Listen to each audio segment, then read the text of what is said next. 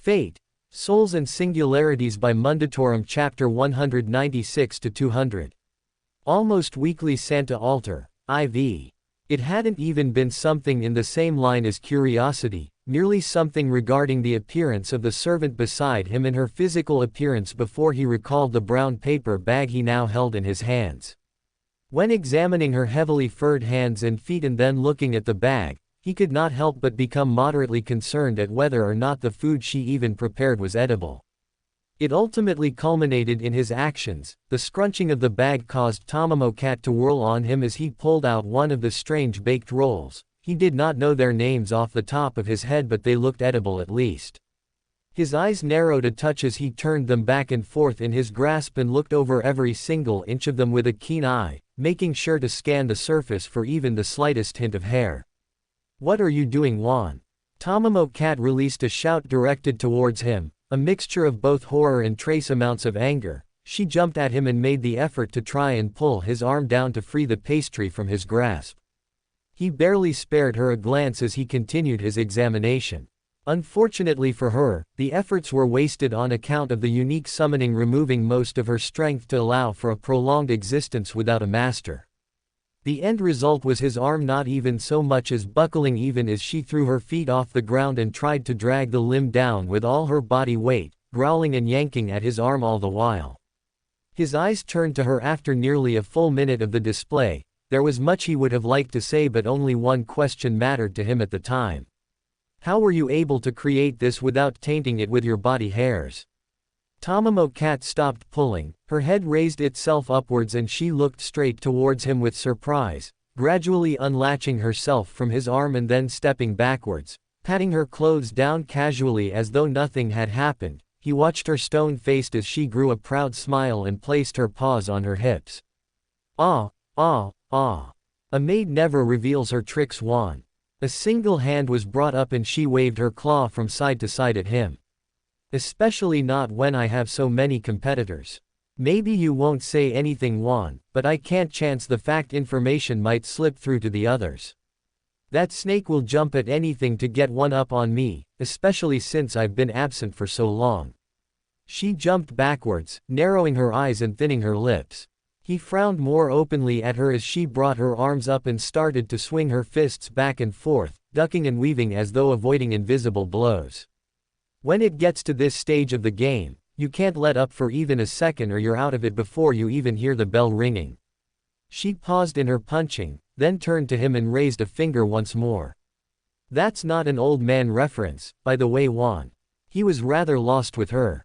But, her hands came up, then she approached rather slowly and took the baked treat between her fingers. His grip loosened to allow her to pull it from him, where she delicately carried it back across and lowered it into the paper bag, letting out a gentle exhale once she was done and stepping back.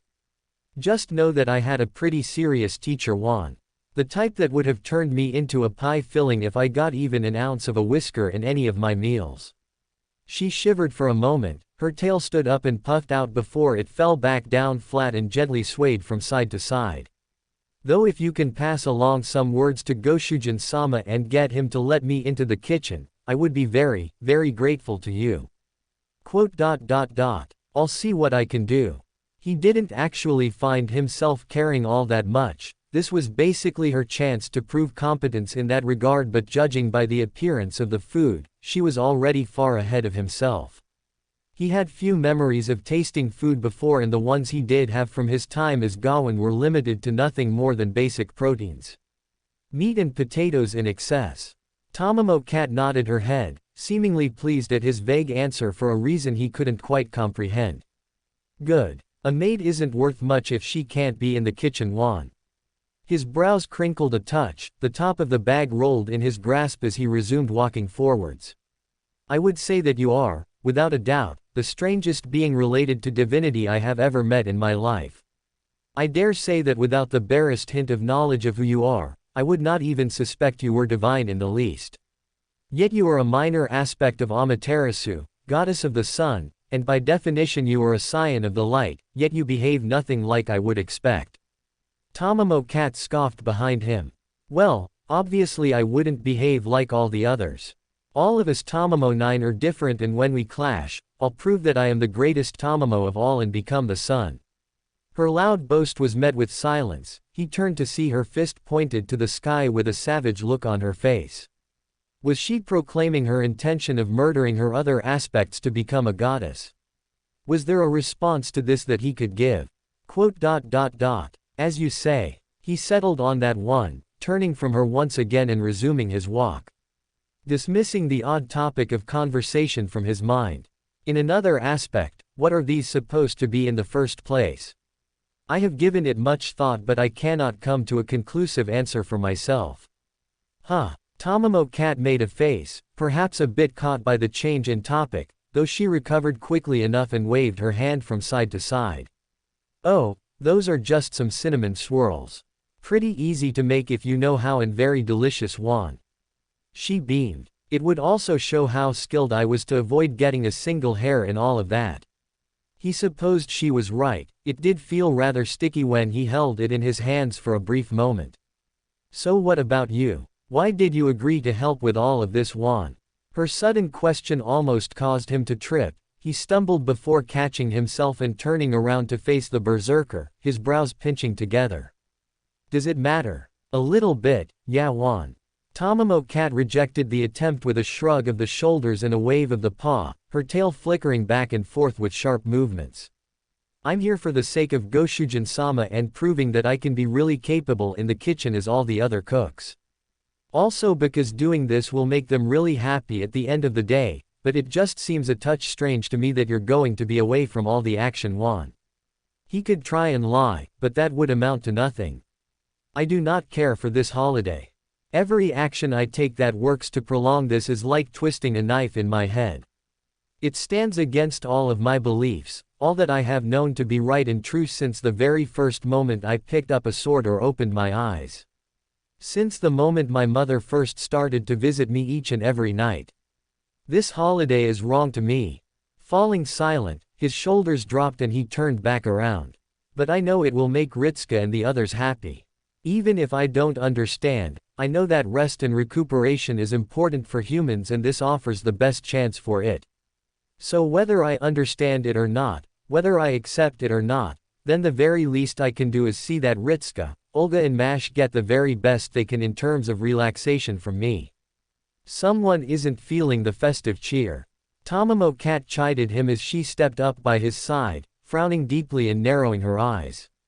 "What is the point in helping to celebrate a holiday if you're going to bah humbug your way through the whole thing? That just seems as though it would make everyone miserable by the end of it." The berserker fell silent, then she shrugged her shoulders and picked up the pace. "But if it makes Goshujin-sama happy, then I won't stop you. At least it gives me a chance, right?" He stared at the back of her head as she walked past him, keeping himself quiet as he did so before letting out a small huff. He wasn't sure whether to be impressed or disturbed by the fact she had seemingly ignored his entire issue in the first place. Well, it wasn't as though he was aiming for sympathy, so he was thankful she didn't show him any. Her first concern seemed to be Ritsuka and he was a convenient tool for that goal. That was fine. That was something he could work with in this situation. "How are the decorations going anyway? I did not get a chance to check on their progress during my short stop." "I'd say that are going positively fantastic so far," Tamamo Cat boasted, and it took him a moment to realize she had accentuated the opening letters of the word while giggling to herself. Berserker went off to find a big tree for us to decorate, and all of the food is starting to come along very, very, very nicely. A big feast that will surely make Goshujin-sama happy. Well, he supposed that was good news in principle. He stopped walking, something tickled his senses, and he turned his attention to the sky and narrowed his gaze considerably. The sounds of Tamamo Cat walking through the snow fell away as well. He could feel her attention fall onto him, but that did not concern him. His eyes remained solely onto the sky and his brows gradually pinched together as he watched a shape move across the skyline, silhouetted before the northern lights. He squinted at the moving form and found himself more than a little bewildered by it. The communicator at his waist beeped. He brought it up without taking his eyes off the shape and pressed it on. "You're going to tell me that a servant is nearby, yes?" Silence from Romani, He glanced down to see the doctor paused in the middle of a sentence and gradually lowered his hand as he did so. Nodding his head up and down several times, though he didn't appear all that concerned. Not just one servant. It looks as though it's 4 with a small collection of phantasmals accompanying them. Really weak phantasmals, but I'm guessing if you're speaking first, you can probably see them, right? He nodded his head. The shape grew closer and closer as Tamamo Cat started to back away towards him. Her head cocked to the side in clear confusion, something that he found himself sharing at the rapidly approaching shape.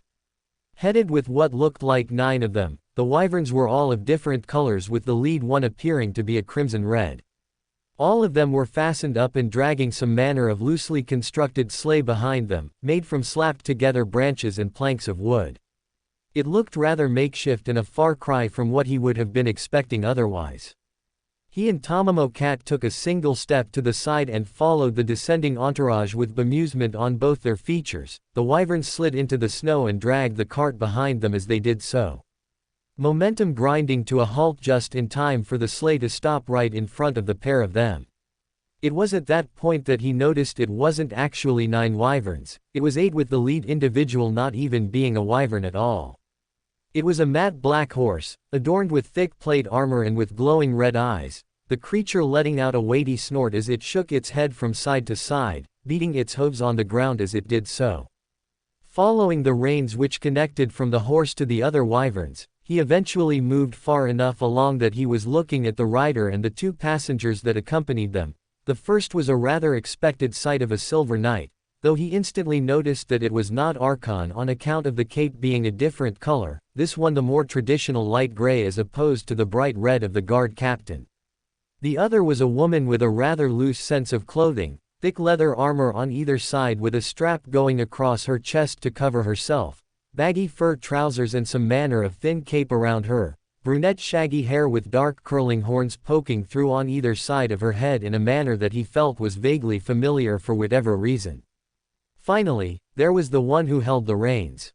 Black jagged armor, darkened horns emerging from porcelain-like skin, pale yellow eyes and light blonde hair, the icy expression on the face of the woman as she clenched the reins in her hands for a moment, then loosened them as she turned her head towards himself and Tamamo Cat. Her dull golden eyes flickered between the 2 of them for a few seconds before she spoke in a slow and familiar tone of voice.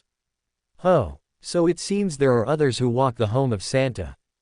Ash just stared at her in complete silence, more when her eyes narrowed upon him for whatever odd reason and looked him up and down. There was something passing through those orbs, almost akin to familiarity, but he held no recollection of ever seeing this woman before in his life. She looked like the saber from Fuyuki, but his memories of King Arthur were clear enough. They never looked anything like this nor grew as tall as this. A distant memory, as though you strike a chord of nostalgia within me, the woman mused, likely to herself, before she grunted disinterestedly and shook her head from side to side. It matters not before the eyes of Santa. All are equally judged, past encounters mean nothing. That warranted a pinch of the brows. His attention briefly turned to Tamamo Cat, who clearly thought the same as he, if her brief glance to him was any indication, and then back to the woman and her associates, finally to the simple wooden sleigh she rode upon and then to the 9 mounts that pulled it along. All of it culminated in nothing that made a lot of sense to him. "I feel like I ate something funny and now I'm seeing things wan." Tamamo Cat voiced at his side with clear confusion. "I know that you get a lot of Santas during the holidays, but I wasn't expecting to run into another one completely by accident." The Silver Knight caught on, immediately raising his hand and speaking in a rapid and excitable tone of voice. "Did you just say that you met another Santa? Does that mean there can be more than one?" He vaulted from the sleigh a moment later and into the snow, whirling around to the other 2 and placing his hands on his hips, continuing his string of words. "See, I told you that it would be possible for me to become Santa Claus as well. In fact, I shall make a note of this just for future reference in the event that it comes up again." A leather-bound rough tome fell into the waiting grasp of the knight, flipping it open and already generating another pencil to start. The brunette woman just rolled her eyes rather dramatically and waved her hand. "You can do that if you like, but they do make an interesting point. Given that I'm the one who birthed all these children, wouldn't it make more sense for me to be Santa Claus rather than you? Didn't I make the sleigh? The Silver Knight looked up and tilted his head from side to side. Unless you were planning to ride them like a horse or something, but then that would probably be rather uncomfortable on account of all the spikes running down the back of the wyverns. Also, it would probably be very difficult to get a saddle on them in the first place, you know. The blonde merely closed her eyes, then raised a single hand and formed it into a fist. Silence. A pressure washed over them, a subtle shove of mana and little else, but it was more than enough to make her point clear. Given that neither of you have even an ounce of experience when it comes to a mount, then it would make little sense for either of you to wear the mantle of Santa.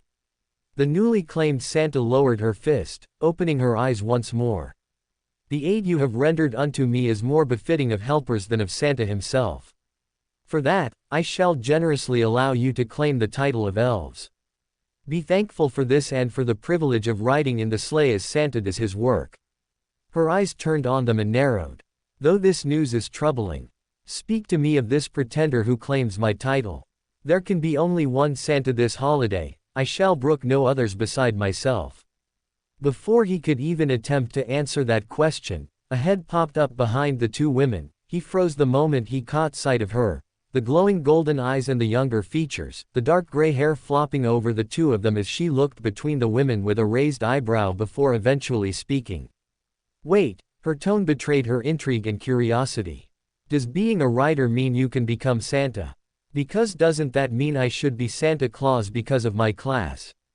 Silence from all those present. The brunette looked over her shoulder at the young-looking girl. Her lips thinned and she let out a puff from between her lips that blew the stray locks of hair from out the front of her face.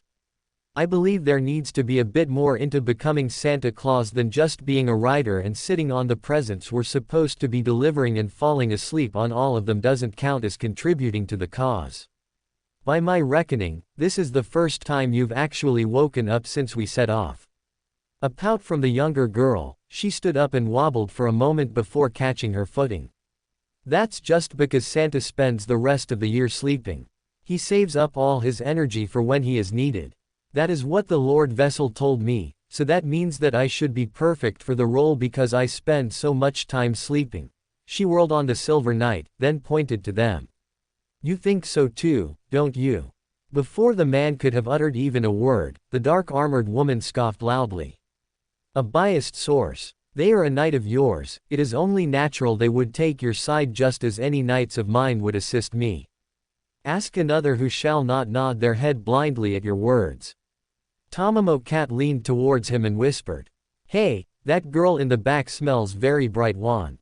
I don't mean the smart bright either, I mean the very divine. It is the goddess Philionor. He replied to her in an equally low tone of voice, having not taken his eyes off the girl from the moment she rose up. Thankfully she had not taken notice of him just yet, and he was content with leaving it that way, especially since her last encounter involved the Dark-Eater Madir. He would prefer avoiding that. On a more personal note, her mere presence made him uneasy for a whole host of other reasons, especially now he considered their familial relation to one another and the fact she was now a servant because of his own actions. He still did not care for her one bit, but he wished that he had stayed as far from her if it was possible. If only because it was making him squirm, like 1,000 small insects now walked across his skin. Tamamo Cat made a small noise of understanding, then the understanding fled from her features as she double-talked, looking at the girl with a greater sense of bewilderment before coming back to him with a raised eyebrow. Why is she arguing over Santa? I do not know, and I cannot find it within myself to care. He had tuned out the argument, coming back into it just in time for Philionor to wave her hand and generate a small glowing circle on the floor. From it rose a figure clad in snow-white robes, covering every inch of skin, long-sleeved and wide-cuffed, with silver steel boots with curved toes. The newly made construct stood there like a statue, as the words of the goddess returned to him. See, I can even make workers for me to carry out my activities. Clearly that makes me the most suited to be Santa Claus. With a triumphant smirk, the girl folded her arms over her chest and puffed it forwards, jutting her chin upwards as she did so. A scoff from the dark-armored woman. You are not granted the title of Santa through merely acquiring underlings. It is the ability to command those beneath you in a clear and concise manner. To bring them with you as you create the grand Christmas that all shall benefit from. Your soulless summons cannot appreciate the splendor of the holidays. That's really nice of you to say. A chuckle from the brunette, bringing her hand up to cover her mouth as she leaned back. You could have just said that you want everyone to have fun even if they are just a helper elf or something. Such things do not bear mentioning. The dismissal was clear enough. Even your children may enjoy something of this venture once they are fed and cared for. Ash turned his eyes to the wyverns, all of whom had spent most of their time just staring at him with varying degrees of alertness. He could see it in their postures and the sharpness of their eyes. They had been measuring him up from the moment they landed. He met eyes with one of them whose gaze narrowed and lips pulled back, revealing the row of sharp teeth in a threatening gesture, a puff of black smoke from their nose. He grunted back at them before turning his attention to the others once more, who had seemingly forgotten both he and Tamamo Cat were here in the first place. There would be no complaints from him on the matter. As a king, I clearly have the authority on this matter. The woman finished off with a confident nod of the head, which left him rather puzzled but quickly sweeping through his memories as he looked for her identity. Ultimately, he was coming up blank on who she might have been. There were not many who bore a resemblance to her in this capacity or held the same feeling as Arthur from Fuyuki. Save that she never looked like this. As such, it is only logical that I assume the mantle of Santa. Filianor sputtered before visibly frowning and stomping her foot down. I was the goddess of an entire city. Even if I was a princess, the council of the pygmies still served underneath me. You have admitted your title as that of a princess. A grunt from the king. Ash caught the hint of a smirk on her lips for a fraction of a second. By my own reckoning, that still places you beneath me in terms of hierarchy. The presence of divine heritage does little to alter this simple fact. Wah! The Silver Knight made a small noise as he waved his hand in a so-so gesture. I am afraid that they do have a point, Princess Filianor. If we were to look at it from the outside, you are a princess and they are a king. He sounded rather strained as he delivered the words, even looking down and bringing up a hand to lay on the back of his helmet. But as far as the Lord Vessel informs me, there are multiple Santas that exist in the modern day and I have spoken on the matter and shall speak of it no further. A command from the dark-armored knight. As the highest authority, I am Santa Claus and those who surround me are my elves. Some may obtain higher ranks depending on the quality of their service, but it is not something that is subject to change. A beat from them, then they spared Filianor a glance. Besides, it would make for a poor showing for any Santa to be caught slumped over their own carriage like a freshly ejected drunk from a tavern. The brunette woman snorted loudly, bringing her hand up to disguise the rest of the laughter behind her fist and making a noise as though she was coughing. Yet the damage had already been done if the glare Filianor now sent her way was any indication. Another glance to Tamamo Cat and yet another was sent back to him. They blinked once then returned to the scene before them. Filianor looked dangerously close to stomping her feet before she abruptly paused and took in a deep breath, exhaling and visibly draining the frustration from her body as she did so. When her eyes opened once more, they were accompanied by an all too calm smile. Then we can make this an entirely different matter. I have a counter-argument that shall surely win me the day in this matter. Ho! The Dark Knight made a noise of mild disinterest, and what manner of response would this be? The smile of Filianor was all the warning he, and any of them, received. It was like a pulse of mana directly behind him, a feeling of cold water rushing over his entire body and making him straighten out immediately. The desire to go for his sword was buried but only just. Out of the corner of his eye he saw the hairs of Tamamo Cat go ramrod straight, her tail jerked upwards abruptly and her ears shot upwards in a clear sign of alertness. A deep growl from behind him, the heads of all of those in front of him gradually turned in the direction of the earth-shuddering noise and stared in silence at something just over his shoulder. Feeling as clear as day, especially with the heavy breathing from behind him, each exhale blasting into his back like a shove, the proximity of which left much to be desired, his lips pulled themselves thin as he studied the expressions. Filianor looked rather pleased while the brunette just inclined an eyebrow and the king just thinned her lips and looked almost annoyed. The Silver Knight just stared in silence without making a single move. He felt the communicator vibrate next to his hip, yet he remained unwilling to go for it. Slowly but surely, both he and Tamamo Cat turned around to see what stood behind them. The moment he did so he was blasted in the face by another puff of air, his hair jostling a touch. The force of each breath was clear as day, making a great deal of sense when he found himself staring directly into the eyes of the breather. Though they were a touch smaller, he could mistake the Darkeater Midir for no other. Their eyes boring directly into his own, with neither one of them making a single move beyond staring at the air.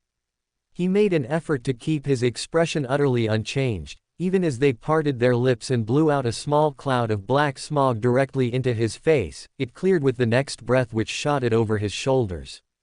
It did answer whether or not the dragon actually remembered him and whether it could be summoned as a servant. Really, he should have put two and two together when he realized it was Filianor once again. I guess Midir doesn't like you all that much. How peculiar, I have not seen him act in such a way before. The mildly intrigued comment from his aunt was ignored in favor of focusing on the dragon, which was now something of a nuisance to him. Mainly that he was certain the moment he made a move, it would go for him, and it was close enough that he would be snapped up in those jaws before he could teleport away. Well, it doesn't matter. I trust that I have made my point rather apparent. Clearly, with such a fine mount, I am the one most worthy of being called Santa. A crunch of snow beside him, he shot a look to see Tamamo Cat actively sidestepping away from him while maintaining a rather innocent-looking smile. Well, she was a liability in this case. HMPH. If you believe that this dragon alone is proof of your worth as Santa, then you are mistaken. The king was less than impressed at the display, her tone hadn't even changed. It takes more than mere brute force to decide the worth of such a key figure. The role of a leader is force tempered with wisdom and experience. What manner of experience have you in leading others? Filianor made a noise of irritation before speaking again. I just told you, I was the matriarch of the Ringed City. I was the one they looked to for protection. He could not help but comment at that point. By my understanding, your tenure as princess of the Ringed City was sleeping in the center of the church. Silence. A single amused huff from the king. He now felt the weight of a second glare directly at the back of his head, no doubt from his aunt, yet his focus remained on the dragon, who had narrowed their eyes into slits. A low growl rumbling out from the back of their throat, clearly not liking what he had just said. That was its problem, all he spoke of was the truth. Nothing more and nothing less. Folding his arms over his chest, he returned the glare to the dragon without shifting his posture. One of the two of them would need to blink first, and it certainly wasn't going to be him. What good is a dragon if it cannot even intimidate a lone servant? The king's voice, which sounded an awful lot like Arthur's at this point that he was certain the two were related, echoed out behind him with an odd note to it.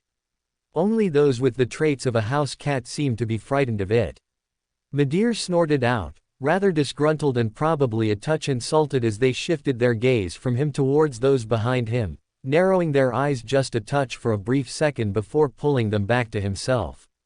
This was quickly growing to become something of a hassle to him. He had neither the time nor the patience to entertain this manner of debacle while there might well be an actual threat to the singularity within it in the form of the as of yet undiscovered Krampus.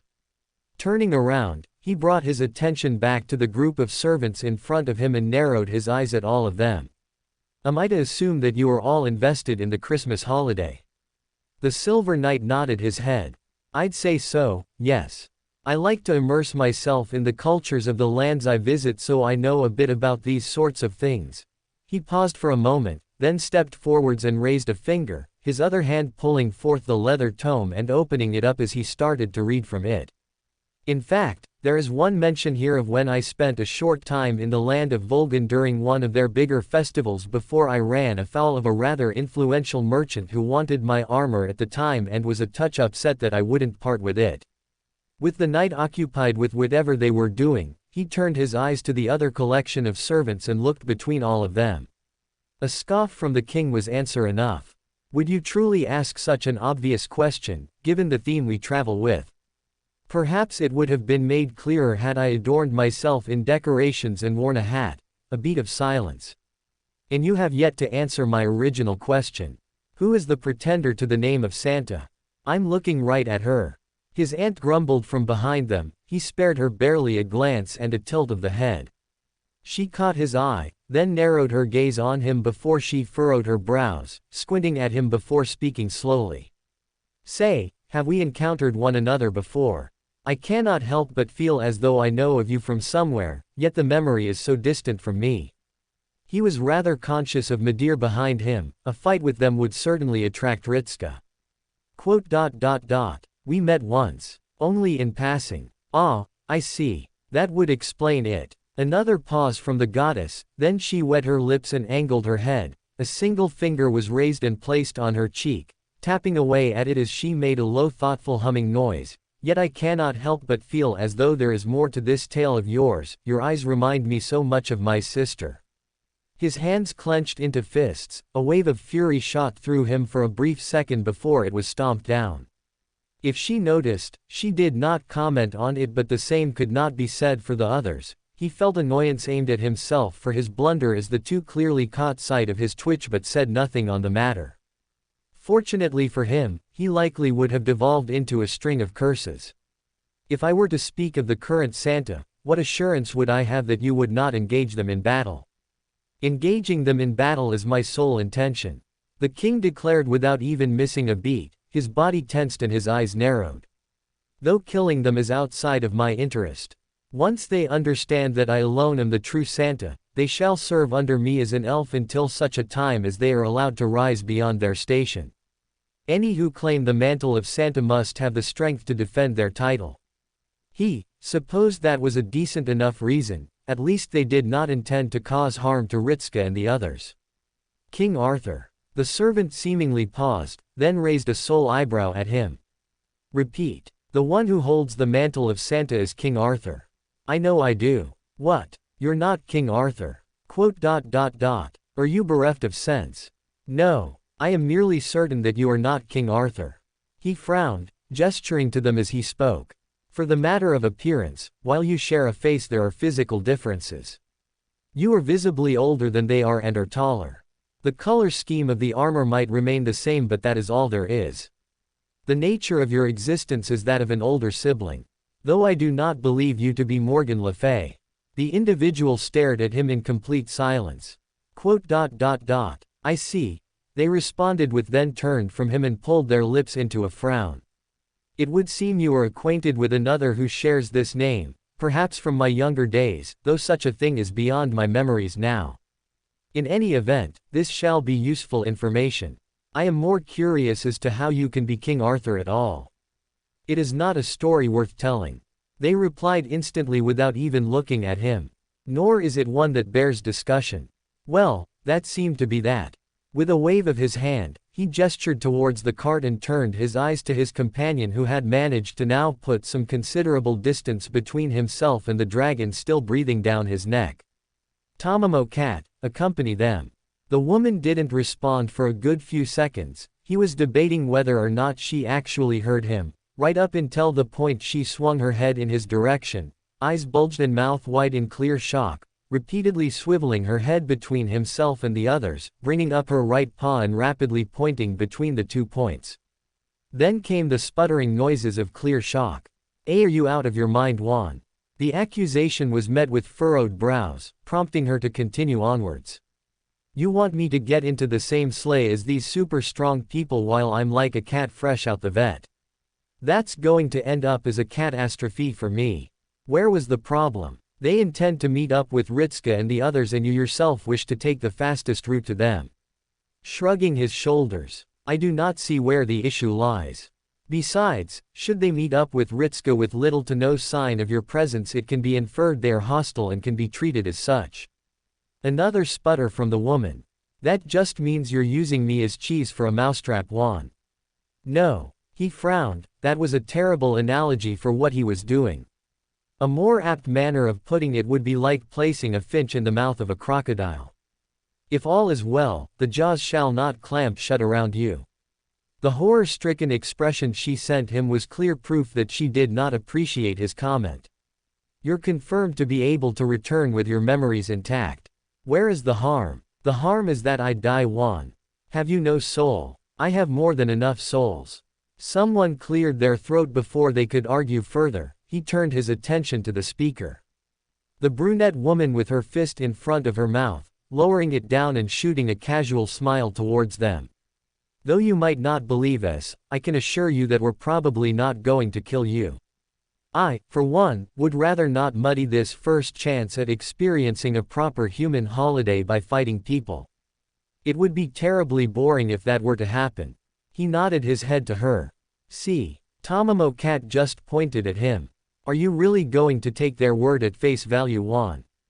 The dragon behind me has yet to try and rip me in half, nor has the Silver Knight over there," he pointed in the general direction of them, "tried to slay me for being an undead abomination.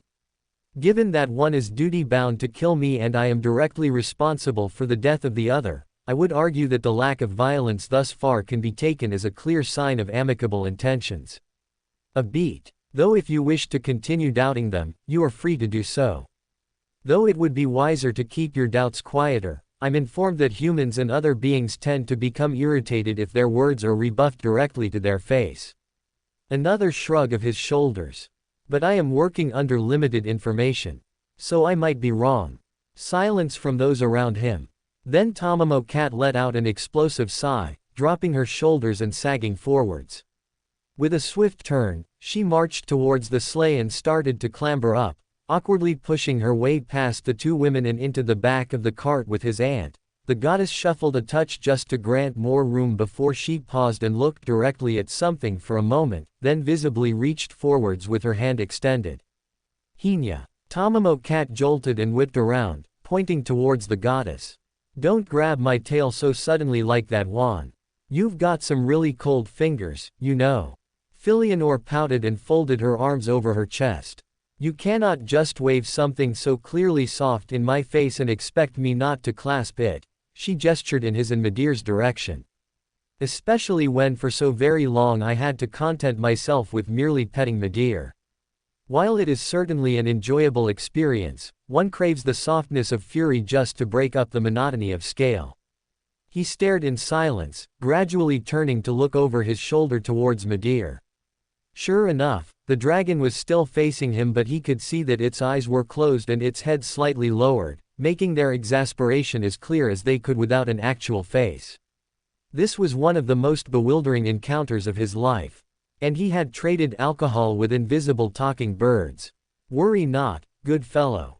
His eyes shifted to the Silver Knight who was now standing before him, hands placed firmly on their hips and an audible smile to them as they spoke.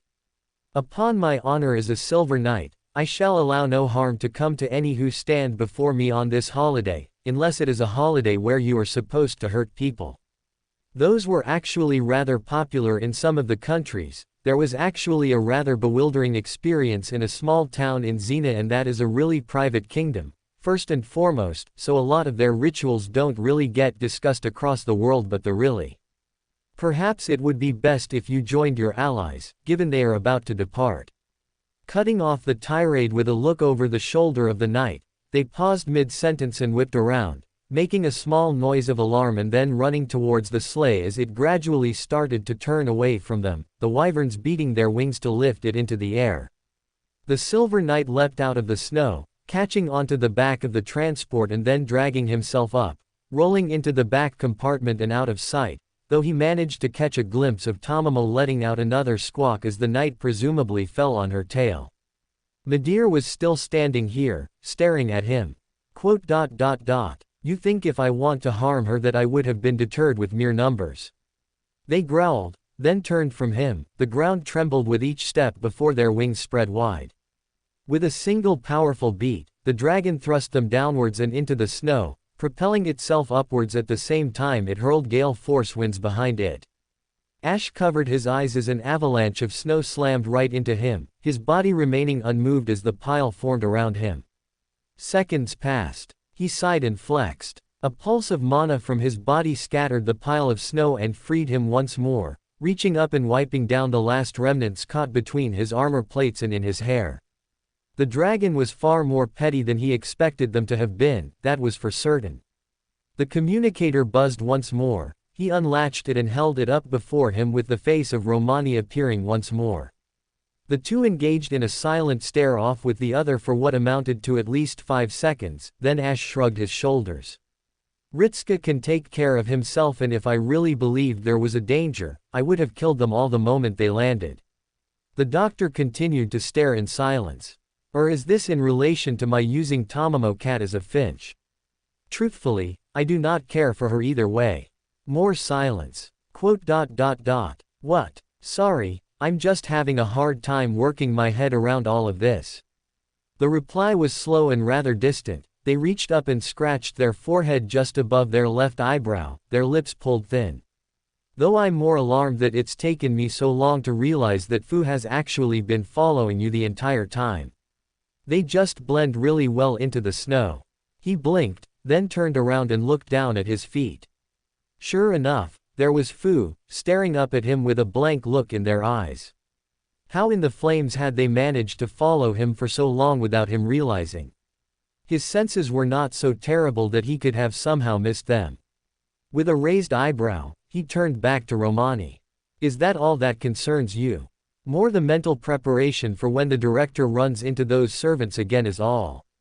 A beat of silence. Also the dragon that is now flying towards them. I mean, I'd like to believe you on account of the whole "there is no danger" thing, but at the same time, I'm allowed to be a little worried about King Arthur meeting them. Again, the doctor frowned. Why is it always King Arthur, anyway? Why not any of the other knights of the Round Table? Or the paladins of Charlemagne? His mind cycled through the paladins beyond Astolfo. It settled on Roland. I do not believe that is the manner of fight that either Ritska or Olga would be comfortable recording. A blink from Romani. Really, why is that? I have a series of images now burned into my brain that are confusing. He would need to speak with Astolfo to ensure that he was not mistaken, but the fact of it was that he might well have been. Still, it would not have been the first individual he met who fought while being virtually naked. The one with less armor were the ones who posed the greatest danger. The nameless swordsman at Firelink Shrine taught him that. Romani looked as though he didn't grasp the meaning of what he said, but that was expected. He didn't tell him much in the first place. In the meantime, I shall continue my efforts in search of this Krampus, in the hopes that I discover some evidence of their existence. A nod from the doctor. I'll let you know how Fujimaru-kun and the others get on with the Santa Claus you just sent their way. I wish I had your confidence with it, but I guess I can let myself calm down a little, he added, a faint wave of the hand.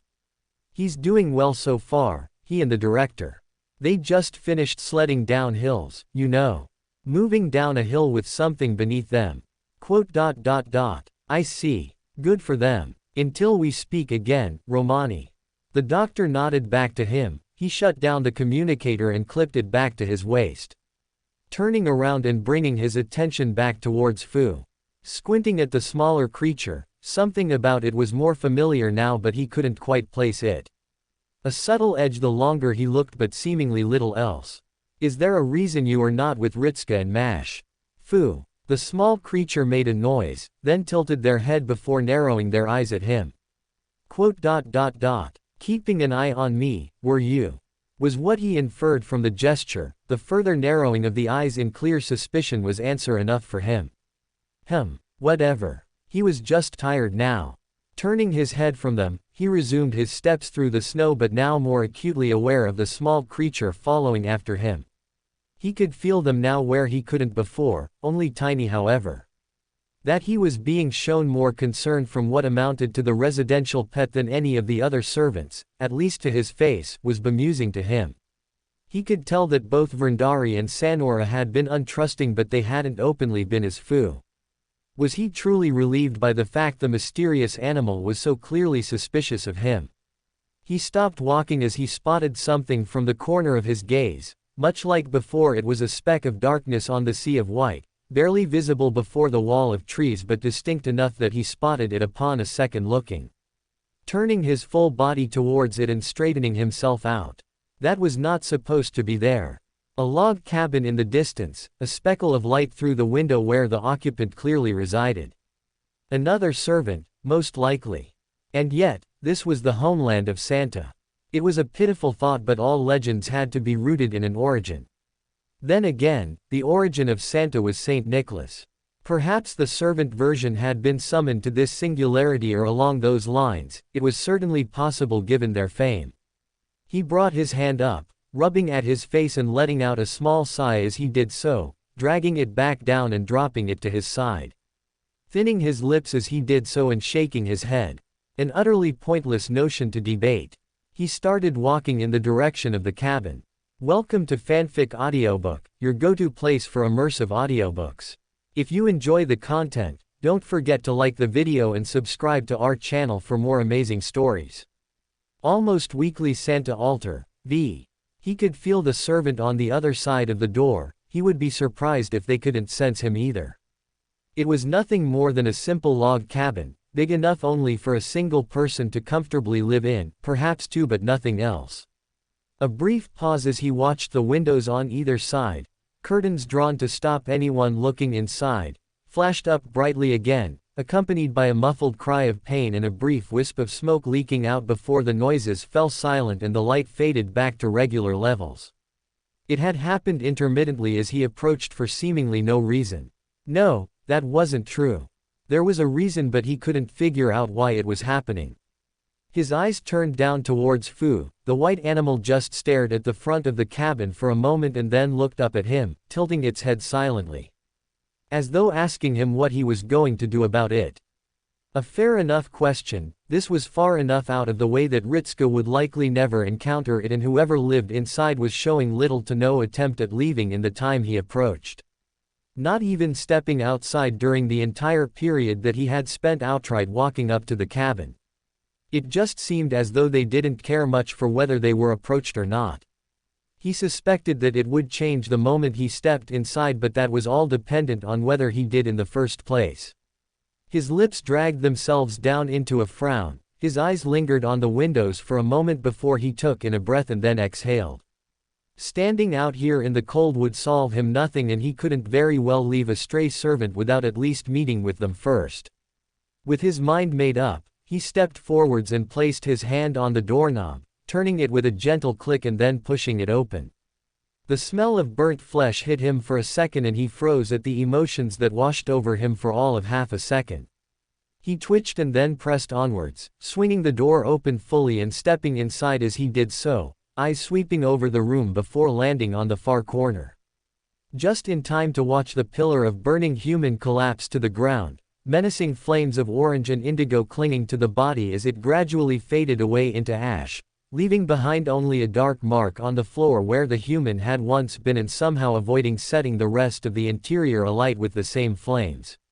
A morbid achievement. With a flash of light, a new figure stood in the stained spot, a rather overweight figure with pale white robes, a deep velvet shoulder cape and long embroidered golden scarf along his back and down his front. The name flickered through his mind, someone whom he was familiar with through deeds if nothing else. Though it was likely only because of the second figure in the room that he was even able to put a name to a face. Though he could tell at a glance that this was no real living human, nothing more than an image crafted in the likeness of them with no soul. He doubted they even had an ounce of self-awareness within them. All the same, they bore the face of Pierre Cauchon, who promptly stepped away from the table and whimpered in terror, much like some manner of frightened animal. He couldn't find it within himself to be moved by the pathetic display, content with offering the copy a dispassionate glance before his gaze fell onto the actual individual in the room. Short pale white hair, black darkened fabric with form-fitting blackened metal across her waist and abdomen, a M-shaped tiara across the front of her head. The pale yellow eyes of the woman turned on him and promptly narrowed, a mixture of disgust and annoyance the longer she stared at him. Then her eyes flickered down towards Fu before her lip curled upwards. With a snort she turned her head from him and back towards whatever was on the table, seemingly dismissing his existence entirely. though he was more puzzled by the fact she was here at all. The Jeanne d'Arc from the Singularity in France was nothing more than a figment who would perish without the Grail. A wish made from the mind of Gilles de Rais, a false existence. Yet now she sat there across from him, barely more than 3 or so meters, and looked very much alive and well. In a completely different time period as well, and completely without his knowledge. How had she managed to arrive without him realizing? How long are you gonna stand there with the door open? You're letting out all of the warmth, you ass. Without even sparing him a glance, she shot out the rather indignant words. He paused for a moment before taking a look at the door. Stepping into the house itself and then closing it behind him, shutting it with a click and bringing his attention to the altered Jeanne d'Arc. Evidently she knew he was still in the cabin. She glanced towards him and then visibly rolled her eyes in annoyance before she waved a hand. I found this little house first. It's mine and I'm not interested in sharing. Go and find somewhere else to squat, like the cold. I have little interest in claiming this hut. Whether she believed him or not was something he wasn't interested in. I merely spotted it from a distance and came to investigate. Nothing more and nothing less, though your appearance here at all is something of a surprise. Especially considering that you should no longer exist at all. That earned a response. She turned and narrowed her eyes at him as though seeing him for the first time. With a scowl, she looked him up and down before letting out a derisive scoff. Am I supposed to know you from somewhere? We met in passing only. There was no reason to lie to her. I was present during Chaldea's intervention in the Singularity in France. Though we shared no words between one another and never once crossed blades. Her face fell and she made a noise, dramatically throwing her head back and letting out a rather explosive sigh. Her right hand came up and rubbed her fingers along her temples, gradually giving way to an annoyed groan as she dragged the hand down the front of her face. Eventually her gaze fell to him once more and she directed a clear mixture of frustration and exasperation at him. Are you being serious? I come here and the first one to actually blunder through that door is one of you guys. That's just great. That's just perfect. She practically hissed the word at him, turning in her chair and dragging it along the floor with a sharp crack as she did so. Resting both hands on her knees. That's not even a bad joke, that's just spitting on me and calling it comedy. So what? Are the rest of them just skulking about outside or something, or are you just given free rein to go for walkies? He just gave her a slow blink. How long have you been here? The change in topics earned him a baffled look, more on account of just ignoring her insults he suspected. If she tried that on anyone else she might well have earned a reaction though. It cannot have been so long. More to the point, have you spent your entire time here just making copies of that thing to kill over and over again?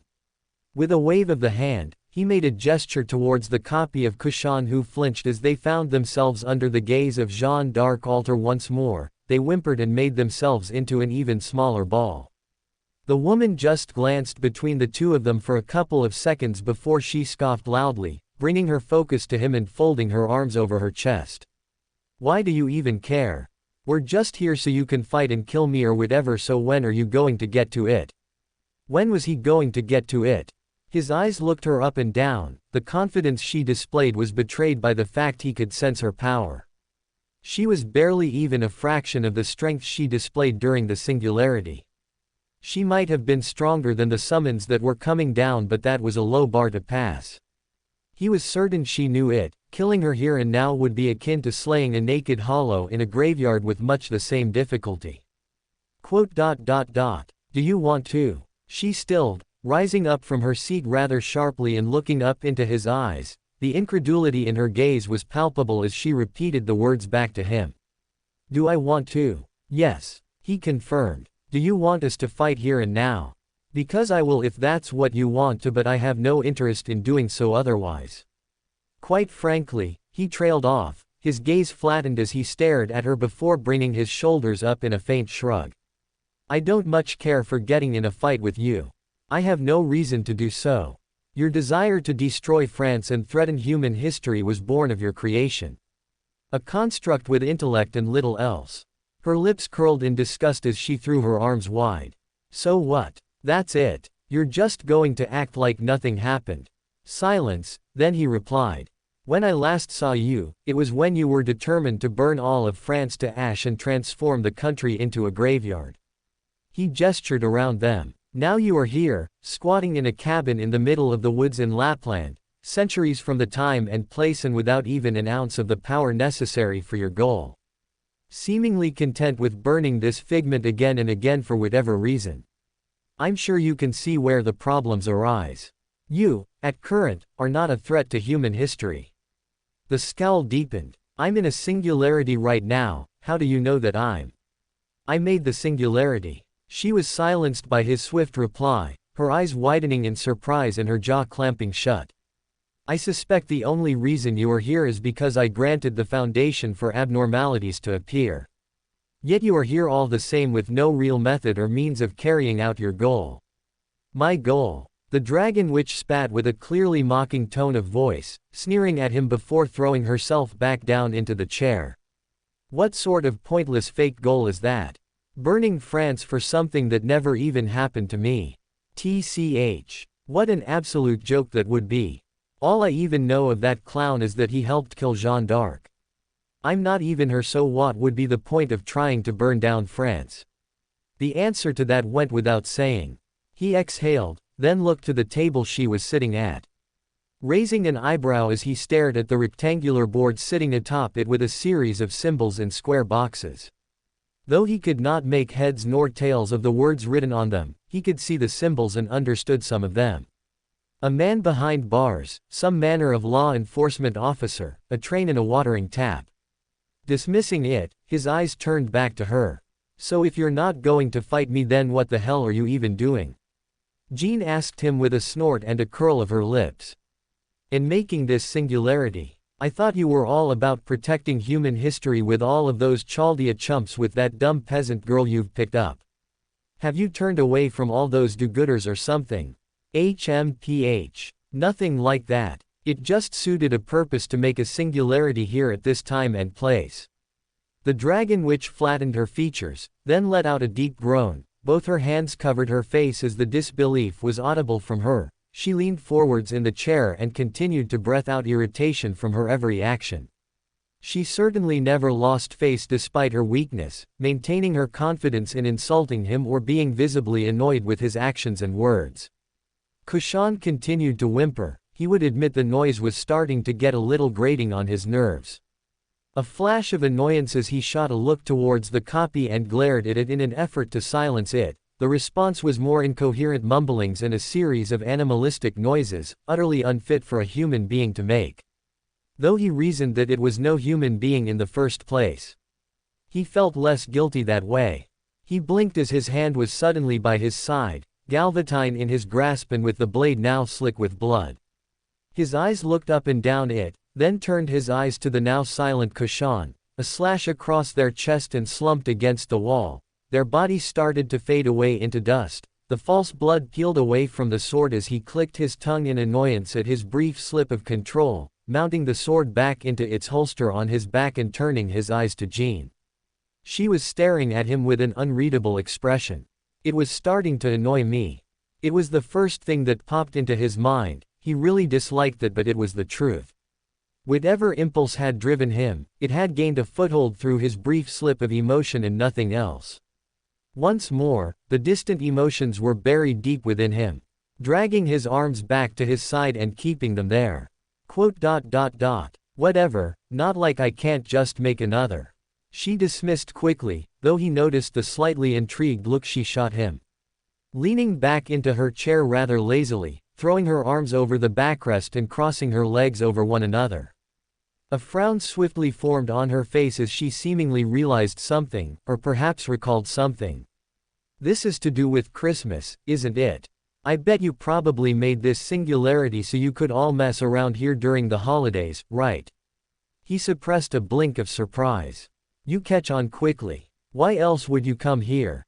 It's basically worthless every other time of year. A snort. The sort of thing I would expect you all to do though. Still really carless though, isn't it? Making an entire singularity just to mess around. Are you guys sure you really care about humanity at all if you have the time for this sort of thing? He couldn't quite help the bitter snort that escaped from him. It earned him a raised eyebrow but nothing else. She probably didn't realize just how close that comment hit home for him. Did he believe they had time for this sort of thing? No. If he had his way, they would be doing nothing but focusing on the singularities and cutting out all of this distracting nonsense from their lives entirely. Something that he, deep within his being, considered to be an utter waste of both time and resources. The fact he participated at all was nothing more than a joke, but here he was, actively helping them. Ritska would probably disagree with you. Others would as well, he added on with a shake of the head, stepping backwards and to the side, leaning his weight against the wall of the cabin and folding his arms over his chest. His eyes moved down to the log fire that burned not far from them. He felt the subtle clench of his hands into fists as he stared at the flames. Of all the memories, those never left him. I'm sure he would give an impassioned speech about the meaning of Christmas or how these moments make living worth it or something along those lines. Sounds like drivel. She had him there. Probably. I'm sure it means more to other humans than it means to me, but I understand that much. Maybe you do as well. He looked to her from the corner of his eye. Giles made you solely to hate France, didn't he?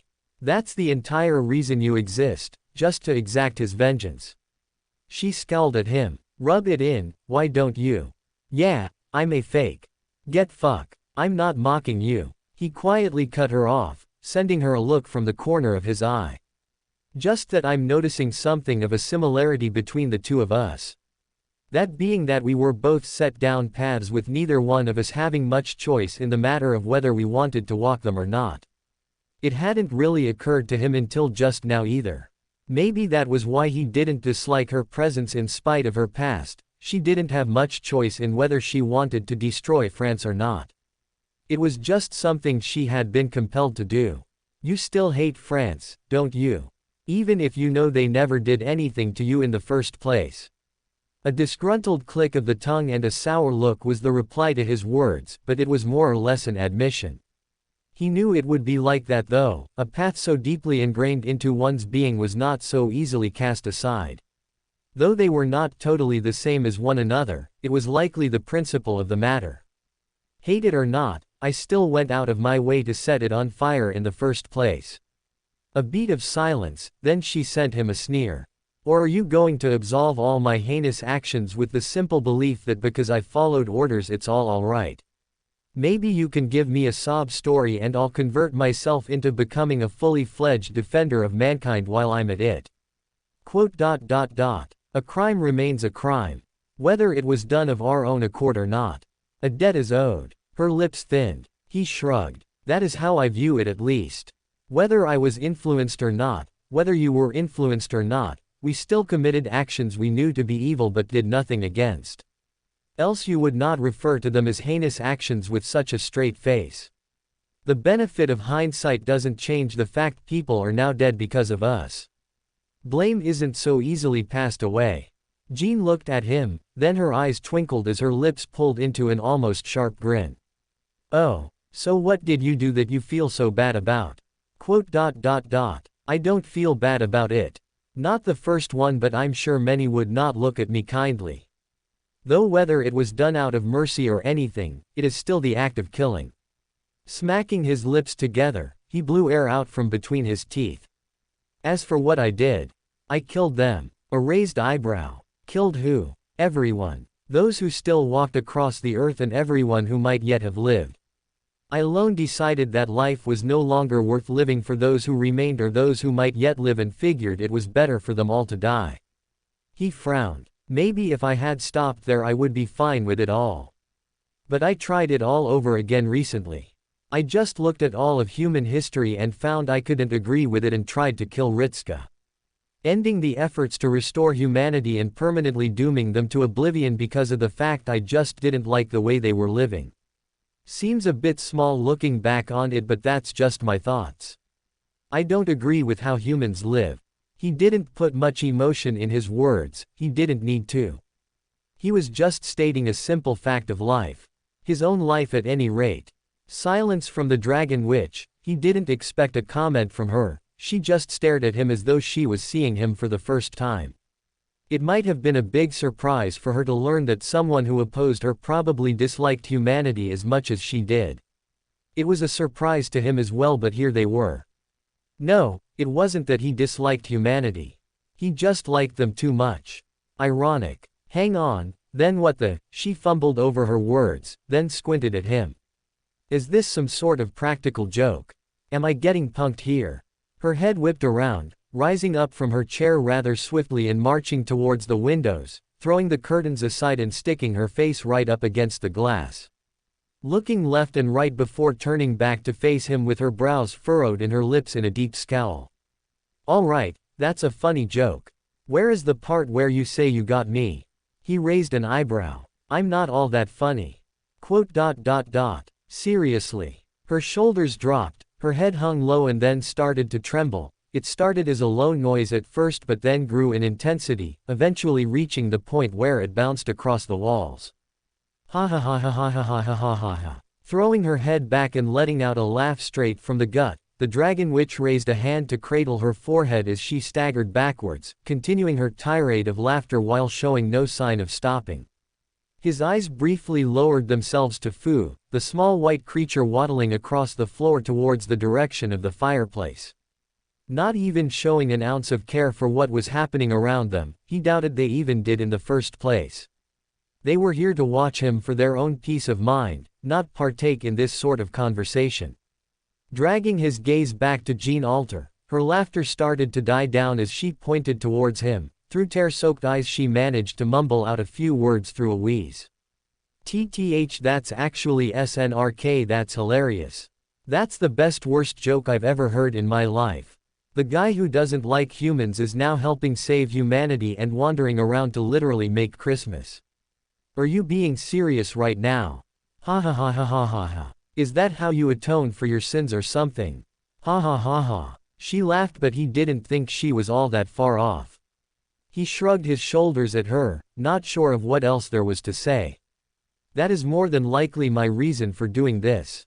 It started out as trying to help humans and just devolved into killing them, briefly uncrossing his arms just to wave them about the room. Now here we find ourselves. Me trying to make Christmas and you, playing some sort of board game all by yourself in the middle of nowhere.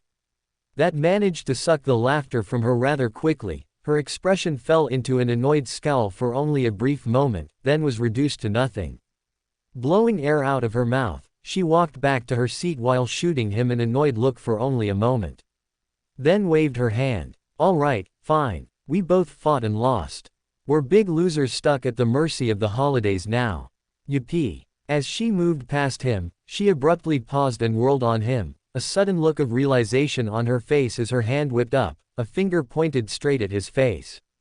Wait a damn second, you made this singularity. Yes. Impatience moved across her face. Then where the hell is he? She snarled and pointed downwards. I've been here for damn near hours without even a single sign of him showing up here. I've even gone out of my way to decorate this little cabin. I've got his milk and cookies and all that, and I wrote to the damn guy and he still hasn't shown up. So what's up with that? Where are you hiding him? He was utterly lost with this conversation, playing the sentence back on his head before he arrived at his answer. Are you asking me where Santa is? No, I'm asking you where the Pope is. Of course I'm asking where Santa is, you meathead. With a snarl, she stomped her foot down hard enough to crack the floorboards, stepping closer to him and glaring up, her hands on her hips and her teeth bared. All things considered, she seemed to be rather incensed at the lack of Santa Claus. Which one? She opened her mouth to reply, then paused and furrowed her brows, taking a single step backwards and dropping her arms to her sides.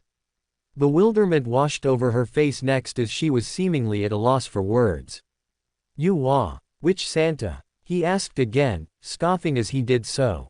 Apparently there might be three. The King Arthur from Fuyuki now calls herself Santa and is currently walking around this singularity with a Ritsuka as her reindeer or some other such nonsense. There's another King Arthur who claims to be Santa and is being dragged around on a sleigh pulled by wyverns. There might also be a third Santa who is now wandering around this frozen land currently trying to kill Krampus. He folded his arms tightly. I would say you are spoilt for choice on whichever Santa you would like to call upon. Are you being serious right now? You seem to ask me that question frequently. He noted aloud with a tilt of the head. Why do you suppose my answer would have changed? She exploded at him after that comment. You couldn't even get the actual Santa Claus to show up. All you could manage was some damn English king parading around with a fucking hat. Two of them at that. The third just sounds like an unhinged nutter. Throwing her arms up, she continued on. What the hell was the point in all of this if it's all for nothing? How the hell can you make a singularity in Lapland, the literal home of Santa, and not even get him to show up? How can you be that bad at this? HMPH. I don't care much for the holiday in the first place beyond the fact it was just so Ritska could have fun. What interest did you have in Santa Claus in the first place? He looked her up and down before something clicked in his head. Her entire reason for being here and the fact she was despondent over his failure to summon the real Santa Claus in the first place. Wait, were you hoping that you would meet with him? You said you wrote a letter for them. Jean Alter froze up after he said that, an unreadable expression passed across her features before it wilted away. Replaced only with simple annoyances, she turned from him once more, stomping towards the chair and rather aggressively throwing herself into it, dragging herself towards the table and letting out an angry snarl. He stared at the back of her head, then stepped away from the wall and unfolded his arms. Why did you want to meet Santa? The hell does it matter now? He's not going to show up in the first place. I'm asking because at this point, I am rather bewildered as to the interest with it. He replied, frowning as he did so. For Ritska and the others it makes a sliver of sense to me. This is the sort of holiday I would expect for them to celebrate in the first place. Even those who remain in Chaldea. You, who tried to destroy all of France and aid in wiping out human history. He waved at her. For what reason do you now sit here and write letters to Santa and decorate this house? You got a problem with me doing that? He lowered his arm, then turned away from her. Not in the way you'd think. The hell is that supposed to? She cut herself off rather suddenly, straightening out in her chair and staring forwards. Rather slowly, her head turned until it was facing towards her, her eyes wide and dancing with amused disbelief, her lip twitching up and down as though trying to fight back a laugh. Wait, are you jealous that I can actually celebrate Christmas and understand it? He grimaced but said nothing, dignifying that question with an answer would only embarrass himself. Especially because she was right. The fact that they both more or less tried to contribute to the same end goal, even with their lives twisted from conception, and she could still understand enough to celebrate a holiday like this. It did vex him. He was probably jealous of her. She should have been utterly devoted to destroying France, and yet she displayed little to no interest in pursuing the goal at the moment. She was sitting here trying to get an audience with Santa Claus for whatever reason. How could the two of them end up so different when their paths had been forced upon their minds? Why wasn't she just a tool for the destruction of France and nothing else? SNRK. Another round of laughter threatened to bubble its way out of the throat of the woman before she visibly fought back the urge. Coughing into her raised fist as she did so and muffling a chuckle under her breath. He probably would have preferred if she just laughed in his face again rather than that half-hearted effort to conceal it. She certainly wasn't doing it on behalf of his feelings. That's absolutely pathetic, you know. Obviously. He scowled. You think I do not understand that? I'm supposed to be the one trying to help save humanity, and yet I can't understand a single thing they do, nor can I appreciate it. His arms came up. This is a time of celebration, and I have, quite literally, had to drag myself around this land, summoning others to help because I can barely tolerate the thought of contributing to this, and you can just do it without any effort. Who wouldn't be angered by such a display? So yes. I am envious that you can put your obsession with destroying France down to such a degree. She raised an eyebrow at his words, then a soft huff emerged from her throat. Drag yourself around. Are you really telling me that you're going out of your way to make yourself miserable just because it might make someone else happy? His lack of an answer was clearly one unto itself. Her lips curled in disgust before she shook her head. Are you some sort of masochist or something? Why would you go through the trouble of doing something so dumb? Why? Do you want to know what would make me feel at peace, right this moment? No, but you'll probably tell me anyway. My associates are having a Christmas party out here somewhere. He ignored her with a general sweep of the hand. The mere thought of them devoting their time to something so utterly pointless in my eyes makes me want to vomit. I'm burdened with the memories of thousands of such parties, and all I think of when I see them is how much I would want to kill each and every single guest. A shrug. I don't even hate them. I actually like the images of humans visibly enjoying themselves, but it does not conform to my beliefs. So it is wrong and they must die. That is simply the way it is. He pointed straight down. But now I am here, helping in the very same event. Working towards the goal I would just as easily kill every single participant of, just because. Quote. Silence from the woman, then furrow of her brows. Are you just some sort of run-of-the-mill psycho or something? I'm compelled in much the same way you were compelled to destroy France. It's not that I want to, it's ultimately what I am. What we both are. Gesturing between the two of them, he could only focus on his discomfort with his own honest thoughts. He hated how right they felt to him with the admission. What we both should be. It is a great effort to contain myself even now from reaching across and killing you. Not for your crimes but just because you're sitting here decorating a house for the sake of a holiday. Quote. Bah humbug to you two then. He could tell she understood his words, but she just kept making jokes, or he assumed they were jokes. There wasn't a lot of humor in her voice as she stared at him with an utterly vacant expression. So what, you just hate fun then? Quote. No, not hatred anymore, unease with feelings, perhaps. I don't like what they inevitably lead to. He frowned, bringing his hand up and rubbing the back of his head. Though I am burdened with the weight of millions of minds and all their emotions, each of them whispering their hatreds and grudges to me. Anger is not something I feel now, I experience it, but I don't feel it. A scoff. Is this some sort of bad poem now? My point is that you should be no different from me. The fact you aren't working towards the destruction of France, the fact you are amused by anything other than butchering the inhabitants of the country, is confusing to me. You, like me, should find the mere thought of deviating uncomfortable to the point of self-loathing for even considering it, but you're just here. Celebrating Christmas. HMPH. Guess that just means I'm better than you then. She snorted at him, looking as though she was deeply enjoying this. His hands balled into fists, a wave of anger shot through him at her expression before it faded away, replaced only with exhaustion. The frustration bled out from him as he stepped forwards. The dragon witch tracked his movements, not once taking her eyes from him as he walked around the table and lowered himself down into the seat adjacent to her.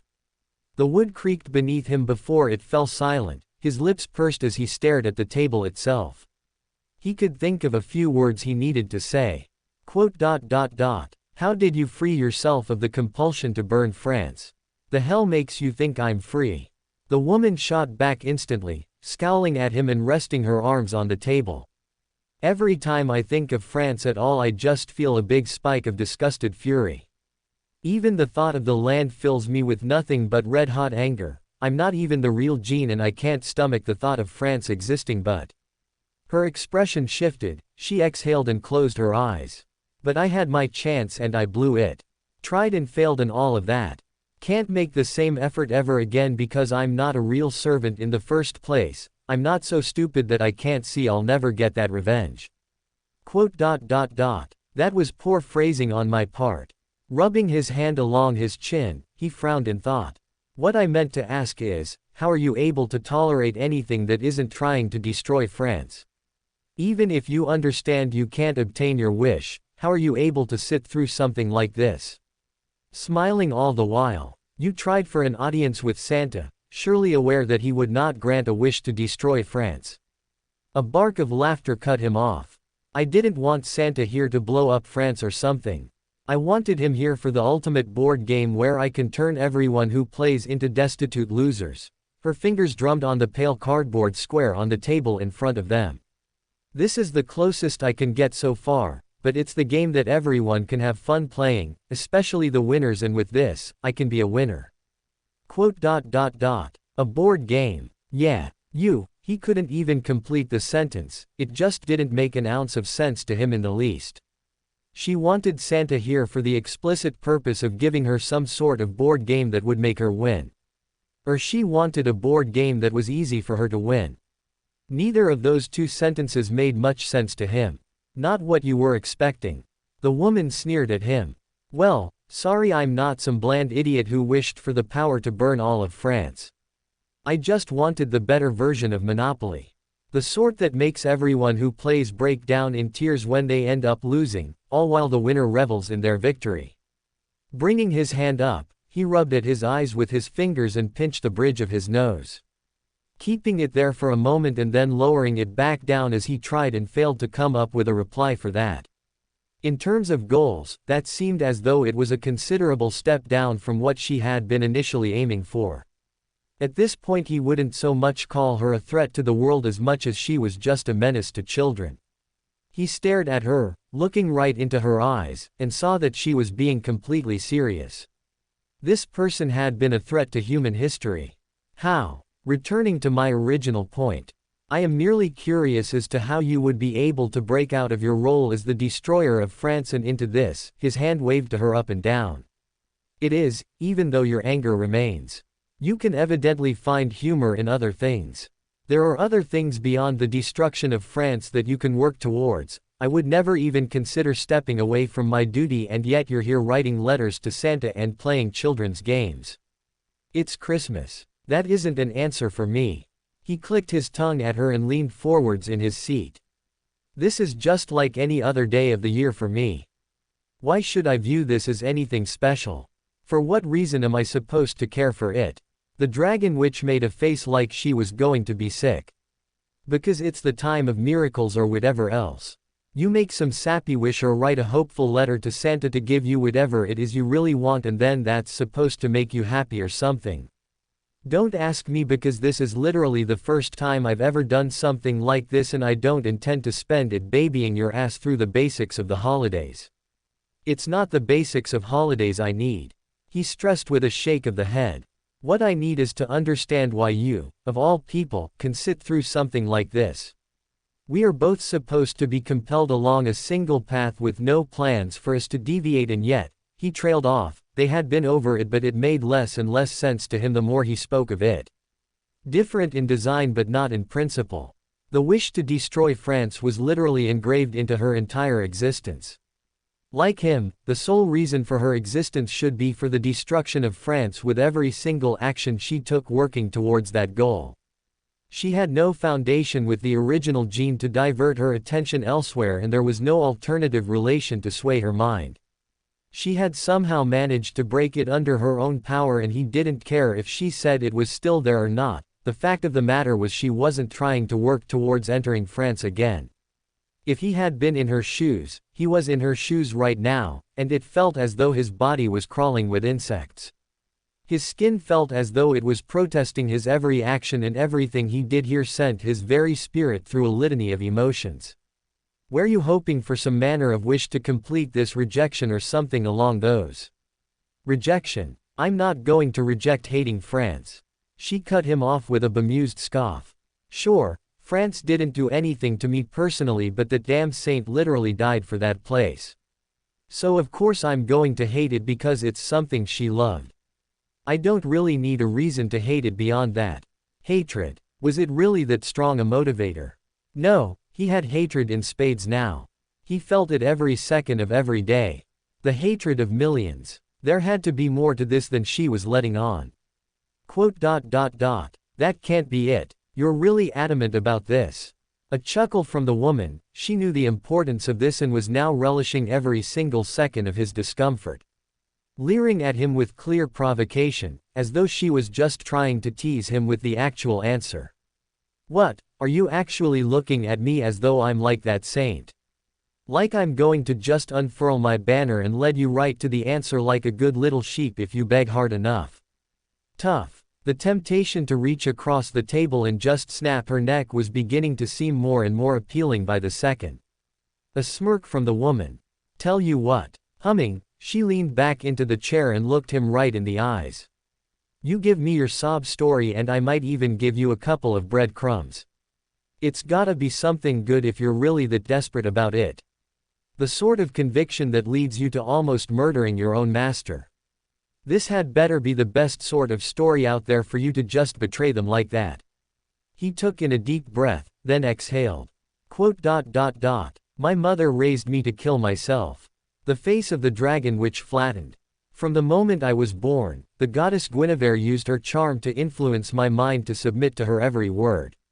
I became so utterly dependent on her attention and her words that I would do whatever it was she asked of me. Making me utterly convinced by her arguments and way of thinking. I truly believed the only value of my life was killing myself for her sake, and that is exactly what I did. Throwing myself into the kiln of the first flame and then burning alive, all of which ended in failure as the flame deemed me unworthy and was just content with killing me. He waved a hand. My mother's words still echo through my mind. As does their appeal. No matter how much I want to hate her, they won't let me. I'm compelled to just. His lips pulled into an empty smile. But her words are the only thing that keep my mind grounded now. Remembering who Gawain was, who he became. That is what lets me stay sane. Even now, I depend on her words for my own benefit, and I don't want to have to love her anymore. Who wants to love someone who literally raises them for the sole purpose of killing themselves for their own benefit? Isn't that wrong? Silence. The dragon witch opened and closed her mouth several times, her expression cycling between disbelief and incredulity before finally settling on bewildered shock as she leaned forwards. Wait, did you really just tell me your sob story without even hesitating? You didn't even pause or anything, you just dumped me with your entire life story without even blinking. Raising an eyebrow, he looked at her oddly. Why is that some manner of surprise to you? You were the one who asked to begin with. Yeah, but you didn't even hesitate. She blurted out, still seemingly at a loss with what had just happened. I offered you a slight chance that I could tell you what I did to change a little, and then you just belly flopped into doing what I asked without even cursing me once. Shouldn't you have put up a little more resistance against adhering to the demands of a witch? Should he have? Well, maybe. But at the end of the day, he was more focused on getting rid of whatever lingering influence his mother had on him.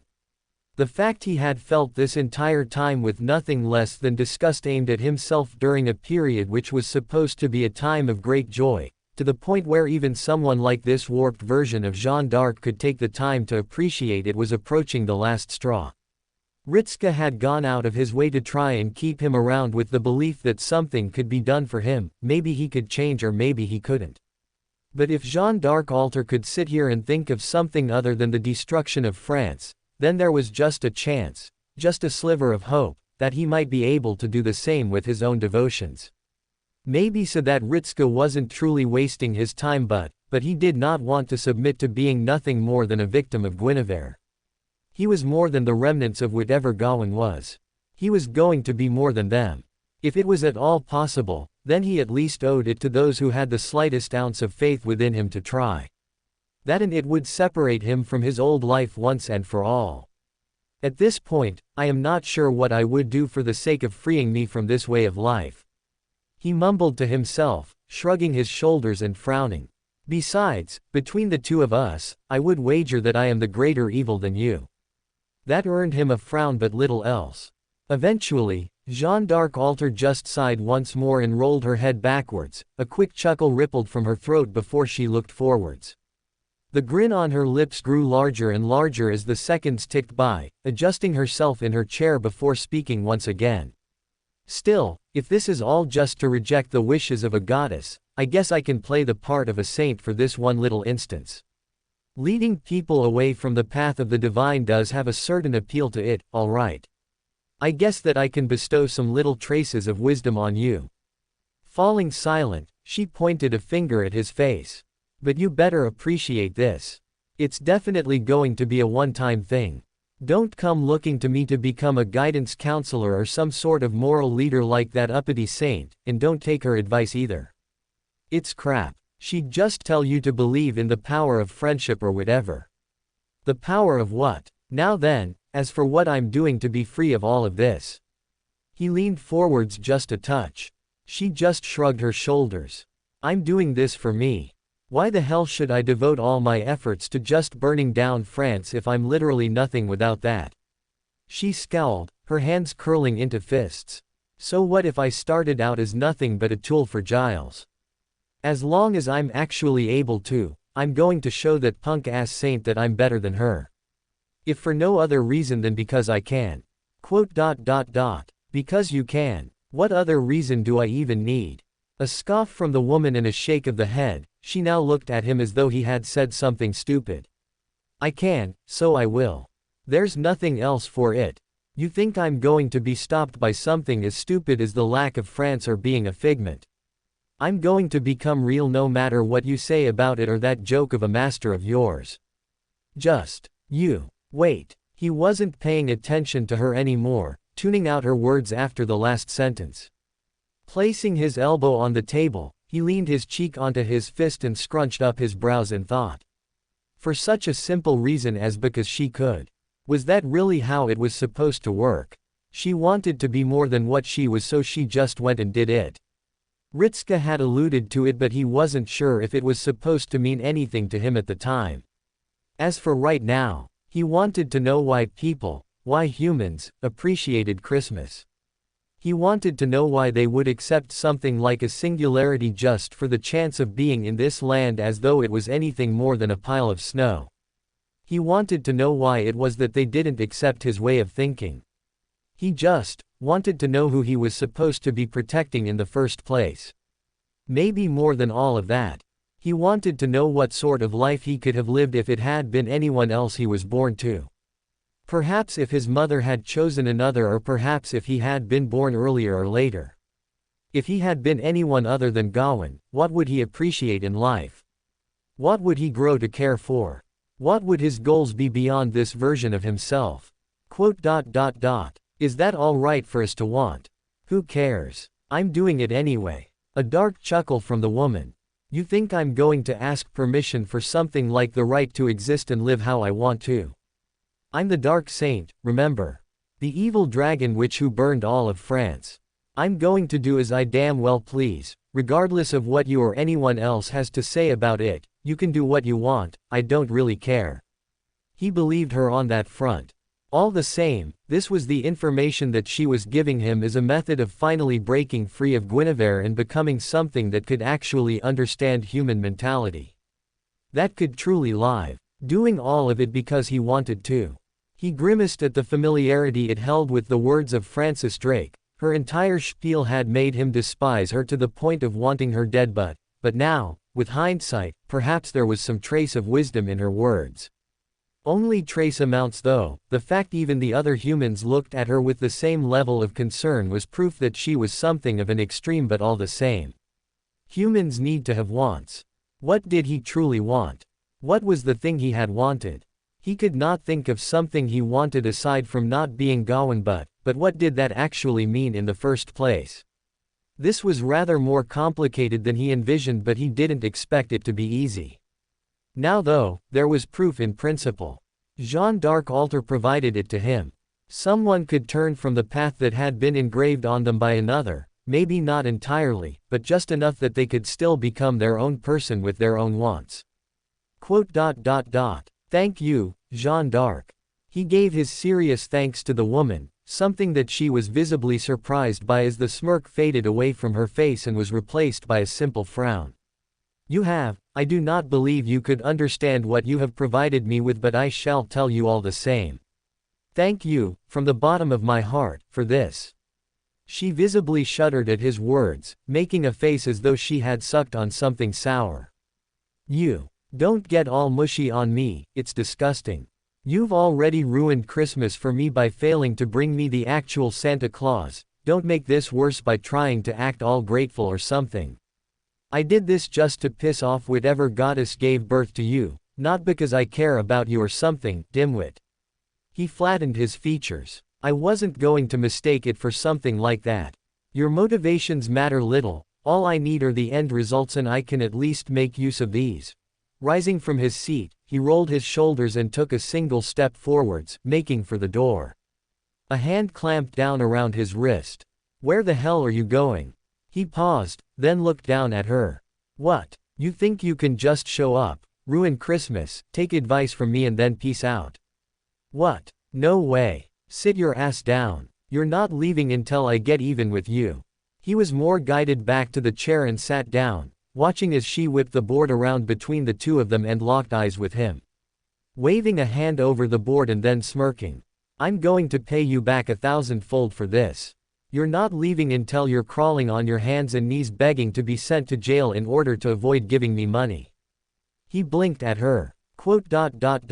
What? She frowned. Monopoly, you idiot. Another blink. She rolled her eyes. You, for crying out loud. Just, fine. Listen to me and understand what I'm telling you. You just roll the dice around and then land on the properties after traveling whatever number you just rolled on the dice.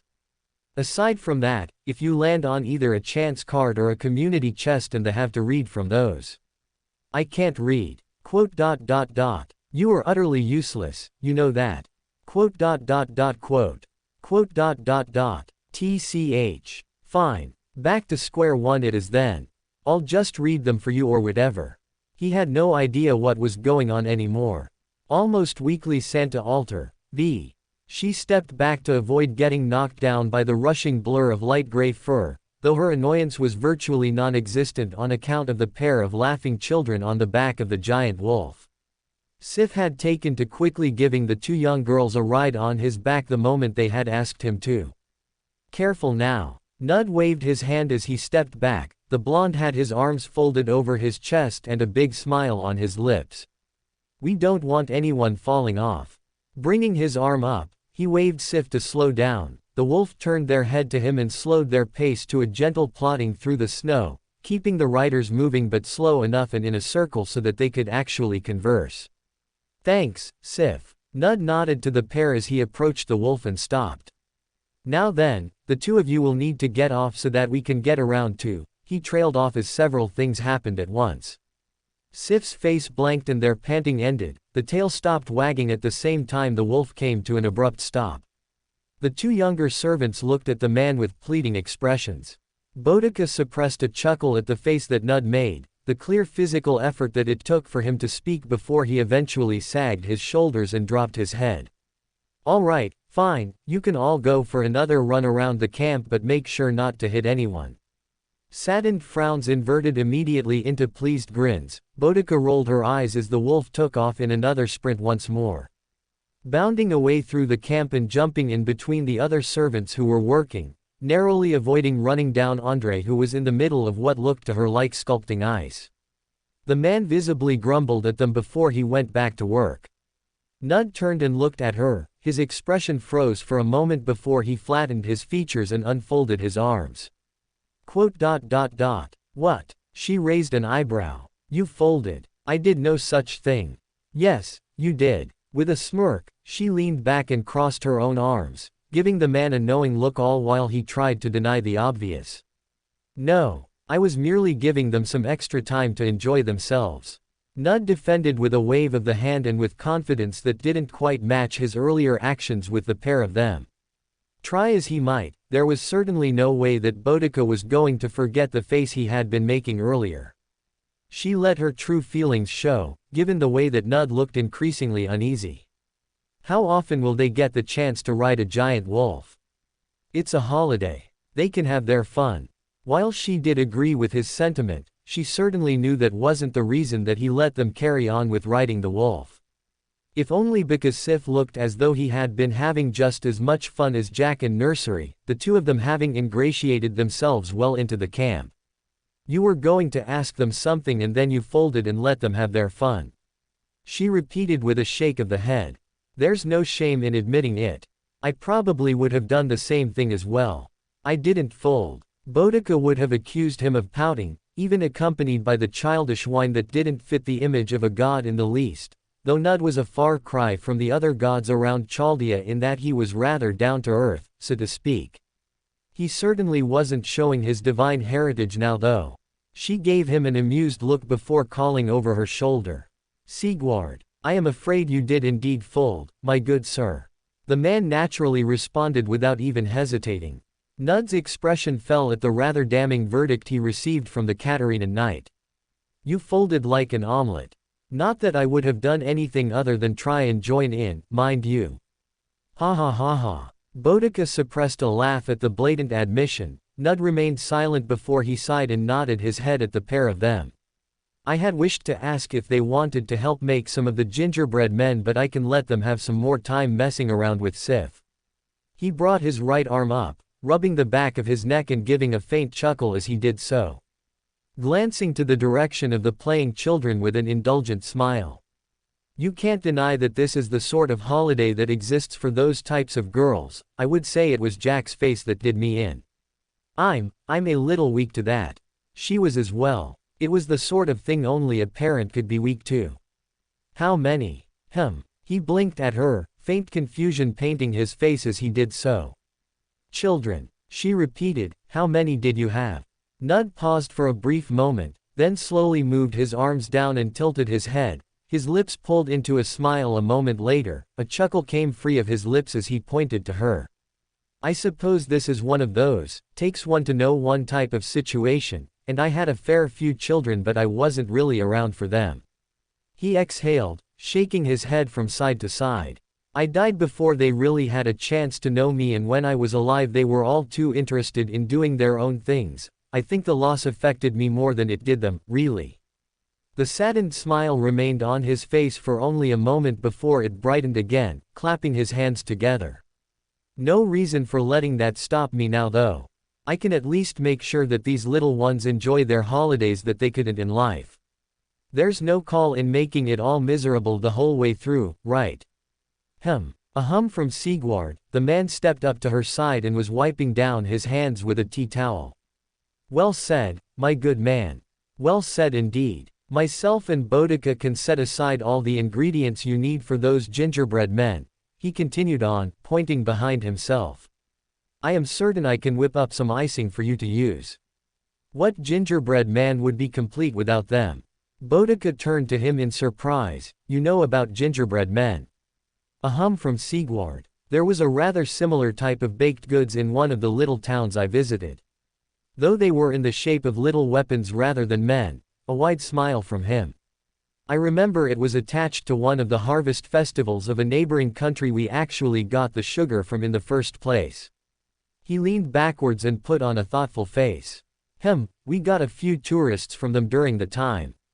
Those were some rather lovely people and very happy with all the work we were putting into it. I believe they even offered some money for the recipe at the end of the day. The grin returned. Nud laughed. Then I know who to speak with if I need an expert on that sort of thing, don't I? Oh, I'm sure Archer would know a couple of tricks. Sigurd deflected with a shake of the head, gesturing over to the man in question who was busy cooking the turkey. The man looked up at the mention of his class and raised an eyebrow. He would likely know just as much about bakery as me, wouldn't you, Archer? Boudica expected a comment. Instead she got a smile and a shake of the head from a man. I'd say you're better than me in that regard, Sigurd. I would say that when it comes to bakery you're certainly without equal so far. My skill in cooking lies in other sorts of meals. He paused for a moment and then chuckled. You should be a little more happy at getting your skills acknowledged by a god, or worried. It depends on the gods. Nud snorted and shook his head. I'm no Athena and I make no claim to being anything more than a novice in the art of cooking of any sort. Really, as long as those girls get a chance I would be fine with anyone teaching them. Boudica paused for a moment, then rolled her head from side to side before she smirked and looked the man dead in the eyes. I think it would be wonderful if you had the chance to cook with them. You're the one who came up with the idea, and besides, I think that you would be really well suited for it in another way. Right, Sigurd, once more calling upon the support of the man beside her. Of course. Sigurd sounded just as she did. I would not dare steal you away from a chance such as this. The taste of food is only heightened with company, and I dare say those little ones could not get greater company than yourself right now. bringing his right hand up, made a shooing motion towards the man in a rather playful manner. "Don't tarry now, good sir. You best be on your way to those ingredients. Novice or not, I have every reason to believe you will make them the perfect gingerbread men." Nud actually looked rather abashed as he turned his head, red dancing across his cheeks at the blatant support he was receiving. Bringing his hand up and rubbing the back of his neck once again, blowing air out of his mouth before he let out a right chuckle. "All right then, lad. You've managed to convince me with that much. Dear me, with this much confidence in me I don't think I could stomach trying to turn it down now." Sigurd gave a knowing nod of the head. "I am afraid I was much the same with my brother and nephew. He and his wife would hound me for being something of a vulture parent about them all. A talent I appear to have taken to the grave with me." Nud folded his arms once more, raising an eyebrow at the man and giving a smirk. "A fearsome noble phantasm to be sure, one that I have no conceptual defense against in the least." With a pause, he glanced in her direction and she didn't quite like the way his eyes twinkled as though he was seeing something that she wasn't, rubbing his chin in a mischievous way. "I would say it's rather effective against parents, wouldn't you say, Boudica?"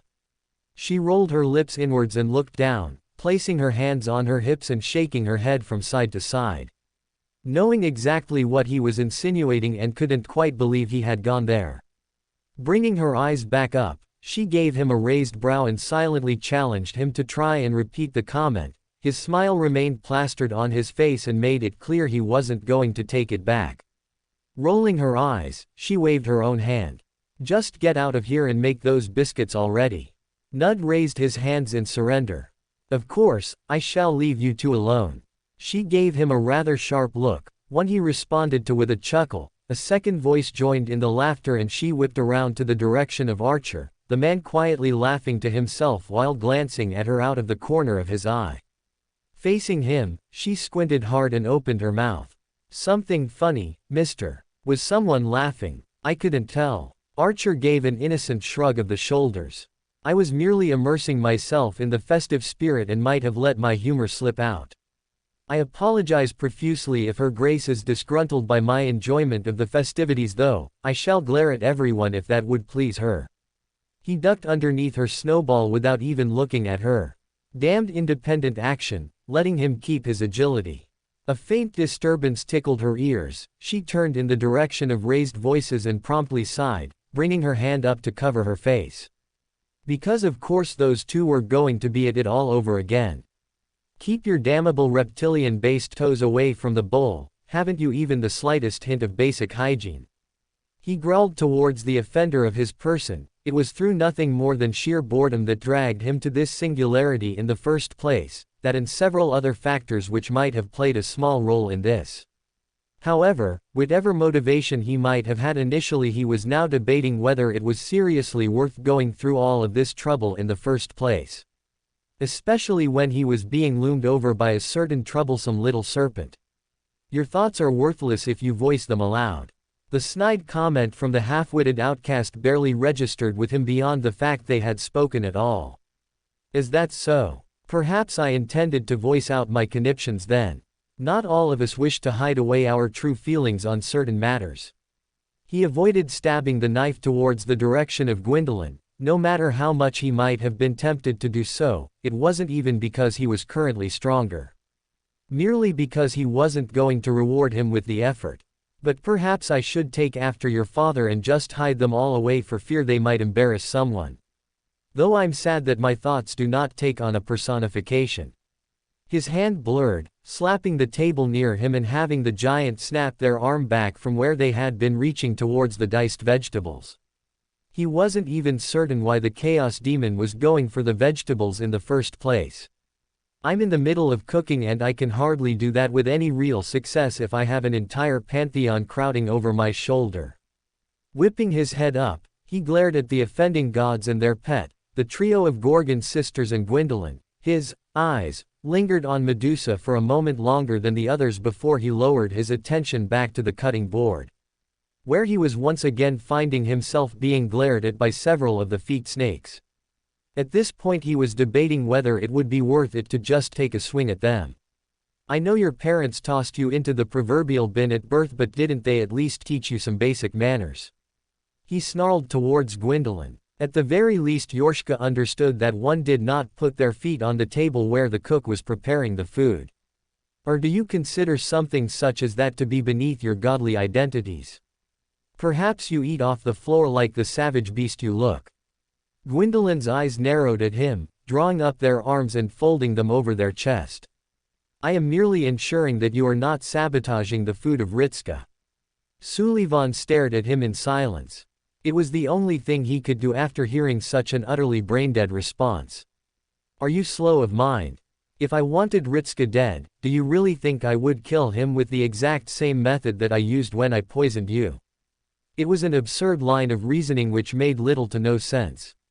The views on him aside, he had made it abundantly clear by now that he was actually on the side of Chaldea. The palpable irony of Gwendolyn thinking of accusing him of treachery when he, the expected deceiver, had proven himself to be more loyal to the cause than either one of his main detractors. It would have been funny if it didn't bring him out in an aneurysm every single time he actually thought of it in the first place. Well, they were related, so perhaps it was telling that they were in equal pain in his backside. Gwendolyn smirked. What I was truly worried about were splinters. He stopped moving, drawing his arms to his sides and straightening himself out completely. Remaining completely silent as he stared at the god. He really didn't have to do it, he could have just let the comment slide and all would be well. Though he would do it anyway. His skin shifted and pulsed, reverting back to the form he once held so many years ago. Light skin and fiery red hair, eyes of dull amber and chiseled features. Now you no longer have a reason to. What in the name of the pits are you looking at? He directed the question to Medusa, who was now staring at him with wide eyes as though she had seen something surprising. Between getting harassed by Gwendolyn and being ganged up on by the trio of snakes plus one chaos demon, he was certain that this day could not possibly get any worse. You, who let this guy near the food? That gratingly familiar voice rang through his ears. He felt his lips curl down within a moment and his eyes narrow in frustration. He turned towards a slightly shorter redhead with more or less matching features to his own. Someone make sure he doesn't put anything in it. His younger self approached with a scowl, coming to a stop and then folding his arms over his chest. The two of them sent matching glares at one another. What are you even doing here in the first place? This is the sort of holiday that is about spreading joy and cheer. Scoffing at the young idiot, he shook his head from side to side. I see no reason to speak of my reasons with an uneducated brat such as yourself. Why don't you spare the rest of us from your hopeless naivety and find a cat stuck in a tree to save? You'll find this holiday has as much to do with eating good food as it does with happiness and the like, and I have yet to see noble intentions fill the stomach of a starving child. So please, continue to hurl insults at me while I do the actual work of this holiday.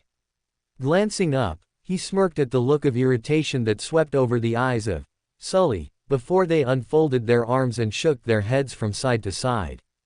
If, by actual work, you mean that you decided to just show up and do the bare minimum required, then yes, I would say you have passed with flying colors. A smirk. Not that I would ever expect for you to care about anyone other than yourself for more than 10 full seconds. Between the two of us, I actually care about making sure people partaking in the holiday are happy rather than just throwing some food at them and expecting gratitude. Oh please, spare me this rant for the goodness of our hearts. Rolling his eyes, he leaned back and this time he did point the knife at his younger self. The only thing you're good for at the moment is making some ice sculptures and smiling like an imbecile. You're walking around and doing tricks like a clown, though they would have better fashion sense than such a primitive robe. Waving a hand to them, he made a noise of disgust. You stroll around with the confidence of someone who dresses your better a dozen times over. But please, regale me with how you intend to spread cheer and happiness while looking as though you're wearing the pelt of Rudolph. Sully frowned back at him. You've never even had an interest in a holiday before, I'll wager that you don't even care about the people here. You're just doing this for the bragging rights of saying you were here to help. He met the accusation with a half-lidded look, there was no need to dignify such a thing with an answer in the first place. Something caught his eye. He turned to see Medusa was now darting her head between the two of them with something related to shock and stupefaction. He sighed at the display and returned to his work of making the food. He only came down here for the simple reason of doing something, and he couldn't even make a single meal without getting hounded. What are you even making anyway? You wouldn't even understand if I told you. He responded to his younger self without even hesitating. It would be much too difficult for your simple brain to understand. You're insulting yourself, you idiot. Everyone looks back on their youth and feels naught but embarrassment. Shrugging his shoulders, he chuckled to himself as he sent a challenging look to his younger self. To my shame, I am no exception to this trend. Sully just scowled deeply at him, yet he was not so blind as to fail to notice Gwendolyn once more leering over his cooking ingredients once more. He turned on the god with a snarl and waved the knife to shoo him away. What are you playing at? I'm not going to poison him. Nor am I a terrible cook. You can attest to my quality in the culinary arts. So what are you actually doing here beyond being a general nuisance? Gwendolyn huffed indignantly, jutting his chin away. I am merely watching you every step of the way to ensure that all is prepared as it should be with no unwelcome additions. You are an unwelcome addition. He seethed at the god. You don't know the first thing when it comes to cooking. I could sprinkle some poison berries into the soup and then tell you it's just an ingredient and you would be none the wiser.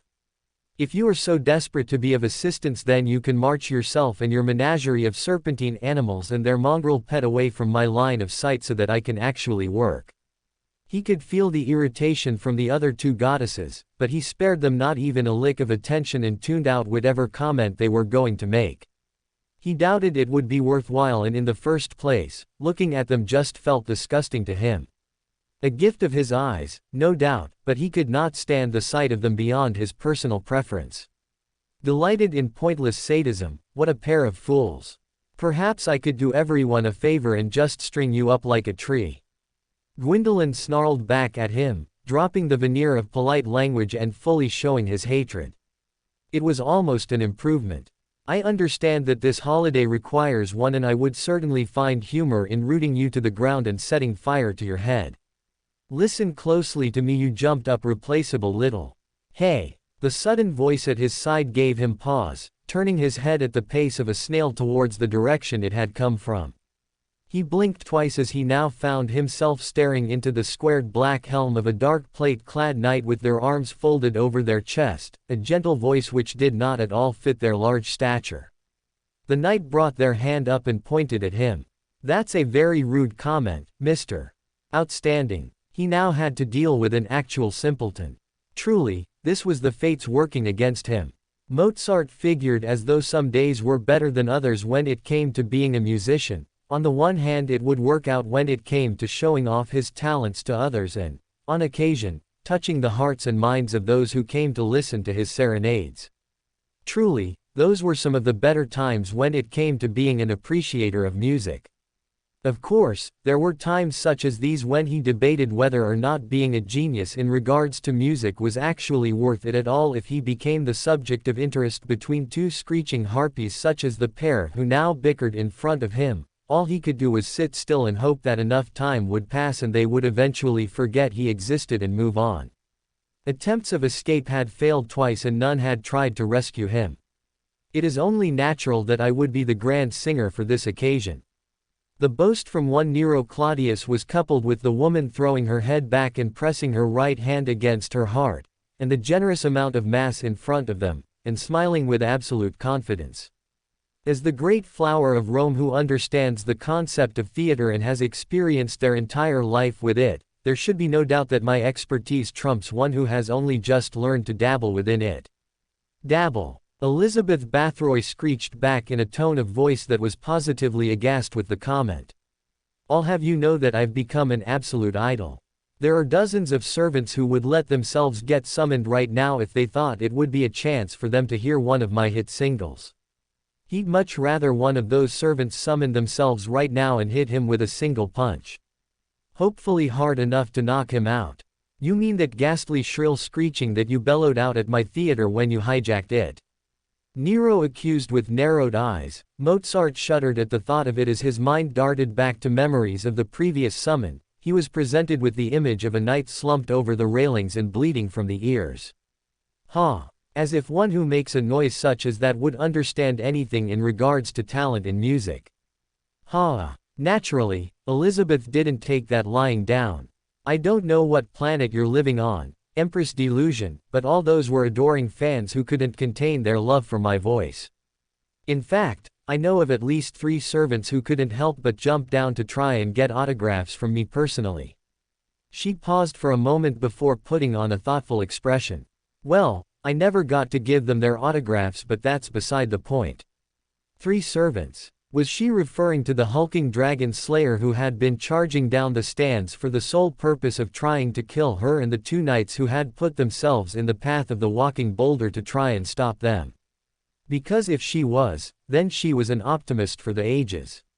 Or she had selective memory and he wasn't sure which was more lethal right now. Truly, you have a selective memory. Regardless, after that affair where you stole away my debut, it is only fair that I return the favor and become the one to sing the hymns of this night instead. Nero proclaimed with a voice that tried to brook no argument, though Mozart had quite a lot of arguments against either one of them. Though I am not without my generosity, you are free to bask in my glorious singing, and perhaps you will win fortune enough to be labeled as a background singer for me. Bringing his hands up, he cradled his head at the thought of them singing together and at the same time. A collab? No way. This idol works alone, thank you very much. Elizabeth huffed back. Besides, if anything, the fact that I have performed more often than you just means that I am more popular, so maybe it should be me offering to turn you into a background singer. You believe that mere quantity can best quality. Ha! What a laughable notion that you preach. Throwing back her head once more, Nero unleashed a rather boisterous and ear-ringing laughter that had him grimace just a touch at it. Glancing between the 2 women once more before he sighed and rubbed his hands along his forehead once more. There have been many Roman emperors, but none have ever come close to my own dazzling beauty, a perfection that even the gods themselves cannot boast of. Why on earth would she say something so stupid within earshot of actual gods? Not to mention the fact that he knew there was an actual god of beauty in Chaldea at the moment, and if there was one thing he learned, it was not to tempt fate by making such. Something moved in the corner of his eye. He frowned and turned towards the direction of it while the 2 harpies continued to bicker at one another in regards to something. The frown deepened as he leaned forwards and squinted to get a better look at it. Though he could not see much of anything, it looked as though there was a shadow moving across the surface of the snow. Yet when he glanced upwards, he could see nothing to cast the shadow and no source of light that would make it as it was. A rather bewildering conundrum. His eyes returned back to it and he found himself slowly rising from his seated position on one of the borrowed chairs. The creaking wood likely alerted the attention of the 2 women, but he wasn't all that fussed about that, more with the shadow that was now rapidly approaching them at rather impressive, and terrifying, speeds. Where are you going? Nero demanded with a puzzled voice. We still need you here for when it is decided that I am most fit to. She cut herself off when he silently brought his hand up and pointed in the direction of the shadow. What are you pointing? That does not look right to me. At least her eyes worked. No, it does not. Mozart replied sweetly as he started to take a couple of steps backwards. None of the servants who had been designated as guards had actually shown up, and he could not sense an ounce of presence from the shadow, though the hairs on the back of his neck were standing on end and his breath felt a bit sharper than usual. I would suggest we make a hasty. The shadow abruptly came to a halt only a couple meters from them, a rough orb where the surface of it seemed to twist and turn like that of water, then it rose up without warning. Stretching and bulging outwards as though something was rising up from beneath it, he blanched at the human skull that burst to the surface and then twisted in their direction. The darkness draped itself over the rest of the body, but through patches he could still see bleached bones slapped together to make a rough body underneath it. The chill remained present as ever.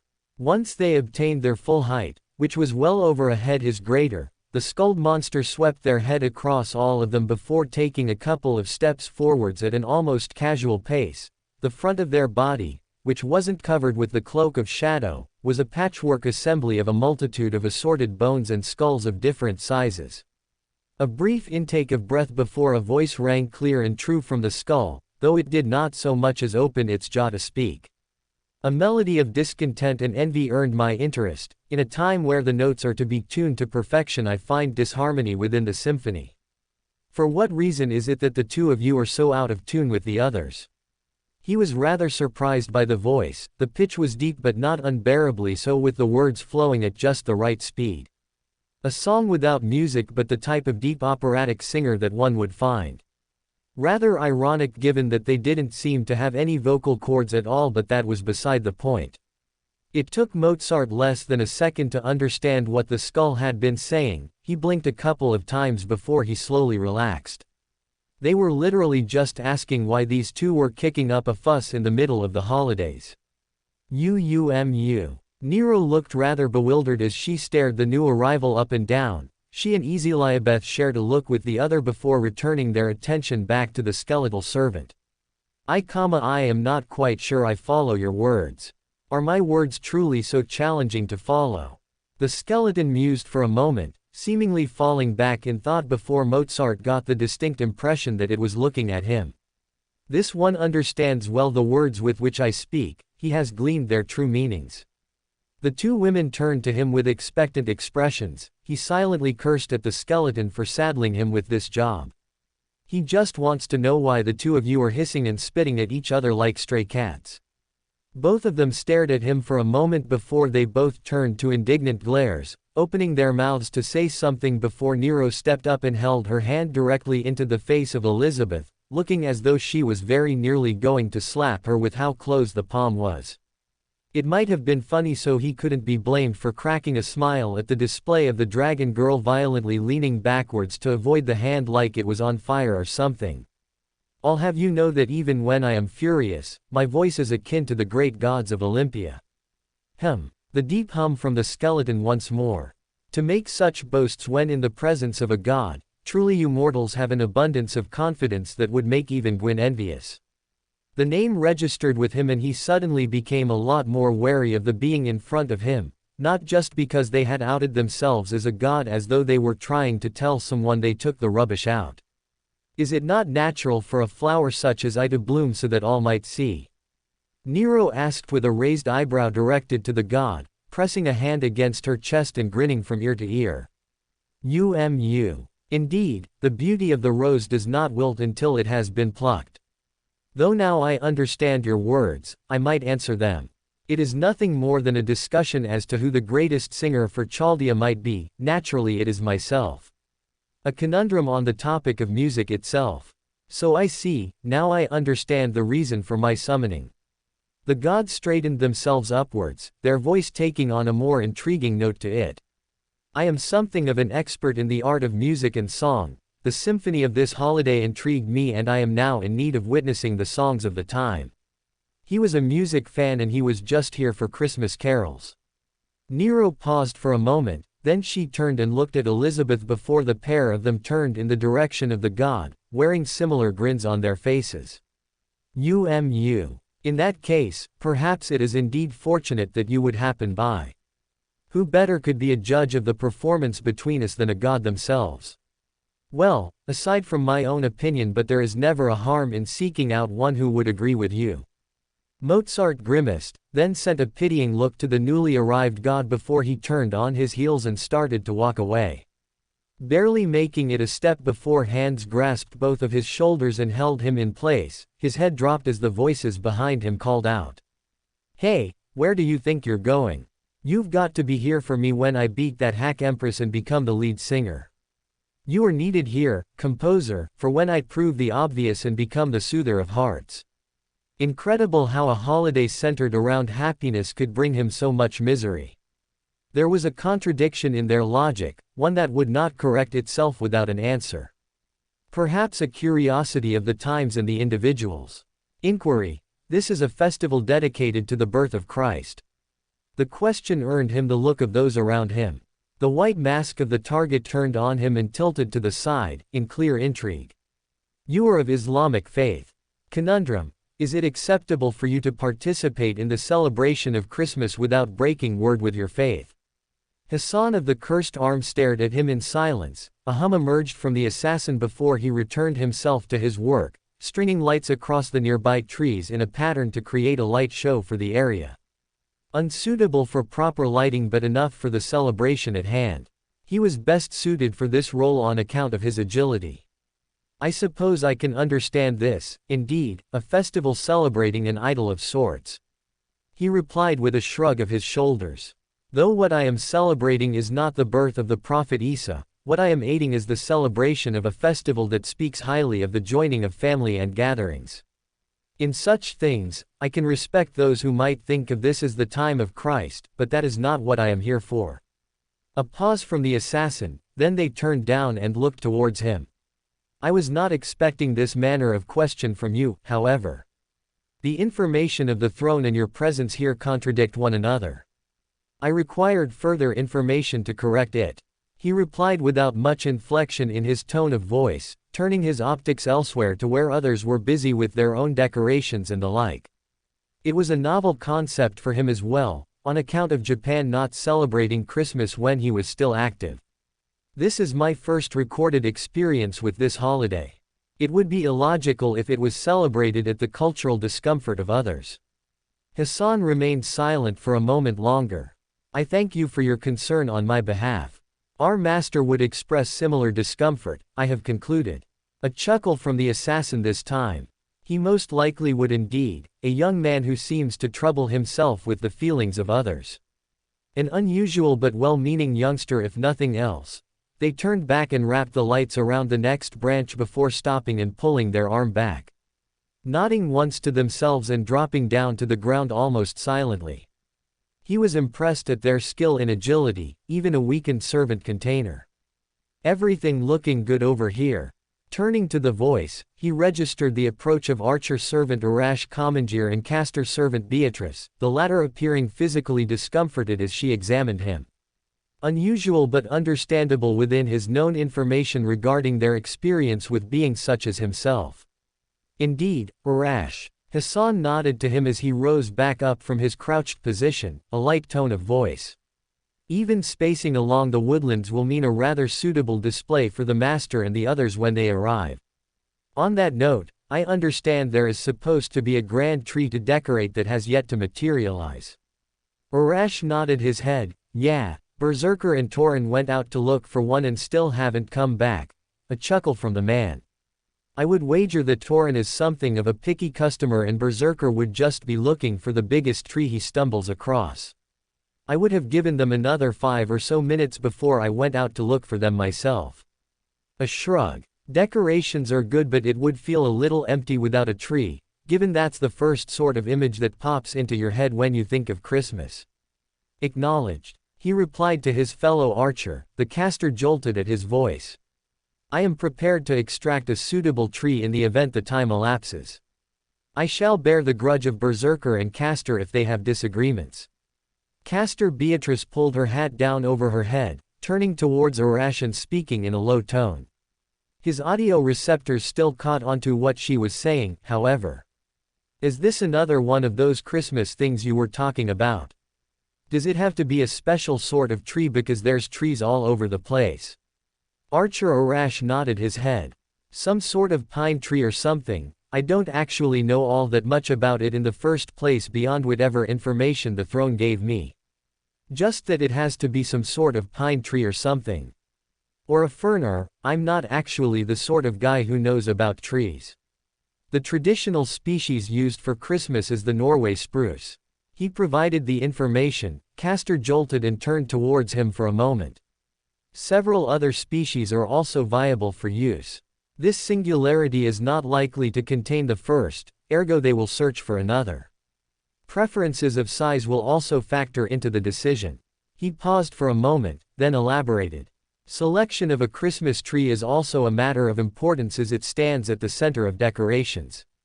Caster Beatrice remained silent following his words, then gradually nodded her head up and down as she registered the information and understood it, or so he assumed.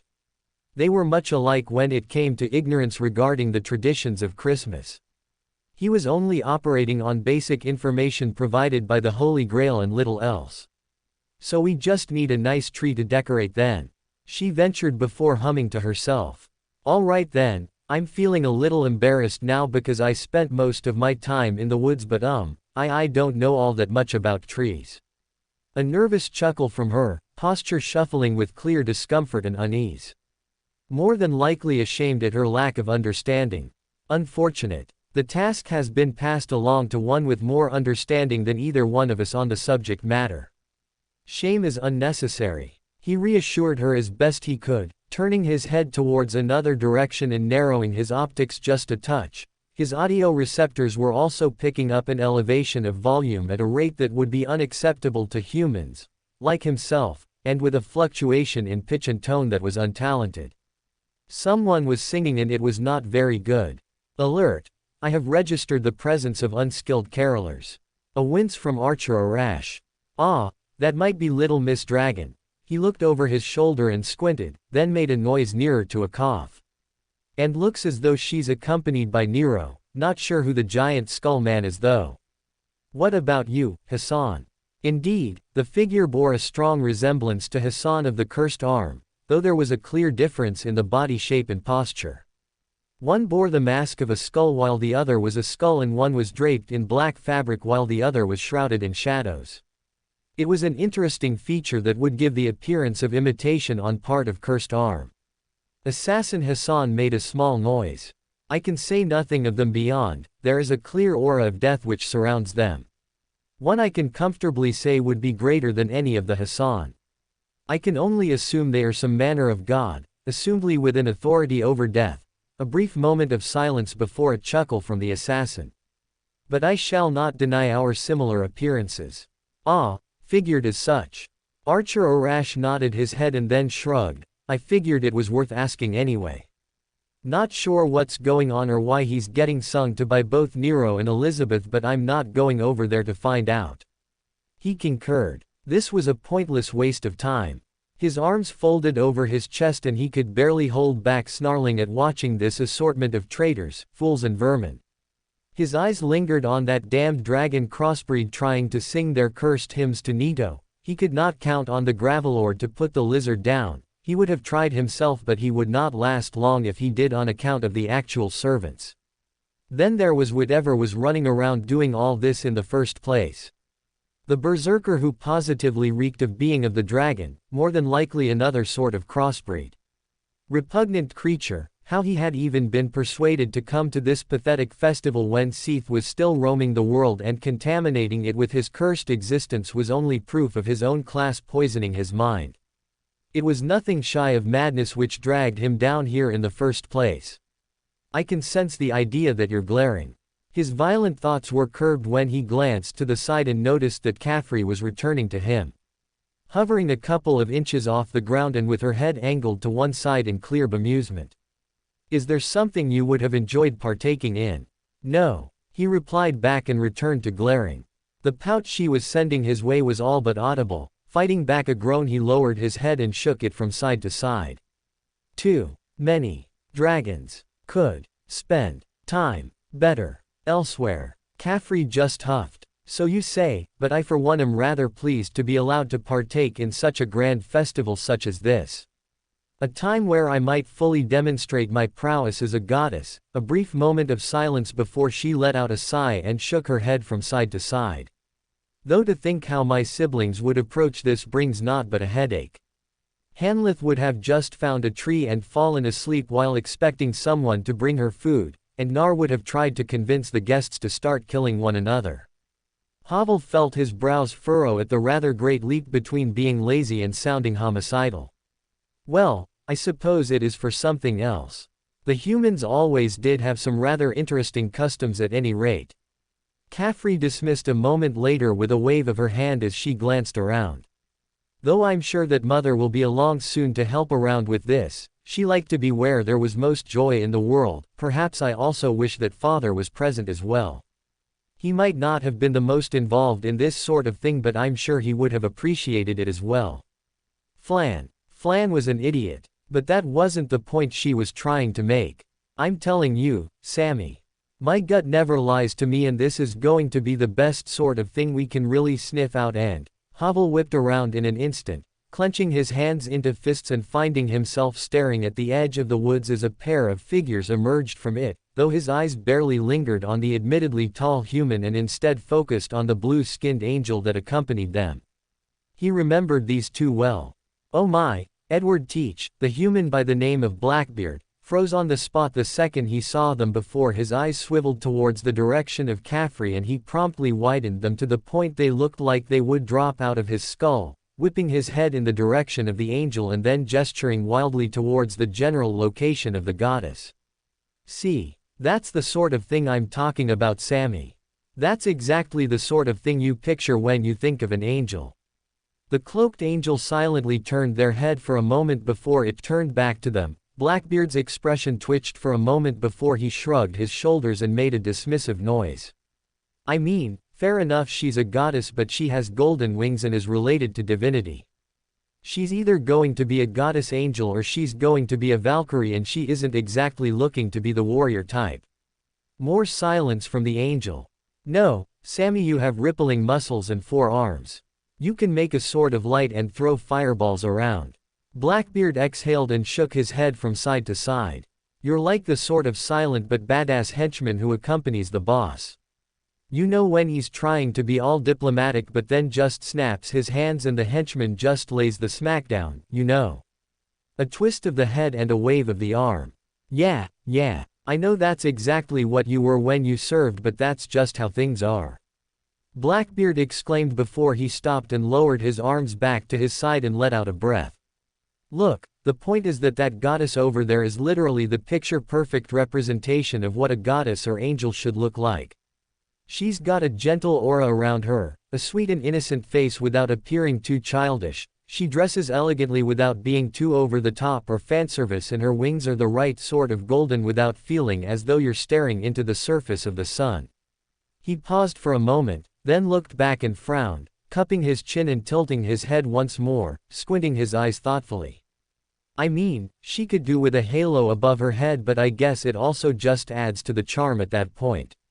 A halo isn't really necessary per se, but you can just add that in later or something. Havel curled his lip at the display before glancing down to Caffrey. And why was she puffing out her chest and grinning ear to ear? Why would she look so happy at being spoken to like that? I see that you have a keen eye, mortal, Caffrey declared rather boastfully, bringing the attention of Blackbeard and Sammy to her as she spread her arms wide.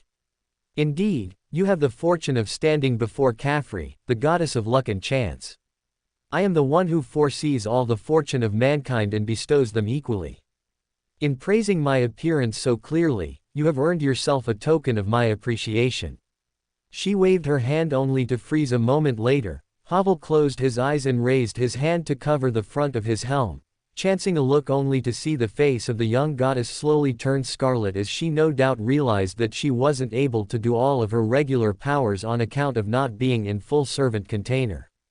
A moment or two passed, then she cleared her throat and spoke again. Which you shall receive when you come to Chaldea and join the ranks of the esteemed members there. B, because that is clearly what is expected of those who join us. Naturally. That's what I meant. Another second of silence. Because giving it to you right now would be silly because you aren't a member of Chaldea, so that's just not fair on them. Blackbeard brought his hands up to cover his mouth, then whispered quietly. She's an Bakador Ojou Sama. The way in which the words were spoken with such reverence made Havel grunt in discomfort.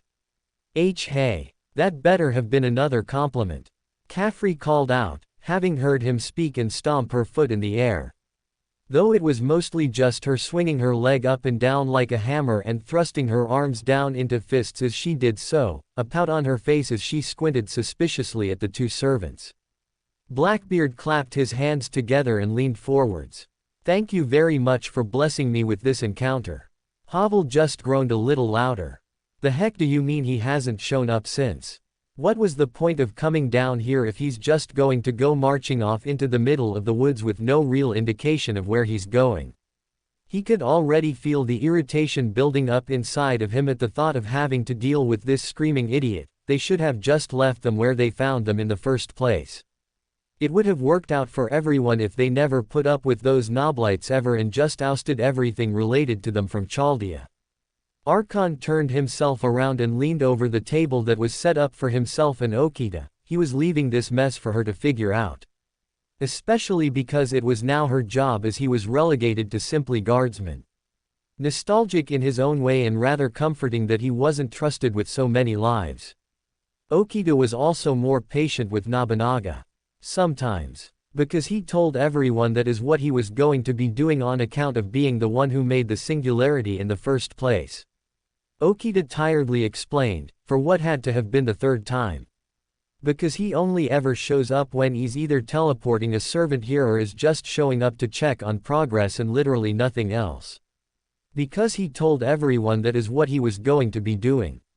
Nobunaga, expectedly, didn't take that very well and just growled in annoyance like the animal she was. This isn't even he's literally hunting down Krampus and you're telling me that manslayer over here who is in charge of the head of security just said, okay, bye, and then let him wander off by himself. You have independent action, you idiot. Okita accused and pointed at her. I don't. There's very little I would actually be able to do if we ran into them, and sending away the guards we have around here to help him would be a waste of resources. Ash can take care of himself unless you believe that some goat monster is going to be more dangerous than actual gods. Archon gradually turned around and called back. The demons of chaos repelled our assault on Izalith. We lost thousands to the campaigns and they were able to rebuff even Lord Gwyn himself with their numbers and power. Many of their common soldiers happened to be goat monsters, so I would be less inclined to underestimate them. He regretted speaking up the moment Nobunaga pointed to him with vindication. You see, this is like something out of a horror trope. He's basically walked off and said, I can handle this, when he actually can't. Archon furrowed his brows and turned back around to face her. I thought you selected him as your retainer. Would that not mean you regard your retainer as an incompetent? Nobunaga paused and then clamped her jaw shut. Now hang on, I didn't say that. He will be fine. Okita exhaled with a shake of her head. You're just complaining because he went hunting for Krampus without inviting you, or because he didn't decide to summon you to try and delay Master and the others from arriving. Several different expressions cycled across the face of the woman, hand raised and opening and closing her mouth as she tried and failed to start a sentence a few times before she just blurted out a string of words. Nah. Okita squinted. What do you mean, nah? I mean no way. I'm not jealous that he's doing all this interesting stuff while I'm here. He's just walking through the snow. It's not that interesting. There's nothing interesting out there. I'm telling you, I saw it. I saw a dragon. Archon peeked at the shout that was rapidly approaching him, turning his head towards the direction of the speaker only to grimace as he caught sight of a mop of pink hair, the insane paladin bounding towards him and jumping up and down as he did so. What? He turned to the rider-servant. What is it now, Astolfo? It was as big as the mountain, as black as night. It flew right over us. The pink-haired servant raved as they threw their arms around to make comparisons. All he did was stare at them in silence before he felt himself frown. A dragon. The chances of a dragon appearing around here without any of them noticing were virtually impossible. Especially since he wasn't getting charged by the keepers of Astolfo speaking the same thing. Did anyone else see this dragon? He felt the need to ask. Astolfo stopped and stared at him for a half-second before he rolled his lips inwards. Fantastic. He turned to Okita. Do you want to? Where did the demon halfwit go? Huh. Okita blinked and then turned to the empty space where Nobunaga had been. They both looked down to see a trail of footprints moving away from them and towards the woods with no sign of the archer around, Okita soon flattening her features a moment later. Well, that is just brilliant, isn't it? He was inclined to agree with her. At least until he watched Nobunaga reappear from the woods, the scruff of her neck being gripped by someone who he had not expected to see at all.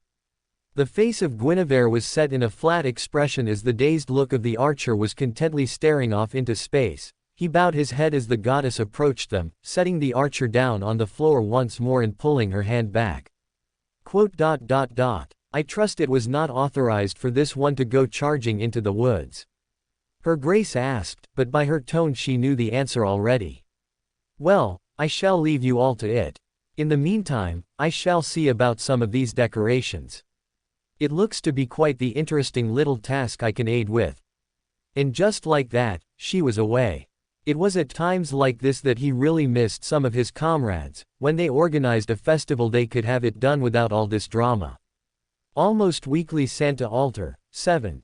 They had spent well over 30 minutes sledding. 15 minutes and it had ended more or less the same way each and every time, though Ritska was under the impression that if he brought it up then it would have been a bad idea. Though he got the feeling that his words would have been low on the agenda when compared to the wide, and dare he say smug, grin that was currently upon the face of the director as she aimed the look right to the back of Santoria's head. She was certainly a lot braver than he was, that was for sure. Awkwardly clearing his throat, the moment he finished itself as though Santoria had whipped around and looked him dead in the eyes, certainly an achievement considering she hadn't so much as moved to face him. Either she had invisible eyes in the back of her head or she was just good at directing her presence, one of the two.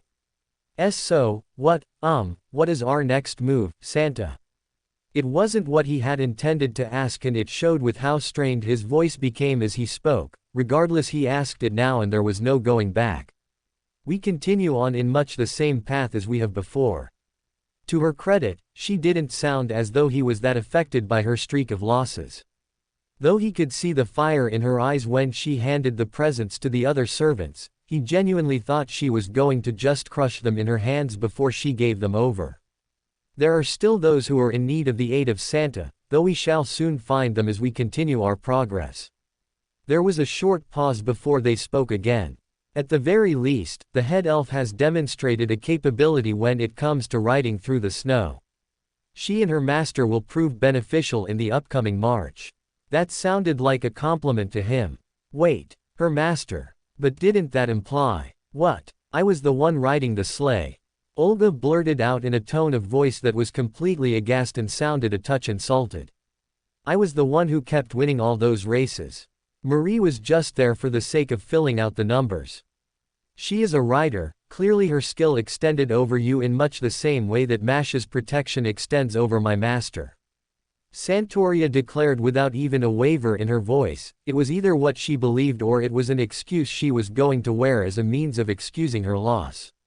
Well, given that she was a servant and Olga was just a regular person, he could understand why she might be a little upset. Maybe. Olga, meanwhile, just sputtered indignantly.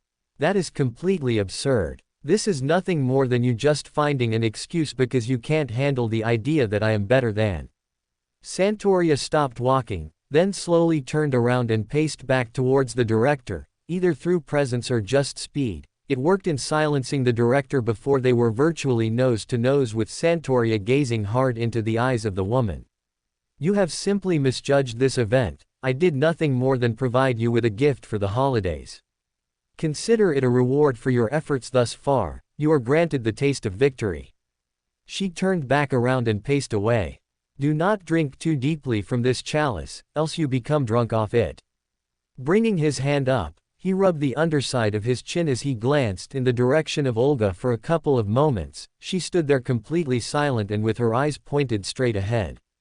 They narrowed a moment later. Her arms folded themselves over her chest as she frowned rather deeply before releasing a faint scoff. Only just audible were her words as she stomped forwards. Gift. As if, the least she could do is be graceful in her defeat and just accept that I was better at it than her. Ritska had to fight back a smile as he raised his hand and scratched at his forehead, glancing down and rolling his lips inwards. Turning his head towards Mash and seeing that she was similarly staring at the director and Santoria with her own amount of confusion before she leaned closer to him and dropped her voice into a whisper. I don't understand, Senpai. Santa-san said that it was a gift to the director, but it looked as though she was getting more annoyed the more she kept losing and Mash. He politely raised his hand and waved her down. She paused and furrowed her brows at him. Just think of it as one of those things that's probably best to take at face value. Besides, if we bring it up I am fairly certain that she'd drag us all the way back to the hill and make us all race again and again until she ended up winning and, fun as that might sound, it's not the sort of thing I would like to spend the next couple of hours doing. That might have been an exaggeration, but the mere fact he could not be sure of it just lent credit to the fact that he figured he had Santoria pegged as a sore loser. The first couple times she called for a rematch just cemented it, and the little explanation she gave was nothing more than the cherry on top. Still, he was happy that the director had enjoyed herself during the race. It certainly looked as though she had been at least. He moved on, catching up with the director and Marie as he did so and falling into step with the two of them, Mash coming up on his flank with the group of elves plus one deer moving in step behind Santa. There was silence for a moment before he spoke up. So I just want to make sure we're all on the same page, but this was 100% premeditated, right? He leaned forwards and looked towards the direction of Marie. The writer froze for half a second before she immediately whipped her head to look away from him and actually started to whistle in one of the most cliché things he had ever seen in his life. Something that wasn't lost on the director if her furrowed brows in the direction of the queen were any indication. She soon turned from the servant and back towards him as she let out a huff. I believe at this point, with the spate of servant appearances and the fact we are the ones following Arthur, it should have become obvious that your servants had accomplished this somehow. There was a moment of silence before a frown came upon the lips of the director. Though how they were able to accomplish this, Da Vinci recorded no loss of a Holy Grail, but given her penchant for doing whatever she wants, I am left to assume that Pharaohs was instructed to distract the sage so that this would pass beneath her notice. The comment from Santoria had come so swiftly and so suddenly that Ritska almost missed it, though he found himself raising his brows in surprise as he turned his focus onto the back of Santoria. Thus far, given the lack of appearance from said servant, it would appear as though this was performed amicably. That certainly made sense, but at the same time there was still a lot that didn't quite add up for him. Wait, but how would you create a singularity in Lapland in the first place? Or was this just something that you all took advantage of? Silence for a moment, then Santoria replied. The answer to that question changes nothing. Whether this was a product of chance or an act of planning, we now walk the land of Christmas itself and spread cheer to the boys and girls who reside here. Though I shall confess that my inspiration was born of a certain note I received not long after I dedicated myself to assuming the name of Santa. Chuckling quietly to herself, she refused to elaborate and instead switched topics. As things stand, I am awarding you with this token knowledge that this singularity is neither the product of the Holy Grail nor of the gods. You are free to think of it however you wish and may take comfort in the knowledge that the moment we depart, it shall cease to exist. Well, that was sort of comforting to him. Shrugging his shoulders, he placed his hands on his hips and nodded along with the explanation. Only just managing to catch the double take that Olga sent his way, he turned to her and raised an eyebrow in confusion. He could probably tell she was a bit upset at not getting an answer, but it didn't really bother him all that much. Hey, whether they planned all of this or not, I'm just happy I get to celebrate Christmas like this at all. So far I've had a snowball fight and gone sledding, both while dressed as an actual reindeer. Turning away from the director, he looked up to the sky. I've even gotten to see the northern lights in person. So I would say that this has definitely been right up there with my favorite Christmas, probably in the runner for being the very best, even away from home. So, whether everyone got together and planned this or they just saw the singularity and rushed in without saying a word, I'm happy about all of this, and wherever it leads, I'll be fine with the surprise. Another beat of silence. Also, I don't know what Christmas used to be like around Chaldea, but I'm happy to be here to share it with all of you. I'm a little bit sappy about all of that, heck, just being here for Christmas at all. He didn't need to finish the sentence, bringing his hand up and rubbing the underside of his nose and sniffling. It wouldn't surprise him if other servants were out there and planning some sort of party for them which Santoria was leading them towards. I suppose the celebration of passing a landmark event such as Christmas is cause for an achievement. Olga remarked after a moment, He turned to her and watched as she fiddled with the collar of her outfit for a brief moment and was directing her eyes away from him. Besides, I have never been one to celebrate holidays such as this, but I shall admit that thus far it has not been an entirely unpleasant experience. Despite of the numerous rule violations that its dubious existence implies. HMPH. A scoff from Santoria. To live for Christmas is to live in the moment. Cast aside your other woes and devote yourself fully to this role. You are no longer director of Chaldea in my eyes. You are nothing more than an elf under the command of Santa. Turning their head, he looked the director dead in the eyes before sweeping their gaze over all of them. The same for all of you. Previous identities mean nothing, all are equal before Santa Claus. Think nothing of it and simply live for the holiday now. Return to your woes after the celebration has passed, but do not spoil the cheer with your qualms now. He felt a little bit cheeky. Whatever you say, Santa. A touch of a smirk on his lips as he nodded back to the servant. Their eyes lingered on him for a moment longer before they turned back around without uttering another word. It might have been overly complicated and a bit in your face, but she was basically just telling them to forget about it all and just have fun. She was certainly getting into the role of Santa, if a little more blunt and slightly intimidating than he would have been expecting otherwise. Scary Santa. Something vibrated and he quickly pulled up his arm. At the same time he noticed the director do the exact same thing. The both of them shared a look at the other before turning their eyes onto the communicators that were now vibrating. With a shrug, he activated his own and soon enough the face of Romani appeared with a noticeable strain to it. Alright, so you've got several servants incoming with Saint Graphs we have encountered before with the addition of a super large life form with excessive amounts of magical energy. There was a moment of complete silence before Romani decided to simplify it. You've got servants approaching you accompanied by a dragon. His expression blanked as he stared at the doctor, then he turned his head to stare at the director once more, watching her complexion turn as white as the snow around them and blink profusely, then whipping her head towards the rider and staring at her with an expectant expression. Marie's growing grimace only served to confirm the words of the doctor and he felt a lump start to build up within him. The only thing that he found less than worrying was that Romani said it was servants they had encountered before, which might have meant that it was individuals they had met on their travels. Combined with the reading of a dragon, it could mean that Farum was now approaching them as well. That being said, his lips tightened as he looked the doctor in the eye. It's not Farum approaching, is it? Romani's lips rolled inwards and he slowly shook his head from side to side. You've got about a minute before they're on top of you, so I would recommend you prepare yourself. Though there is some good news in the fact that we're picking up Tomomokat's signature among them. Just like that, he felt the tension bleed away from him for only a moment before he realized something else. Is she being held hostage? Why are you asking me? Isn't this basically a mandated plan or something? He asked with a raised eyebrow. Romani blinked at him twice before a look of panic overcame his face, perhaps at being ratted out like that. Though he quickly brought his hand up and waved the doctor down as he spoke.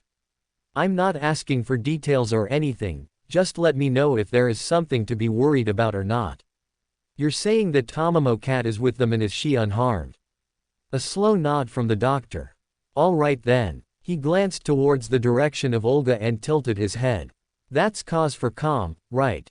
She didn't look quite as comforted as he did, but she begrudgingly nodded her head up and down, the blood slowly returning to her features.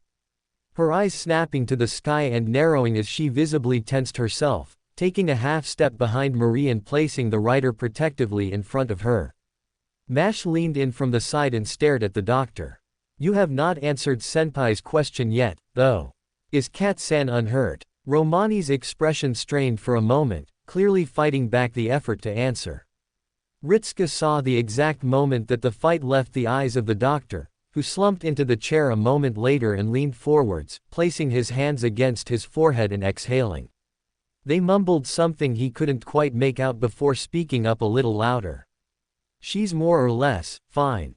I've been keeping her readings ever since she first joined up with this group to make sure nothing happened to her and to warn you if anything did. There have been no deviations in her life readings and no sign she is in danger. Basically they're just flying towards you. The hesitation came back as he dropped his eyes onto the table and looked a little apprehensive about speaking further. Though, there might be a slight problem for you when they arrive. He found himself leaning backwards and raising an eyebrow. Whatever for? Marie asked with clear confusion. If they are approaching with one of our allies and have not harmed them, then wouldn't it make sense for them to be stray servants who have appeared to celebrate the spirit of Christmas? Romani's expression only cringed deeper. Well, you're not wrong about them wanting to celebrate Christmas, but I think there's going to be a conflict of interests here. The confusion remained, in fact it was only growing in size the longer this conversation went on. Just give it to us straight, Romani, what is the problem and why is there going to be a conflict of interest? A roar split through the sky, one that he could feel in his very bones. It was as though all other sounds of the world gave way for this single bellowing howl which swept across the sky. His body locked up instantly and a sense of insignificance washed over him. A darkness fell upon him for all of a second before it swept past, then the gust of wind smashed into the snow and kicked up a blizzard right into his face. Bracing himself, he brought up his arms to cover his face, cutting off the communication as he did so. At the same time that the others similarly let out gasps of surprise of their own. The pelting of snow lasted for a fraction of a second. Mash stooped before him with her shield raised and blocking the remainder of the snow. Then the world trembled, much like an earthquake which had him staggering from side to side as something landed, or so he assumed.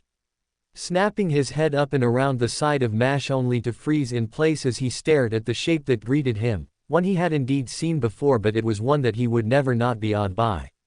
The dragon of deep purple scales stared down at him, stood on its hind legs like a dinosaur with all four of its wings splayed out on either side in a clear display of intimidation. Falling forwards, the dragon landed on its upper legs with another quake of the earth. A deep growl permeated from the great beast as its head swept over each and every single one of them before finally landing upon Santoria. The head then cocked itself to the side as though it wasn't quite sure what it was looking at. Taking in a clear and deep sniff of the air before puffing dark smoke from its nostrils. It wasn't quite as big as Fafnir, but that didn't make it any less intimidating. Feeling a lump in his throat force its way down his gullet as he found his words to speak. Or he thought he might have been able to, at least until the dragon threw its head back and unleashing another roar which was greater than the first by far. He dropped down and covered his hands over his ears. It was as though his whole body vibrated with the noise for the duration it lasted, then it fell silent but the ringing remained in his ears.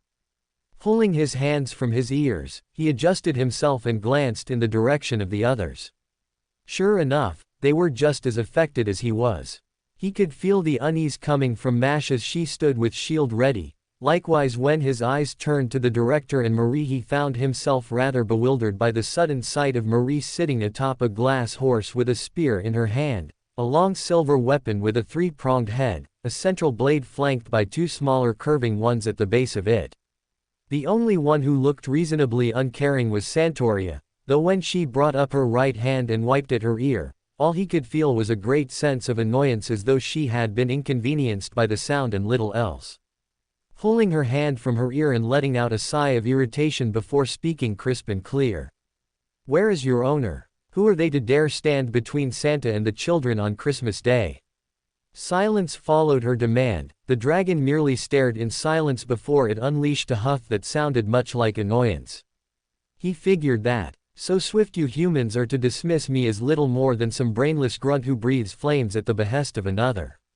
He instantly froze at the tone of voice, the same intellectual words and carried, the use of words and everything else. Despite the deep gravity to the voice, nearly everything else remained more or less the same. There was no doubt it came from the dragon before them. My ward shall be along soon enough. The dragon took another sniff of the air before their head gradually turned and locked itself onto him. Their posture straightened out considerably before they took in another deep huff. In you, there is a scent about you, human, that is almost nostalgic. Though it would have been many an eon since it last caught my nose. For now I shall let it lie. He stared at the dragon in silence, something it clearly noticed as it let out another deep chuckle. Ah, I see. You have been spoiled by my brethren who are incapable of speech, you misunderstand. They have the talent, just never the need. I lived many a century in the home of the pygmies, to go such an age without learning to speak with them would have been foolish beyond words. A moment of silence before they inclined their head to the side, seemingly in thought, then added on at the end. Besides, I doubt my blood sister would have found it welcoming to speak with one who could commune with only grunts and snorts. For such things she would have been better to find a dog, and I am no common mongrel. Santoria scoffed. You certainly bark loud like one, or am I to assume those howlings of yours were nothing more than the singing of carols and greeting? Shaking her head from side to side, she leaned onto her right and then continued on without ever showing an ounce of hesitation. No, you are here at the behest of another. Delay as if you shall, but do not dismiss the notion that you are here only to keep us from departing, like the hound who moves with the hunter. Ritska stared at the back of her head, utterly dumbstruck by the words she had just uttered, and then snapped his eyes towards the dragon once more. He expected some manner of rather violent response. Instead he was rewarded with a faint huff of amusement from the dragon as it leaned back onto its hind legs and perched itself like a dog. A bold crossbreed you are, blood sister. Though I merely act at the whims of my ward, it has been long since she spread her wings and soared, and if this is how she would spend her time, then I can offer her this much freedom. I would accept any insult you would fling at me with pride.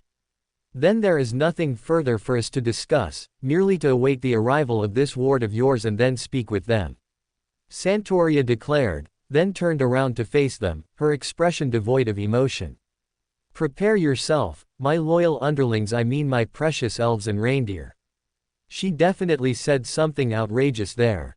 Whatever the case, he just folded his arms over his chest and nodded his head, then glanced towards the dragon for a couple of moments. Pursing his lips, he leaned to the side and then called out to them. Can I ask you something quickly? You may speak, pygmy. Do you remember us? If you refer to a bizarre dream I held where I was named Hausho and my ward took on the name of some manner of human from the distant past, then charged you down in the streets before being bombarded by some manner of projectile weapon, then no. I have no recollection of you in the slightest. He slowly turned his head from side to side, scanning the reactions of the others before bringing them back to the dragon. Though there was another thing, he could have sworn he knew their name, but he just wanted to make absolutely certain about it. Just to clarify, your name is Midir, yes? Midir rumbled in agreement with his question. I am the eternal guardian of the ringed city, the one who stands at the end of time, who watches eternal over the slumbering princess and who consumes the abyss which threatens creation.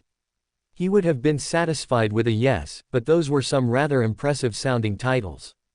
Bringing up his right hand, he offered the dragon a thumbs up as he nodded his head up and down towards them. Thanks, just wanted to make sure. Darkeater Midir, the one that Ash had told him about, and the dragon which he had personally slain. One of two or a couple more, Ash never really specified on the number, just that he had slain more than one dragon before. So really, there was quite a high chance that they knew one another. Fortunately Ash wasn't here, else he was worried this meeting would have gone very differently. They had a habit of running into people Ash had killed, now that he thought about it. Though there was the matter of something about Midir striking him as disturbingly familiar, something he couldn't quite put his finger on, but whenever they spoke he just felt unease. Their voice sounded intelligent, but there was a subtle sharpness to it, less refined than he would have expected it to be for some reason. Weird. His eyes roamed upwards. He blinked once, then twice. Dropping his arms down to his side, he stared up at the sky. What in the? His words probably attracted the attention of everyone else, though it did nothing to alter the confusion that now permeated around them. To say nothing of the expression that was doubtless on the face of Santoria, though he could not see it, the way in which her posture just loosened and her head snapped to the sky was a surefire way of telling she was seeing exactly what they were seeing. And what they were seeing was a sleigh being pulled by wyverns and a single flying horse right at the head of the formation. Gliding through the sky as well as it could and racing right towards them, his eyes danced between Midir and the sled several times before he found himself raising a single finger and pointing it towards the rather impossible sight, Impossible because he knew what he was standing next to and he was now staring at the exact same thing right in the sky. Santa Claus. Or, as close as they could probably get to Santa Claus. What is this? The hushed whisper from Santoria was downright menacing, as though she was personally insulted by whatever she was seeing. It made him shudder just a bit and almost stepped back right up until her hand abruptly shot backwards and clamped down around his shoulder, dragging him forwards and through the snow before releasing him as he now stood next to her. You will remain by my side, Rudolph. Such is your place. The sled closed in on them, more detail coming into light, and he found himself furrowing his brows as he caught sight of the passengers. They didn't exactly look all that festive to him, but his eyes landed solely on the person who was leading them, then glanced to the individual at his left and then back to the driver. Even at this distance, he could make out some basic similarities between the two of them. Namely the blonde hair and the black armor. With a crack of the reins, the sleigh started to dip towards them before it turned. The mounts made landfall and carried their burden through the snow before grinding to a halt. Directly between them and Madeir, the sled itself positioned side onto them and directly before them. 5 figures were awkwardly bundled into the sled, though he found himself staring at the first as they turned their head towards him and narrowed their eyes just a touch. Though their eyes of the blonde woman did not linger on him, instead they did so on Santoria to his left before they drifted away from her and towards those just over the right side of his shoulder, namely the direction of the director and Marie. Ho! Releasing an intrigued noise, the darkly armored woman rose up from the driver's position and turned to face them. Thick plate armor covered her body of an obsidian color, a short skirt of sharpened metal around her waist and an angled chest plate. They stepped over the top of the sleigh and dropped down to the ground. I sense you from a distant dream in a land such as this, a dream that ended pleasantly. Yet when I look upon that steel in your eyes, I see only proof that it was no distant dream but perhaps a fleeting memory. His eyes widened just a touch. The King Arthur of the Scandinavia Singularity. His eyes drifted up to the sled and he found himself furrowing his brows as he stared at the next figure, leaning back and tilting his head to the side as he stared at the next armored knight to rise up. Archon. The knight turned on him in a moment and then visibly jolted. You know of Captain Archon. I see, then Lady Cat did not speak falsehoods after all. That is a relief to hear. I always wondered what became of the captain after I departed. It's nice to hear that he became famous enough to earn a ranking within the throne. Then again, given he was one of the few silver knight to slay a dragon with his own 2 hands with no aid. The brunette cleared her throat rather loudly, sending a pointed look at the knight which all but screamed at him to stop speaking. After a moment, the woman turned towards them and then raised her hand in an almost cordial fashion as she leaned onto the seat. Good afternoon there, distant travelers. Pleasure to see some familiar faces again after what I suspect has been some time, though I'm not quite the best to ask about such things. Her eyes snapped to him and narrowed just a touch, but he couldn't feel any aggression from her. And who is this young man dressed in such a fascinating attire? The wood creaked as she rose up, then kicked off with a rumble and flipped twice through the air before landing down. The Amazonian-looking woman leaned back, placing her hands on her hips. I have to say, this newfound human clothing is rather more colorful than I expected. So many different patterns. Further dialogue was interrupted by a blur of orange fur leaping up from the back of the sled and throwing itself towards them. Ritska tensed for half a second before he found himself looking at the grinning face of Tamamo Cat with a brown paper bag clenched firmly between her teeth, landing in the snow on all fours and then staring at him with wide excited eyes before she bounded towards him like her namesake suggested, reaching him rather quickly and then shooting back up to her feet and making a pleased sound. A moment later, she pulled the bag from her mouth and all but thrust it into his hands, very nearly causing him to fumble and drop it. He managed to catch it at the last moment and then pulled it back up, staring at Tamamo Cat for a few moments with wide eyes before he relaxed, nodding to her silently and then pulling the bag open and gazing inside of it. Ooh, pastries! His exclamation earned him the sudden attention of everyone around him as he reached inside and pulled out the first one. He knew what a cinnamon swirl was, though he hadn't actually seen one before. Where did you get these from? Foo foo foo. Puffing out her chest and placing her paws on her hips, Tamamo Cat leaned backwards and let out a rather smug noise as a sly grin came upon her face. I will have you know that this certain cat made them herself one. She waved her paws directly into his face. Now, gorge yourself on the sweet treats that are utterly perfect. She made them. He looked at her paws for a moment and then towards the pastry, giving it a once-over and finding no sign of hair of any kind. With a shrug, he bit into it without much hesitation, pleasantly surprised by the gentle crunch of the flaky baked good and the faint taste of cinnamon which entered his senses. It was actually rather delicious, and the fact he wasn't spitting out hair immediately was a genuine surprise. Well, he blinked as Kat leaned forwards with a raised eyebrow, a look of certainty on her face that was impossible to miss. They both already knew what she was going to ask, still he could indulge her with that much. They're very good, Kat. The reply was met with a proud but self-assured smile, complete with the confidence of one who just declared an absolute truth of the universe. It would seem that she knew how good she was, and the fact he was finding this out now rather than earlier made him feel a little bad. Especially because it had been her paws which kept her out of the kitchen in the first place. I assume you would like to be added to the kitchen staff. Yes. She was right in his face, paws gripping at his shoulders. Ahem. The clearing of someone's throat brought his focus to the last of the figures, dark gray hair and rather youthful, the girl who appeared to be either his own age or Mash's, perhaps a touch younger but he couldn't tell, stared at them with clear suspicion from their spot on the back of the sled, her hands folded over her chest and her golden eyes narrowed just a touch.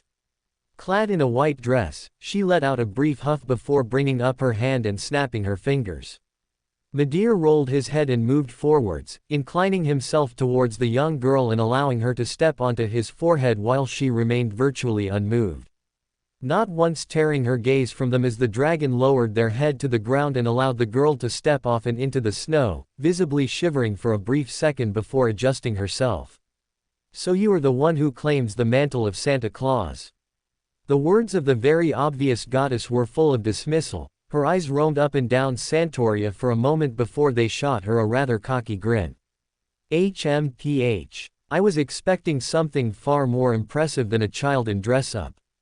Not to mention the circus that walks in step with you, it is clear now that the only one befitting for the title of Santa Claus is myself.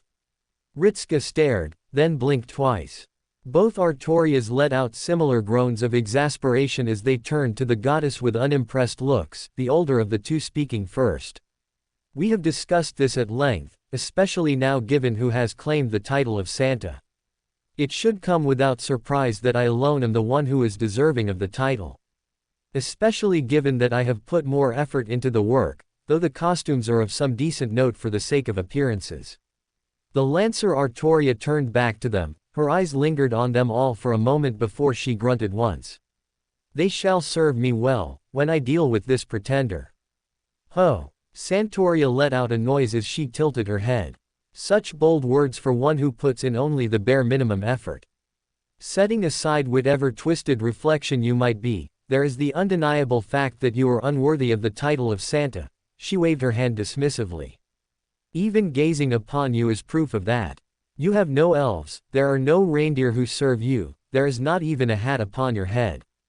A moment of silence, then Santoria released an amused huff.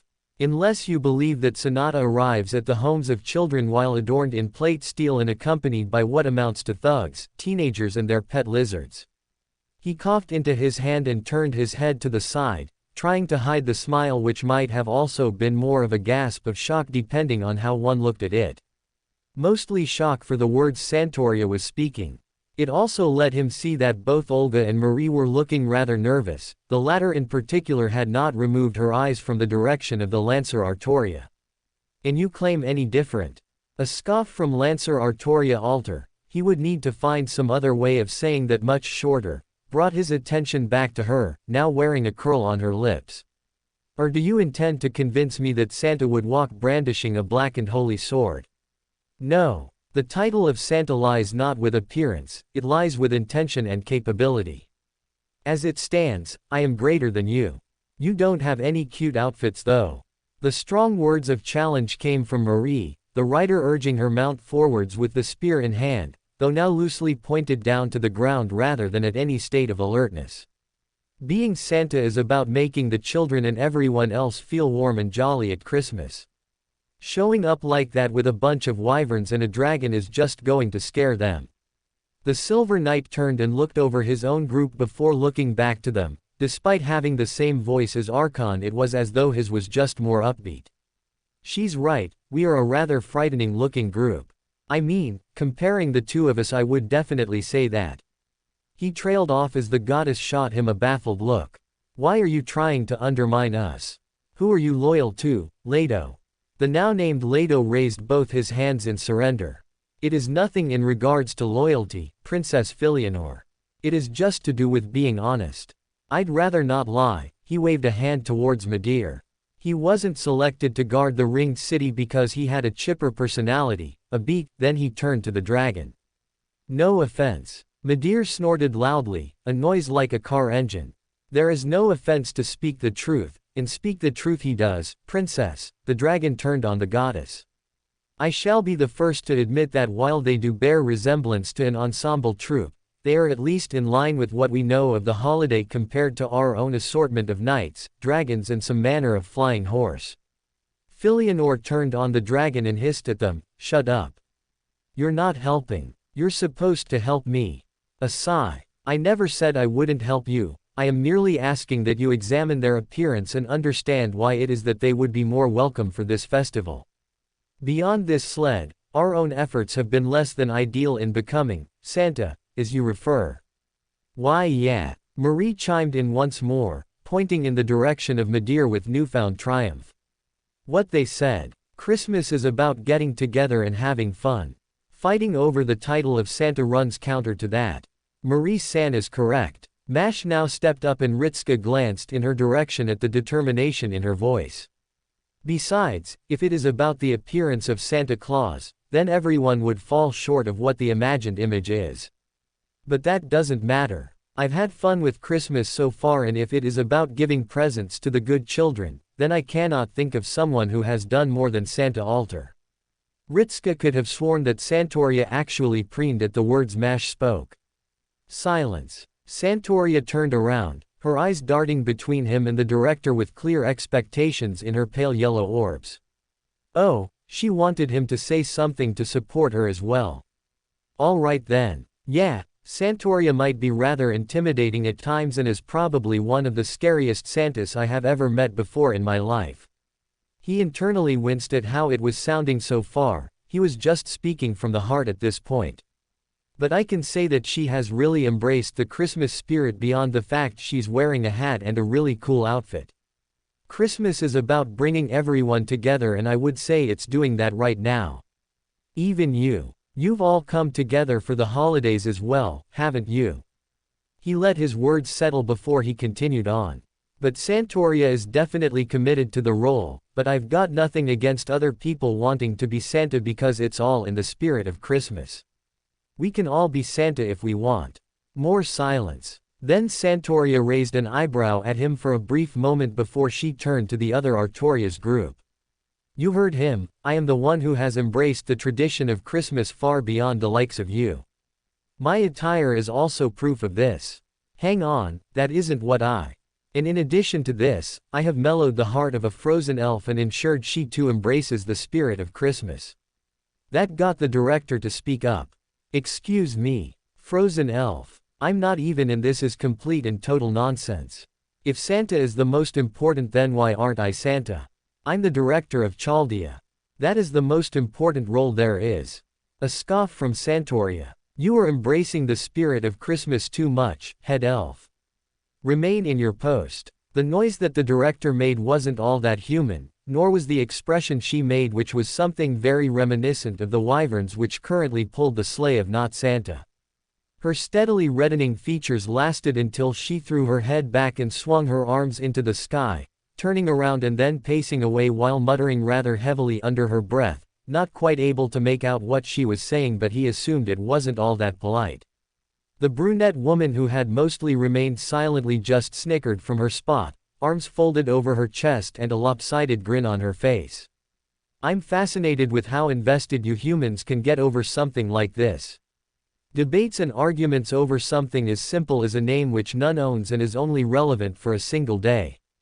Still, I am enjoying this very much. Commentary from you aids nothing, Akal. Lancer Artoria shot off with a side eye. The now named Akal merely shrugged her shoulders as though the words just rolled off her. I'm just here for the festive nature of it all, and those humans look decidedly more festive than we currently do. Besides, I know for a fact that Calamate would be flinging himself right into learning all about the festive nature of humans if he were here himself. A moment later, the woman snorted to herself and closed her eyes. He likely would have been trying to organize his own holiday at the same time. The inclinations of Calamate are not my concern. Lancer Artoria dismissed with a wave of the hand. I shall not comment upon what he would or would not have done. He is not here and has thus far failed to materialize. Ritska pointedly decided that remaining silent was the best thing forwards. If the director's nameless berserker was who he thought it was, then that wasn't his secret to start spreading around. Keeping his lips tight and placing his hands on his hips, rocking back and forth on his heels before he cleared his throat. So, just answer me this, why are you even arguing over whether or not you're Santa in the first place? Lancer Artoria merely stared at him blankly for a good few seconds as though he had said something stupid. Have you the mind of a fool? Through the fact it is Christmas alone do I claim the title of Santa Claus. Lancer Artoria declared imperiously, clearly not put off by the argument thus far and instead doubling down. He had to give it to her. She sounded very serious about the whole thing, and he suspected it was a lack of resources that was stopping her from appearing in front of him with the same sort of outfit as Santoria. Santa is the figure of greatest importance in the modern world, thus I would claim the title of it. He is the one who travels the world and dispenses gifts to the deserving. They gestured to themselves. I travel the lands and dispense boons to those who recognize my power. Santoria exhaled loudly. This argument has exceeded the point where I considered it novel. I shall now consider it an insult. Be you of my own nature or not, I shall tolerate none who stand in the path of Santa and their journey. She stepped forwards and brandished Excalibur rather menacingly. You may call yourself whatever you will, though your actions are more befitting of a Grinch than any true herald of the holidays. Lancer Artoria's eyes narrowed considerably. Ritska could feel his heart rate spike at the sudden tension which flooded. If it were possible, he was sure the pair of servants would have been shooting sparks at the other with how hard they were glaring at the other. His eyes jumped around for some sort of escape before they landed on the diminutive goddess, who was caught between staring at the two servants with a raised eyebrow and a slightly annoyed look. Her eyes met his. So why do you want to be Santa? He blurted out to the goddess with a forced smile, probably a little too wide if her sudden recoil from him was any indication. It worked in that the tension diminished just a touch after posing the question. Well, it is obvious that Santa is a figure of great importance. The goddess recovered quickly, then puffed her chest out before pointing to herself. And as the only true goddess here, it should naturally fall unto me to be declared the rightful holder of the mantle. Especially because I was one worshipped by a great many, just as this Santa Claus is. 'Tis the only logical step, no. Furrowing his brows, he brought his hand to rub his head as he tried to make sense of the sentence. While I would say that Santa is a very important figure in modern celebrations. Mash hastily spoke up, sounding about as unsure as he felt. I do not believe that he would be worshipped in the same way as a divine spirit, just as yourself would be. I think it is less worship and more, quiet faith. Philionor blinked, lowering her arms to her side and then tilting her head, her expression awash with confusion. Elaborate on your words, young girl. You speak of faith in a single being, but how could that not be worship? If there comes the belief in the power and charity of this being, how then might they differ from the worship of a god? What is a human's faith in Santa? What is their reverence in the one named Claus, if not an act of religion? Opening and closing his mouth, he found himself unable to answer the question. Not because it was difficult, but because it was just so out of left field that it was like it had turned into a person and then landed a 1-2 punch right into his chin and left him there, all dazed and confused. That is not the faith that is bestowed upon Santa Claus. The director was the one who answered, having returned from wherever she stomped off. It is the belief of this omniscient being who somehow makes their presence clear every holiday and encourages the good behavior of children with the promise of material rewards should they behave themselves. He is more of a moral guardian than a god. Ritska shrugged. They're pretty much a charitable person who gives out toys and stuff to children for being good. It's like, additional incentive. Or like recognizing that they have done their best they can do while also being this sort of moral force. He waved to the director, jumping onto whatever she had been saying. Like the law. Filianor furrowed her brows. Santa Claus is the law of the land made flesh. No, he's the thing that makes sure children behave themselves or, well, I guess you could say it's just something people can come up with when they just want to keep the magic of Christmas. With a shrug, he brought his hand up and rubbed his cheek. It's just all in good fun at the end of the day. Sure, you're handing out presents to people for being good, but at the same time it's just a big celebration for everyone to get around. Santa isn't so much a person as he is Christmas, being jolly and celebrating the good times. The goddess remained silent before speaking again. Then the title of Santa is not so much for the authority it wields but the responsibility to ensure that the holiday is met with joy and cheer. That all those who gather under the banner of Christmas are met in good health and with a bounty of rewards for their long struggles through the year but keeping true to themselves. He understood some of those words, enough that he felt like he could answer. Yes. Filianor remained silent, then nodded her head up and down before a split across her features and she leaned backwards, gesturing to herself. In that case, it is all the more reason that I should be crowned the Santa of this year. I was much beloved by all those in the ringed city, they would worship me and strive to do their oaths true. When faced with one who received naught but the blessings of the eternal city, who might compare? Silence. Then Leto raised his hand. When we say, all those in the ringed city, do we include those who tried to invade it and were corrupted by the tainted dark into insane monsters who sought to kill anything and everything that crossed their line of sight? Ritska was certain someone could have dropped a pin and they would have all heard it. No, we are not counting those. Do not speak again unless I tell you to. Leto visibly deflated but nodded his head all the time, turning away from the goddess and staring down towards the snow as though he was a child or something. Shaking his head, he looked across the group once more before speaking again. So, just to clarify, we're all in agreement that Santa isn't really a title as much as it is just about the spirit of Christmas. Santoria made a noise. Hardly. It is without question that I am Santa here, these others are just pretenders. Given that I alone am the one who dresses for the role. If all that separates us is a mere change in attire, then I shall merely take that cloth from you and adorn myself in it. Lancer Artoria replied back without even missing a beat. Santoria frowned. A futile effort, you would need to pull this cloth from my cold dead hands. Lancer Artoria went to reply, they paused for only a moment as their pale yellow eyes narrowed. Looking Santoria up and down for a moment before they lowered their gaze onto themselves and made a small and rather disappointed noise, soon bringing their head back up and speaking. Perhaps you are correct in the futility of the effort. All that would fit me correctly would be the hat. I suspect I would be too large for the rest of the outfit.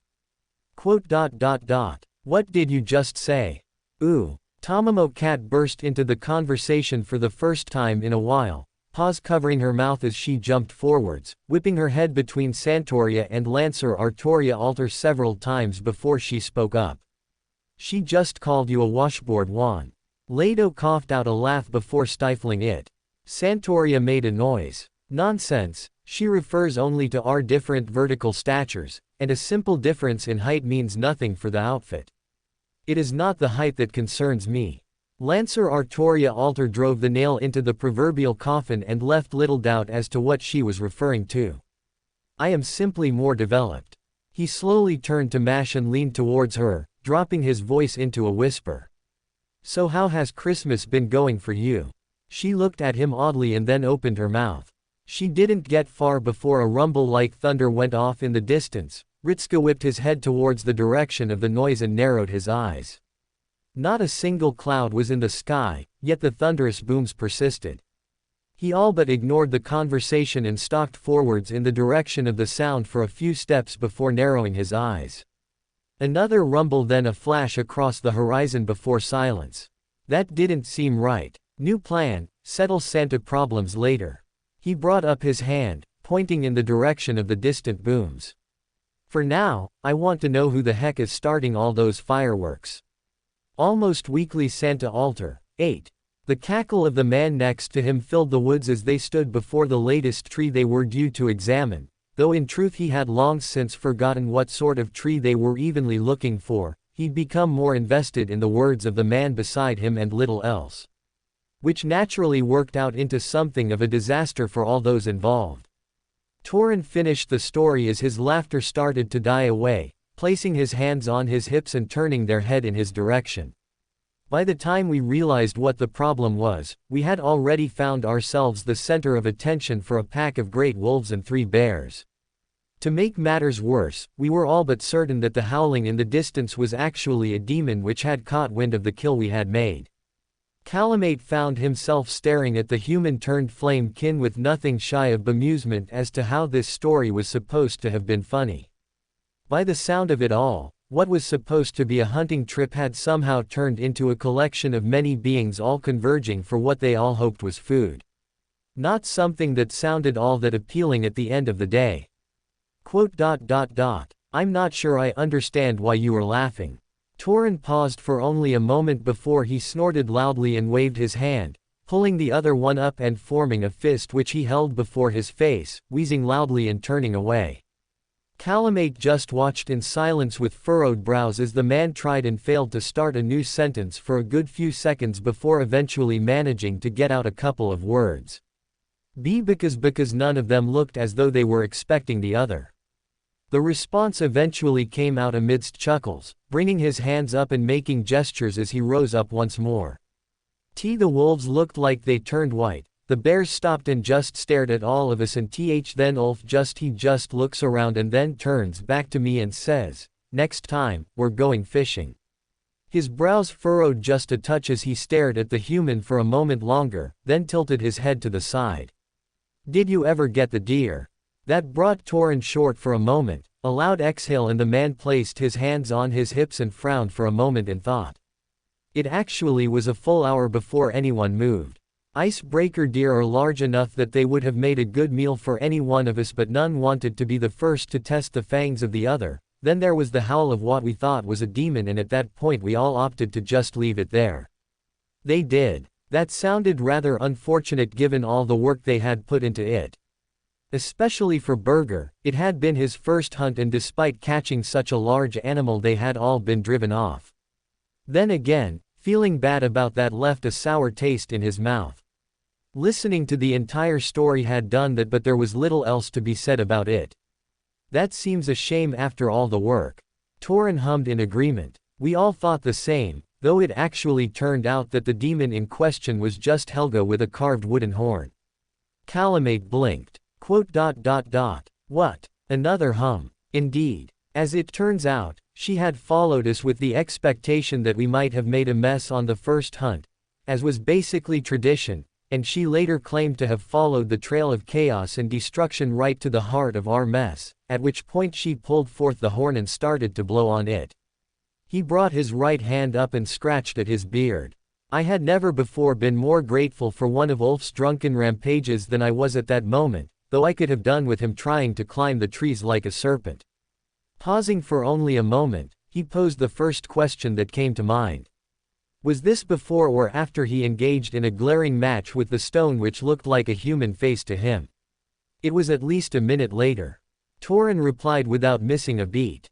Old berry juice does terrors upon the minds of even the fiercest warriors, and Helga had vowed that she would turn Ulf into a leather strap if young Berger even got so much as a whiff of the drink. Ulf might have been a little brave, but none were foolish enough to face Helga when she was wrathful. The shudder that accompanied his words was more than enough proof. So then, the deer was retrieved. A nod of the head. Yes, Berger's first hunt went rather well, all things considered. No more or less chaotic than my own, certainly a far sight better for the health of those involved at the time, especially since mine included stumbling upon one of the great cats. Calamate could hear the silent terror in the voice of the man. It was clear enough even to him that the human had been affected by it. It would have been better had it been one of the feral ones. This one was smart and at some point it began hunting us, though it is hardly a story for a cheery time such as this. Calamate found himself frowning but eventually nodded his head up and down. Perhaps another time then. Yes, perhaps another time. The man resumed walking before eventually coming to a stop and then turning his head. Calamate similarly stopped walking and stared at the side of his head for a couple of seconds, then watched as the right arm of Torin came up and pointed dead ahead to the tree before them, already walking before he had even uttered a single word. He followed after the human with the same sense of urgency. Torin stopped right in front of it, bringing up the flat of his hand and placing it against the trunk of the tree, running his fingers along the surface of the bark. When they spoke, it was in a quiet yet gentle tone of voice. The head of the man hung low as the words whispered out.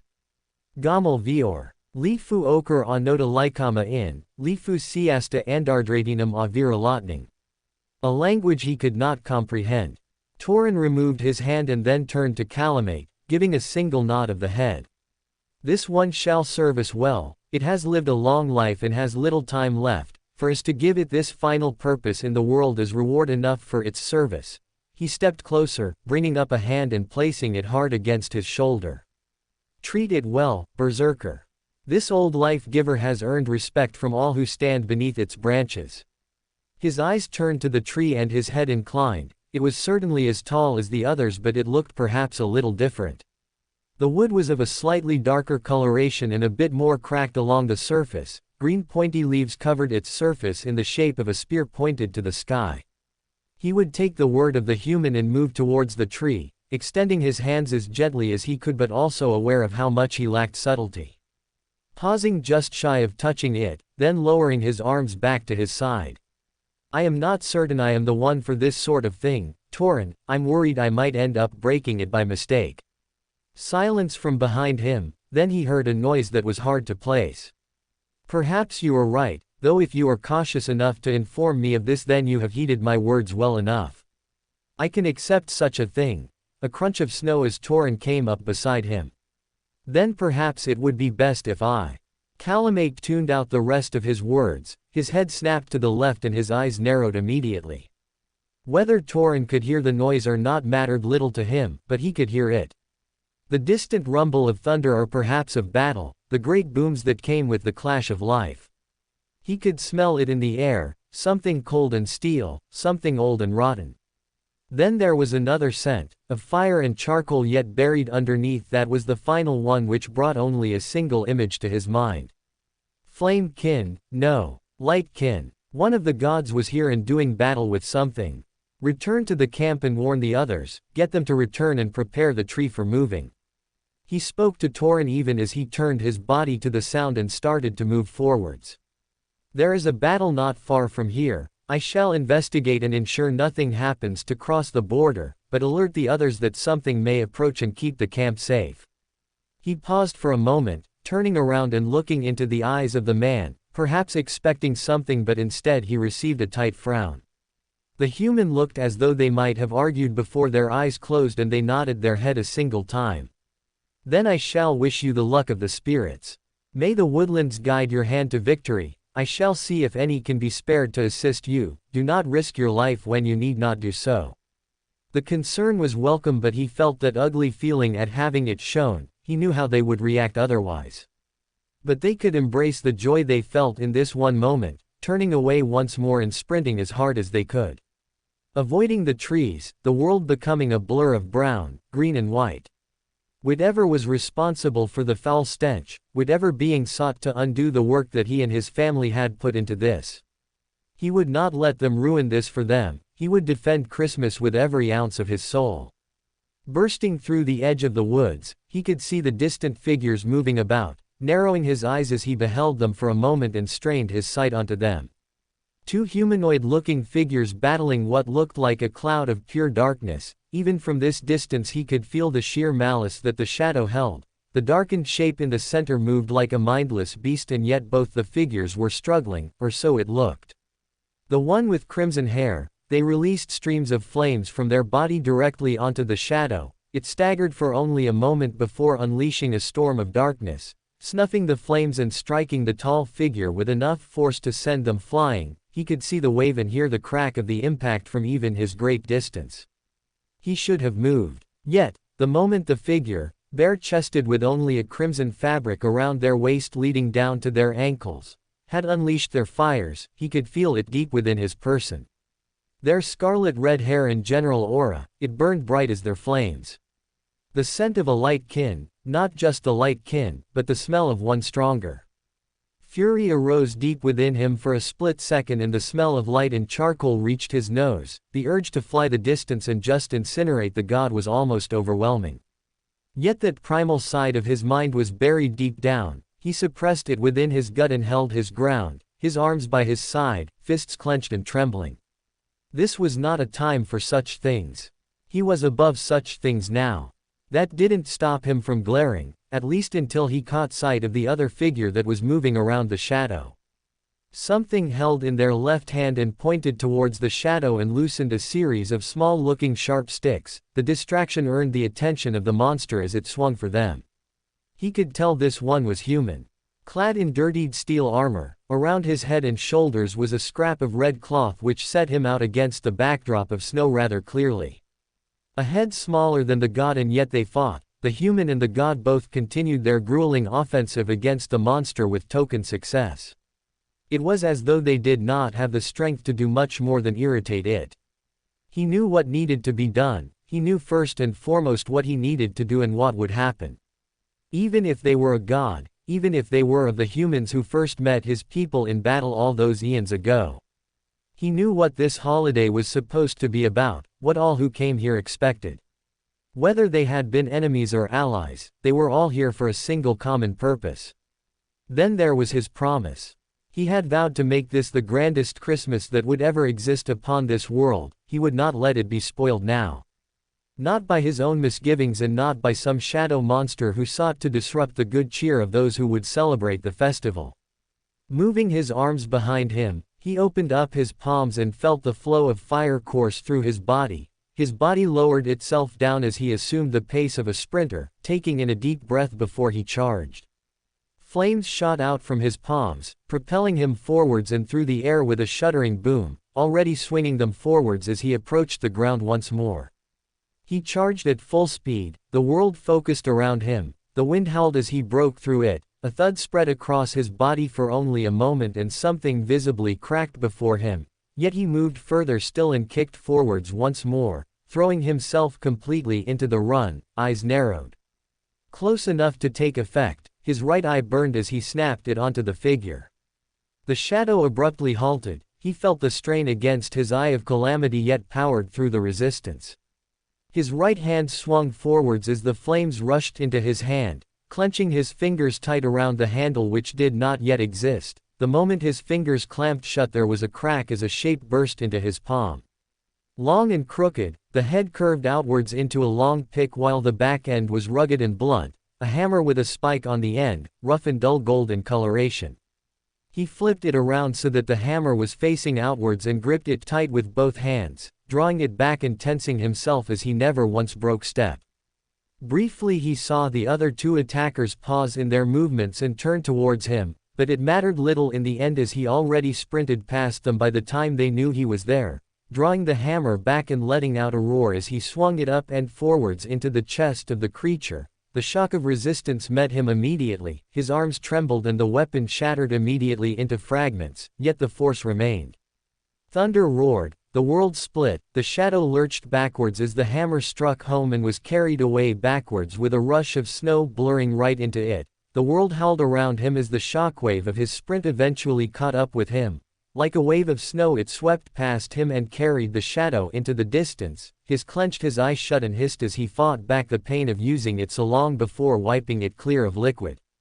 He turned left and right to either figure by his side. The human remained rather cautious but otherwise kept their distance and offered a faint nod of the head, though what he noticed was the long gray beard protruding from out of the hood and the lack of visible features shadowed by the scarlet fabric.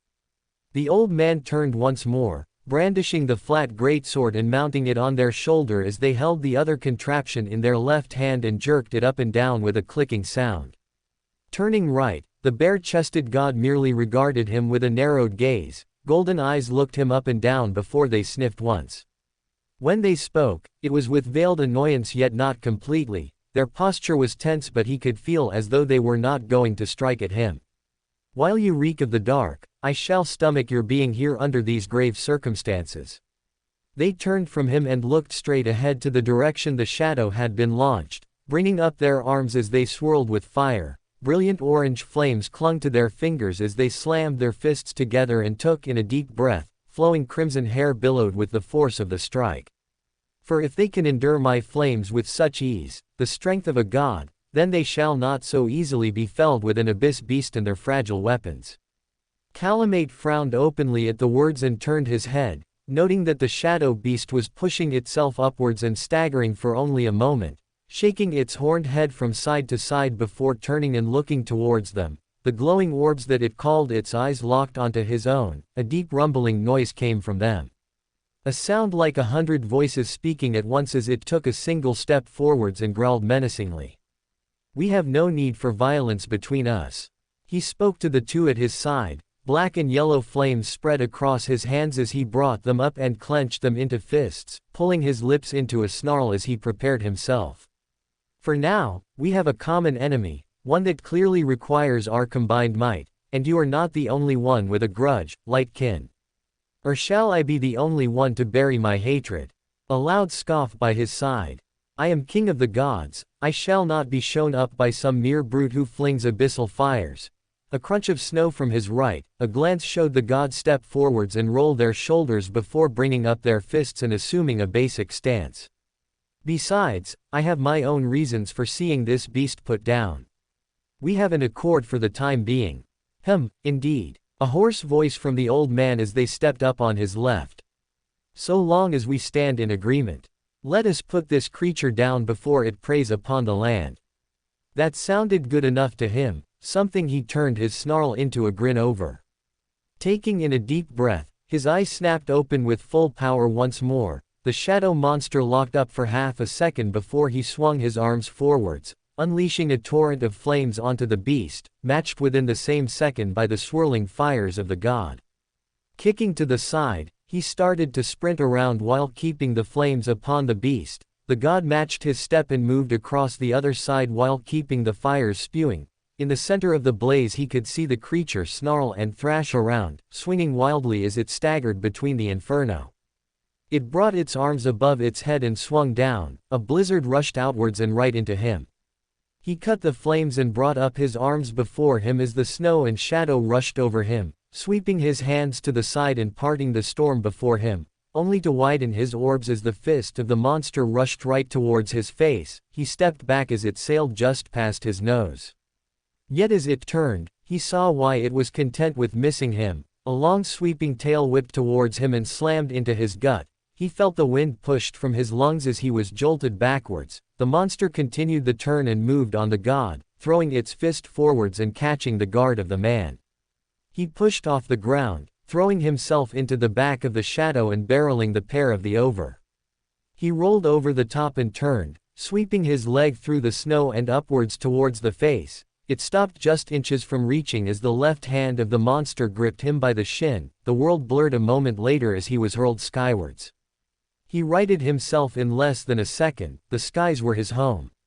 It had already charged the god, and blocked the next dozen or so blows from the monster rather well, twisting and turning his body as he threw back rapid burning jabs, an explosion going off with each throw of the fist. Now, he roared down to the ground. His eye burned once more and the god understood. The beast froze for only a second, plenty of time. With an explosion greater than those before, the god stepped forwards and swung his hands directly into the face of the monster, hurling it backwards with the force of the explosion. Calamate swung his arms to the sky and unleashed an explosion of his own, shooting his body straight down like a falling star, his feet slamming into the gut of the monster and driving it straight into the ground. Another burst of fire, he launched himself back into the air for a short distance until he hit the ground. The shadow was strong, already dragging itself from the snow and whipping its tail around. The old man jumped forwards, driving his sword into the tail and sticking it to the ground. Before the beast even turned to face him, he had raised the contraption and pointed it right towards the monster. The second it whirled around to face him, it unleashed dozens of small wooden arrows directly into its face. He rolled backwards and released his sword as he did so, hitting the ground and twisting. 3 golden rings of light flew from his now free right hand and buried themselves into the back of the shadow. It howled with fury as it pulled its tail free of the ground. The old man rushed forwards and jumped, gripping the sword and pulling toward, twisting the tail around as he did so and snapping their head onto him in a moment. The god unleashed fire directly onto the monster as it struggled, bringing its arms up in front of its face against the storm of flames, snarling loudly as it did so and staggering around. Calamate moved forwards, bringing his hands up and forming a long black sword in his hands, gripping it tightly and swinging down with all his might into the trapped tail. He smashed it down like a hammer, cleaving right through the shadowy limb and slamming the sword into the ground with a crunch of snow and earth. His hands dropped the sword and moved onto the tail, gripping the detached limb and ripping it upwards, the sword of the old human being pulled free at the same time, and turning. The severed tail barely skimmed across the surface of the snow before it slammed headlong into the side of the struggling beast. It went rolling over into a pained grunt as black liquid flung from every single point. "Burn your flames into the ground, brute." He was pulled out by the sharp words of the god as they stalked past him. Not even a second later they snapped once more. "Do not make me repeat myself. It is a shame I must resort to even this." He fought back a frown but adhered to the words all the same, pointing his arm to the ground and unleashing a steady stream of flames, only to furrow his brow as they twisted away from where he was aiming them and moved towards the god. The expression of the being twisted in pain and disgust as the black and yellow fires roped around their body, licks of orange fires moving to join them before they all converged into a point in front of the god. Their hand shot forwards, gripping the mixture of flames, and drew his arm back as he did so. The fires jetted out from either end until they formed a spear. The god held his posture for barely a moment before he slung the newly made weapon forwards like a javelin. The beast brought itself upwards just in time for the attack to strike home in its chest. The explosion sent it ragdolling once more and into the snow with a deep booming thud, dirt and ice being catapulted into the air. Silence. A howl split the air, as though 100 voices screamed at once. The snow exploded as the shadow thrashed and growled, spinning on the ground a dozen times. Calamate felt himself take a half step backwards at the animalistic display. The body twisted and turned, folding in on itself as the horns bent and flaked into the distance. The limbs shorted and pulled up, the stump of tail retracted into the body as the screeching faded away, replaced with heavy breathing. Each breath was an echo of old metal. The figure pushed up from the ground and onto their feet, gradually turning until they faced them directly.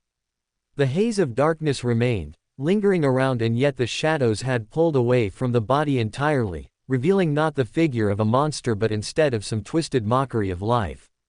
Patchwork metal and limbs, each set of armor looked as though it belonged apart from the one beside it, as though they adorned themselves in all the wrong types.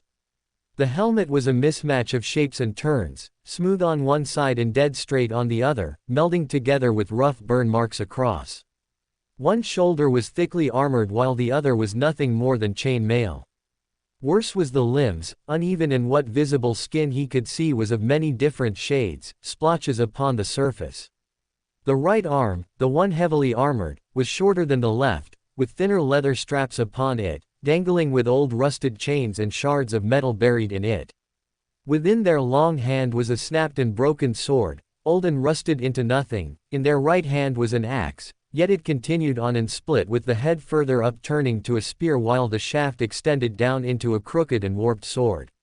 Not Krampus. The sound was unbearable. Old, young, woman and child, they all blurred together in a poor union of voices that sounded like clawing upon his ear. He fought the urge to cover them from the sound, content with staring at this disturbing thing which he could only guess was some poor brother cursed by some cruel fate.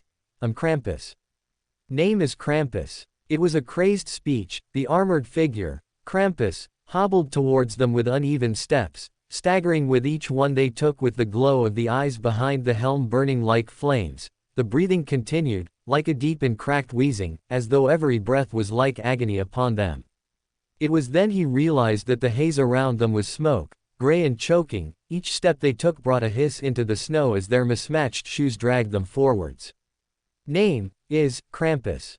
Krampus hesitated for nothing, charging forwards with uneven steps and a howl of 1,000 voices, throwing themselves through the air and towards the trio with reckless abandon. Pushing off the ground, he rushed right towards the monster to meet them head-on. It was utter stupidity for him to let his guard down for even a moment. Galvatine clipped into the brace on his back as he threw the door open, hearing the scuffle of paws as Fu raced after him into the snow. His eyes swept across the horizon for only a moment, his head snapped in the direction of the latest thundering boom before a frown spread across his face. The first had halted him and all that came after that had been proof of his foolishness, perhaps the world punishing him for being indolent. Not that it mattered now. Turning around, he looked at the door as Jean Alter stepped out into the snow after him with her arms folded over her chest. He could guess as to why she was still annoyed. He had proven more adept at the game than she had anticipated, but he could feel no joy in the mounting victories when this was the cost of his success. He stared at her for only a moment and then turned back around, moving his hand to the communicator on his hip and pulling it free. Holding it up and pressing it open, the face of Romani flashed up and caught sight of him with wide eyes for only a second before it evened out. The clear unease on the face of the man was telling enough as to what the situation was. I know it's west of here, tell me how far. It took Romani only a second to answer him back. There's a large concentration of magical energy about a mile to the west of you. Fujimaru-kun and the others have heard it and are en route. Berserker is there at the moment with 2 other servants, but the readings of this latest individual. The hesitation was all the information he needed. Whether Ritsuko was approaching or not was immaterial. It had been his own indulgence which led to this encounter. He would not step back just because it was something that could be handled by another. That was not his role here. That being said, he would prefer that Ritsuko not suspect it was him, but he could work around that problem. I understand, I will make my way there immediately. He snapped the communicator off, then attached it back to his belt before pausing for only a moment, aware of the presence of Jean Alter still behind him. It would likely end in failure, but he supposed he might as well ask all the same. Turning to face her once more, she raised an eyebrow at him, perhaps already guessing what he was going to say given the way her face twisted. Rolling her eyes at him before she stepped forwards and stretched her arms out. A pale flag atop a black spear fell into her grasp. She sniffed and then planted it down. Well, when are we going? His brows furrowed. She made another face of irritation at him. Weren't you going to ask me if I wanted to come? Yes, but I would assume you would have stayed behind. Yeah, but I'm pissed off and want to set something on fire now. She retorted without even waiting, striding past him while keeping the annoyed huff in her tone of voice. Clearly still affected by what had happened before. So, what are we waiting for? Turning his eyes down to Fu, the diminutive creature looked up at him and tilted its head, showing that they didn't have an answer for what was happening either. He didn't understand why she would even invite him to play if there was a chance she could end up losing. That seemed to be an exercise in mental self-harm, but he wasn't an expert and maybe she had just been exceedingly confident in her own abilities. We're not really waiting for anything. Pressing his right boot down into the snow, the shadows started to splash forwards and moved to respond, bending around an invisible shape that didn't quite exist and were slowly expanding outwards. He remained silent and stone-faced as he reached deep inside and took hold of what he needed, dragging it up into the surface. Jean Alter turned around and opened her mouth to speak, then abruptly stopped and stared at the ground with furrowed brows, taking a half step back and parting her lips just a touch as she beheld what he was doing. The blackened shadow on the surface of the snow bubbled for only a moment. A large shape pulled itself free as though rising from the water. Growling and twisting as it reached out, large claw fingers hooked themselves down and pulled, hoisting the remainder of the body out from the ground and up. Three-toed thick legs crunched into the snow, shoving upwards as pitch-black liquid solidified into a shape. The wyvern-looking creature with pure crimson eyes pulled its head back and let out a shuddering roar, turning its head and looking down towards him expectantly. It was not something he would ever consider doing with the human souls within him, but for whatever reason he held no such guilt towards these manner of souls. A peculiar conundrum, but he didn't care all that much for it in the end. Merely that it didn't seem worth it for the most part to go sifting through the few souls that remained and bestowing a portion of his own magical energy unto them to grant them brief bodies when he could just use the energy himself. He turned his eyes onto Jean Alter and gave her a blank stare, inclining his head as he did so and jerking it towards the wyvern. I was just wondering if you were going to walk the distance. My way is faster. He would have teleported, but this method would work easier for him. She didn't reply, though for some reason a wide and almost animalistic smile spread across her features as she jogged back towards him, sending a rather triumphant look at the wyvern for a moment before turning her eyes back onto him. You know how to ride that thing. ... No. Now she was looking at him like he was an idiot all over again, bringing up her free hand and smacking it into the front of her face with an audible slap, dragging her gauntlets down, revealing her flattened features as she did so before letting out an annoyed groan. Shaking her head from side to side, she turned to the wyvern and marched towards it. Figures. You just sit in the back, I'll handle this. She had experience with wyverns, so he could let her handle it. Closing his eyes, he moved Galvatine back to its slot on his back.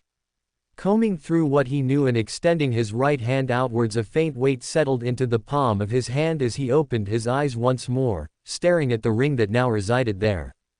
The golden band of metal with faint designs embroidered upon it. Taking it into his left hand, he slipped it into his ring finger without even hesitating. Feeling a faint tugging sensation as he stumbled for a moment, his hair extended and dropped down to cover his face. A weight settled onto his chest once again as he felt his armor push outwards just a bit.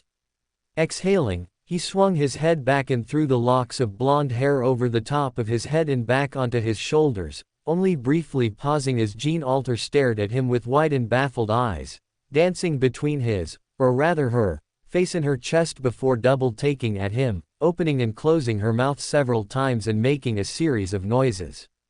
Ash rolled her shoulders a couple of times, frowning as she started to get used to her new sense of balance. Bringing her hands up and twitching her fingers around, clenching and unclenching them several times. Pleased that little else had been done save for some cosmetic changes, she lowered her arms back to her side and then turned her head towards Jean Alter, raising an eyebrow at the expression now being sported on the face of the woman. What the hell? She raised an eyebrow. Ritska is coming and I would prefer not to have him know I am here just yet. Bringing her hand up, she rubbed at her vocal cords and noted that they had similarly changed, becoming slightly higher pitched than normal while smoothing out. So you turn yourself into a woman. Jean Alter still seemed rather set on the issue, and quite frankly, Ash was unsure as to why she was just staring at her chest more often than she was looking at her eyes. Why can you even do that? It seems the best method to disguise myself. A shrug of the shoulders and she walked towards the wyvern, raising an eyebrow at them as she did so. Best mount up, we have little time to waste and I suspect it will not be long before Ritska and the others arrive. Pausing for a moment, she turned and looked down at Fu as they similarly stared at her with wide eyes full of shock. It wasn't that big of a surprise, was it? Do you intend to stand there all night, Fu? Fu. They moved off the ground and skipped past her, showing little problem in clambering up the wyvern. They were certainly good at fighting, not the best but not the worst, though he could see the experience in all their movements. But it was difficult for him to describe. He would say the closest he had come to it would be undead who used weapons rather than learn the techniques, as though they were wielding weapons not fit for their body.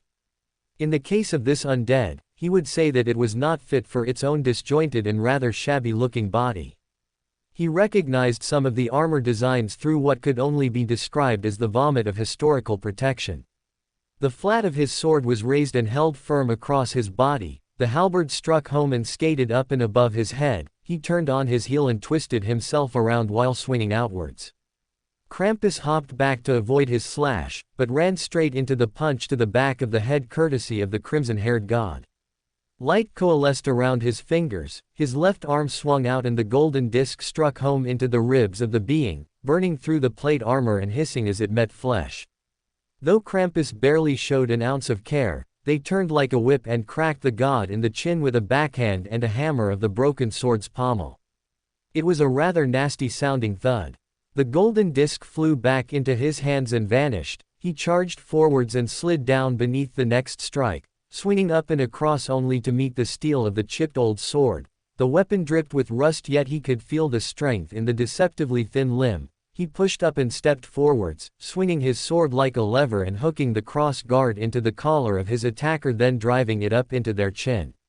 He twisted the sword and slashed across their throat. Blood sprayed and their right arm swung back at him, dragging itself through the snow and throwing up a storm of ice into the air as it did so. A quick jerk and he threw himself into a roll away from the slash. A shadow passed overhead as the newly arrived servant, whose name he knew not, swung a rather absurd-looking axe into the halberd, stopping both weapons with a single thundering boom which shook the air.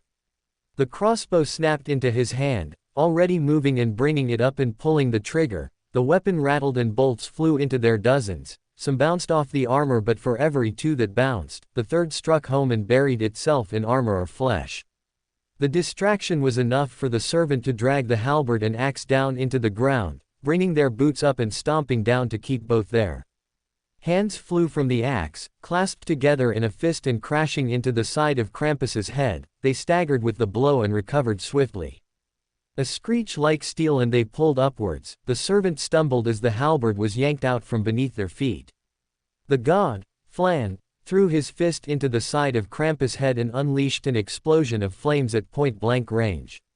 He struck their back with a bolt of sunlight and the jewel-like eye of the final servant glowed brilliantly as a faint whistle echoed through the air. Krampus howled with pain, swinging their body around as a mess of limbs.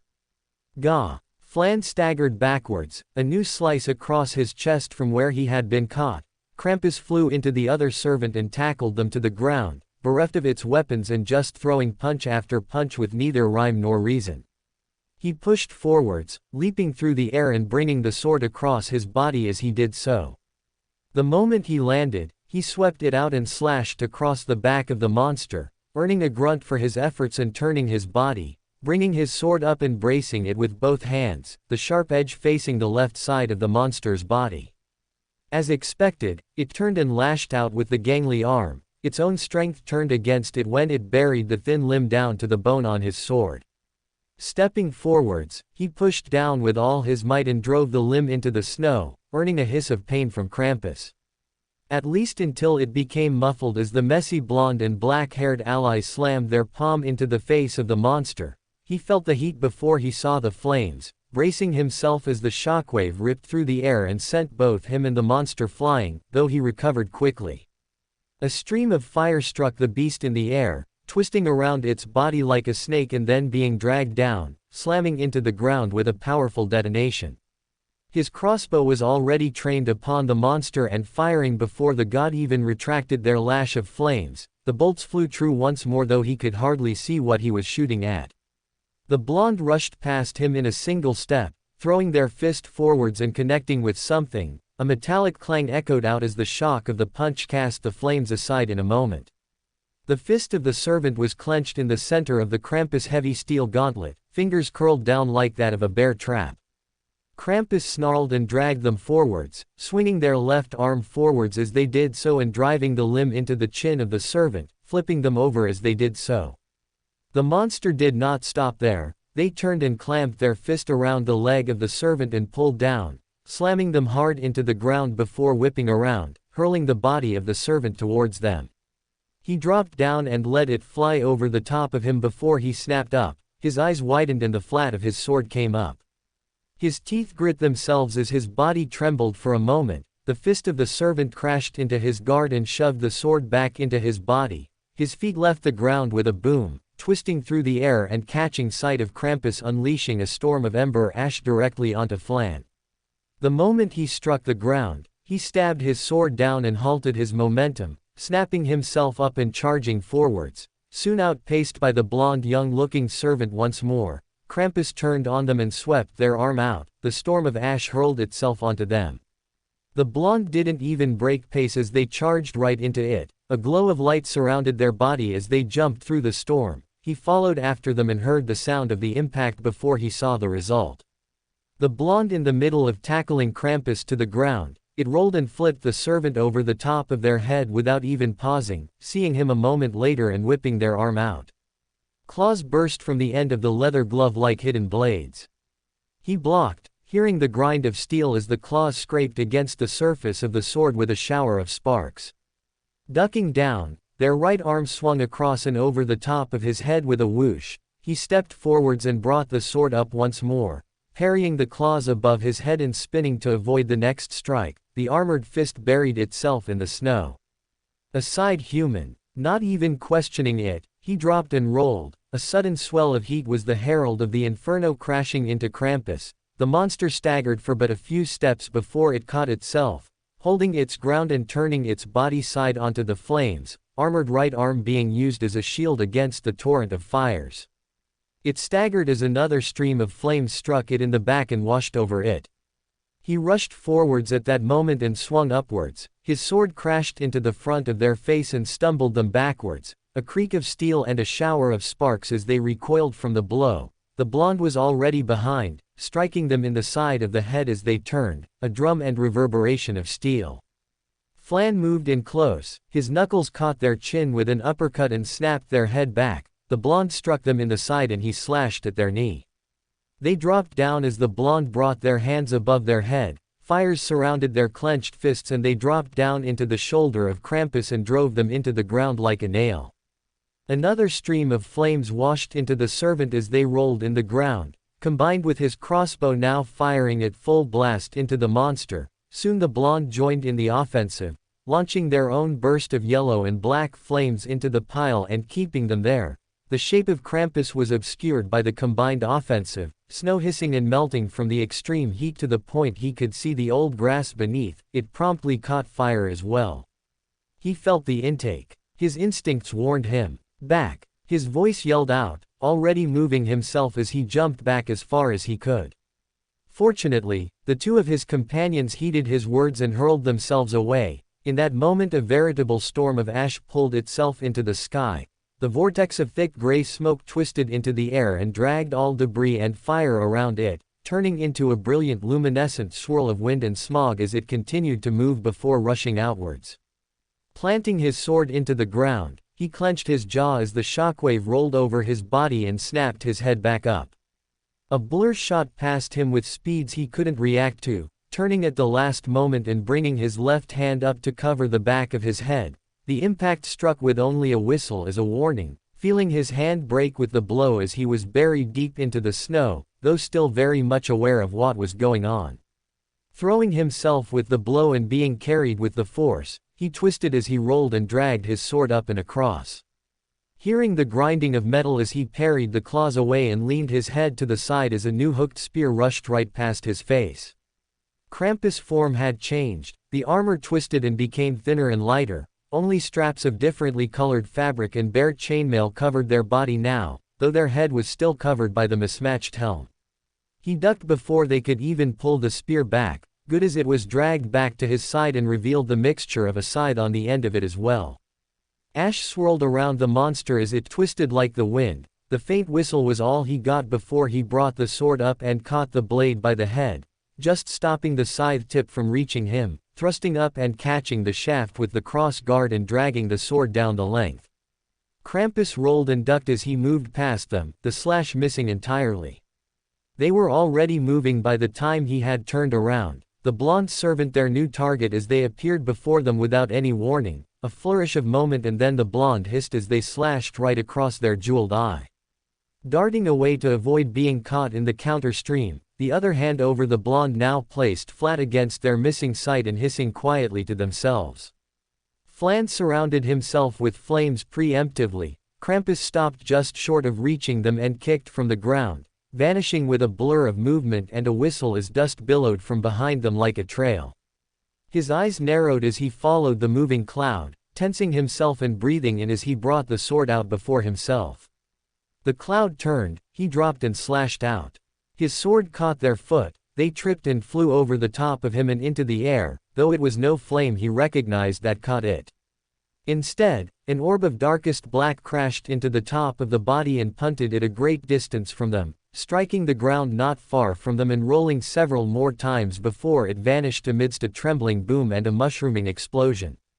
Pausing in his movements, Gale turned his eyes to the sky, just in time to see a shape crash into the snow like a rock, thumping into the ground and dropping a wave of snow over them with the impact, bringing up his hand to cover his face, then lowering it down as he stared at the crouched figure, long messy blonde hair, a black cape draped over their body with reflections of steel armor beneath. The woman rose up and flourished her right arm to the side, a sword that looked as though it was made from molten stone with its chiseled appearance, though he barely caught a glimpse of its outline before the weapon burst into flames. The eyes of the blonde remained fixed on the direction of Krampus.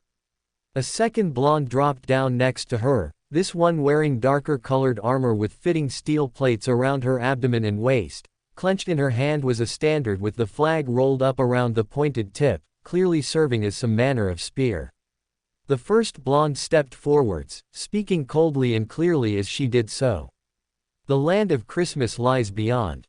The fires of the sword intensified as she swung the blade wide. The eclipse of my sword will drown all life before it.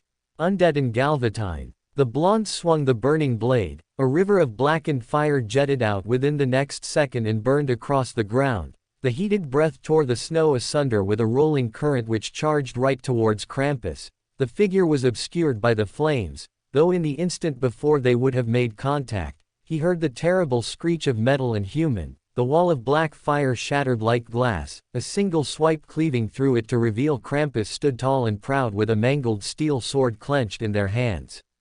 Taking a single step forwards, Krampus paused the second it caught sight of its new attackers and then trembled. Steel groaned as the plates of metal rubbed against one another, sparks dropped down from the body as the smoke intensified.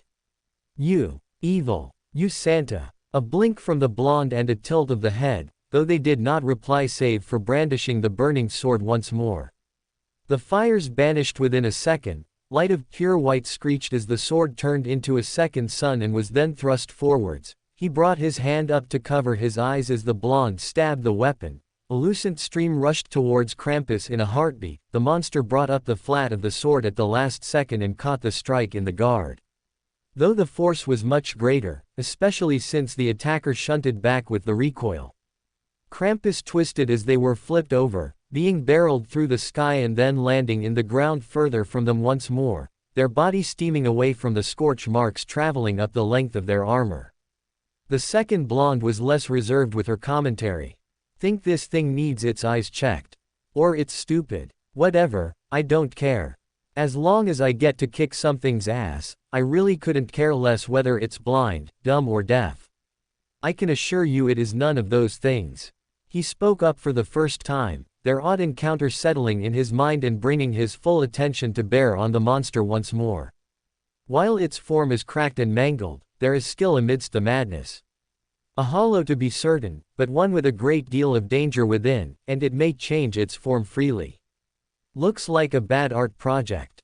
The second blonde grunted with irritation in her voice as she strode forwards, then stopped for a moment as her eyes fell onto him and widened just a touch. Her hand flew in his direction, pointing wildly before she stepped in front of the other blonde and started to call out. See, why is some English bitch queen playing Santa when you literally have this guy out here? The least you could have done is use him. The taller blonde glanced down at her ally for a moment, then turned to him, at which point her eyes widened a touch before they settled once more, but he could see the hint of recognition in the orbs for a moment. As though they had met somewhere, but he could not place the face of the woman before him at all. I do not believe Gale would serve as a suitable. Actually, the blonde paused, then brought her hand up and rubbed her chin thoughtfully before shaking her head from side to side. It is a conversation better suited for another time, when we are not being assailed by an undead abomination. What is the situation, Berserker? Ah, so his previously unnamed ally was a Berserker. Berserker stood up, pulling his hand away from his free eye and revealing the nasty slash across his face. They regarded the blonde with a puzzled expression before they made a noise and nodded their head up and down. It is not good, Ash. Gale blinked under his hood, then stared at the taller blonde woman once more with furrowed brows. The monster claims itself to be Krampus, though I do not know much of Christmas to tell you what. You're dealing with Krampus. What the? The shorter blonde snapped her head in the direction of the monster before her lip curled downwards. TCH. Figures that would happen. All of you idiots making merry or something, it probably ended up feeding the damn legend or whatever. Berserker tilted his head, then looked at Ash and squinted. Is that possible? Ash shrugged her shoulders. Whether or not it is possible, the fact remains it is a danger and needs dealing with. She started to advance forwards and rolled her arms as she did so. If it has endured your combined might for this long, then it is a danger that requires yet more arms to be rid of forever. Before he could even question that, deep thudding stole his attention as he turned to Krampus once more. Stepping from the snow, both arms now heavily armored with the proportions being much bigger than before, though it was visibly slower as it unleashed a guttural roar and slammed its arms into the ground one more time. With a snarl it charged right towards them. While still quick, it was now far easier to track as it rushed towards them. Something rocketed right past his head. Krampus ducked to the side as it hit the snow behind them and exploded in a shower of debris. He didn't care what it was, but it was the signal for the group to charge forwards and meet the monster head-on. It was certainly a monster, that much she could say with confidence, but she had meant her words. Moving as fast as she could, Ash rolled herself to the side and dragged the sword through the snow and right towards the front of Krampus. The monster brought its arms up and blocked the blade. Her limbs trembled with the force, but she pushed forwards. The ground beneath them cratered only for a moment before she pulled the sword back and twisted around, sweeping in front the other side and aiming lower. It brought its foot up. The sword passed right beneath the monster, but it was as she had hoped. Her left hand was already up, releasing a burst of pitch-black flames directly into the face of Krampus, waving its hands in front of its face to try and throw her away. Drawing the sword back, she stepped away and allowed Gale to pepper them with a stream of crossbow bolts. Her hand slammed down into the snow. Pillars of fire rose up a second later all around the monster as it tried to track down the old man. It froze as the chaos fire halted its movements and retreated from it. Snarling openly with a dozen voices at once and making to turn on her. She grunted as something landed on her back and pushed off, glancing up just as Jean Alter finished using her as a jumping point and throwing her flag forwards. The standard pierced through the chest of the monster through the flames. Hitting the ground, the woman rolled and rushed forwards with deep purple fire forming around her fingers as she moved through the fire, cackling all the while as she gripped the standard and ripped it free. Krampus made to chase her down, stopped when Berserker tore his way through the remnants of chaos and slammed his fist into the face of the servant, steel bent with the impact as it staggered away. Moving past Jean, she pushed off the ground and drove her shoulder into its gut, staggering them and twisting the sword around, thrusting down and driving it into the foot of the monster and all the way through, keeping it locked in the snow. Jean moved past her and slammed a burning fist into their side with a laugh as she did so. Menacing indigo flames crept across the body as it tried to fight them off.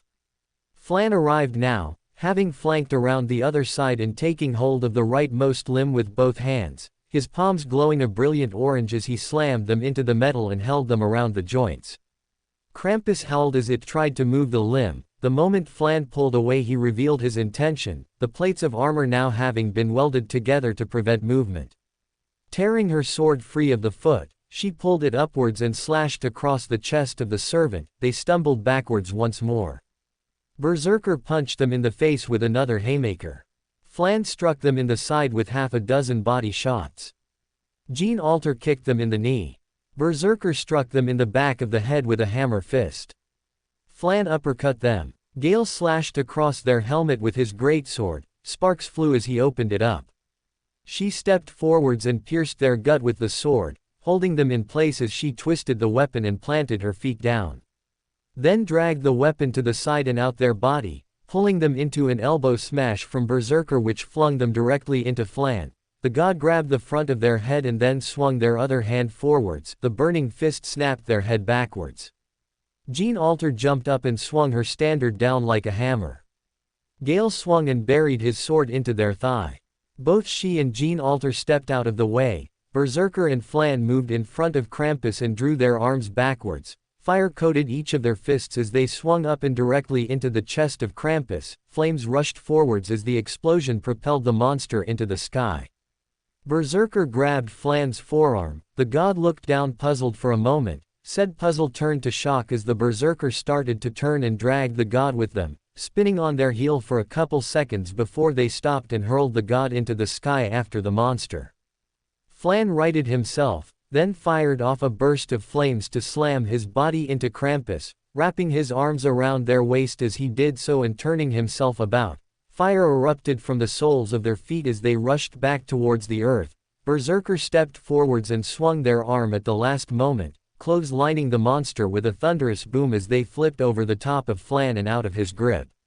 "Stay out of Christmas, you bastard!" Jean Alter snarled at the monster, bringing up her standard and thrusting it down through the palm of the beast. Ash stepped up and mirrored the gesture on their other side.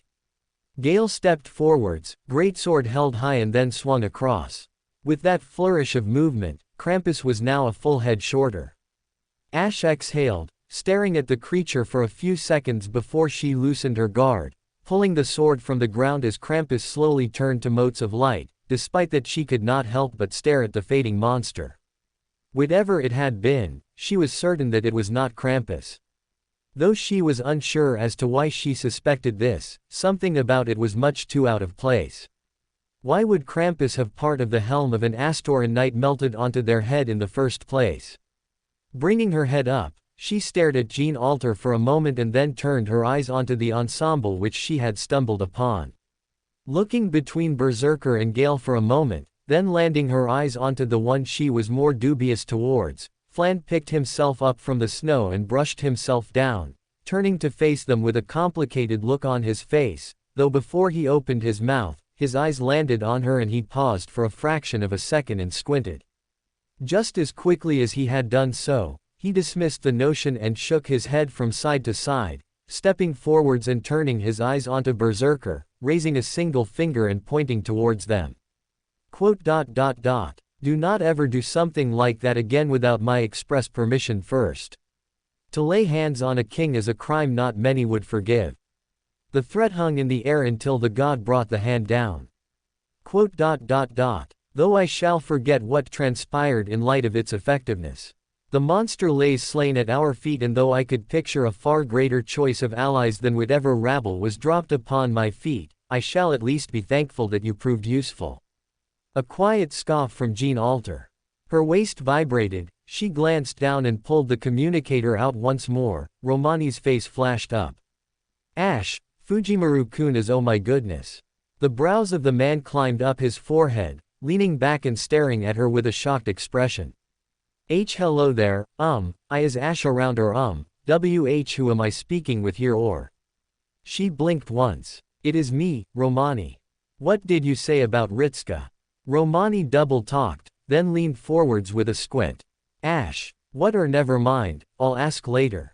Fujimaru-kun is nearly right on top of you. I don't know what you intend to do but."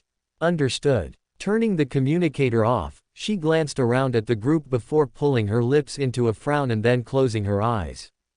"Brace yourself for some momentary discomfort." She accepted no questions, swiftly teleporting them away before any could offer their own thoughts. It was in the split second that she was about to teleport that she realized that she forgot about Fu, though she was certain Ritska could handle that. Yep, Ash. For point of reference, she's like a shorter-looking bar guest, and Ash's approach to gender is just, "I am Ash." To both of them, there is no difference in personality and they don't care at all. It's sort of like Deanne. Anyway, Krampus, who might not actually be Krampus. What a mystery. Surely they shall never return again, right. For more thrilling fanfiction stories like this, check out my channel Fanfic Audiobook. Dive into epic adventures, mysterious realms, and legendary journeys brought to life through immersive storytelling. Don't forget to like, share, and subscribe for more amazing audiobooks.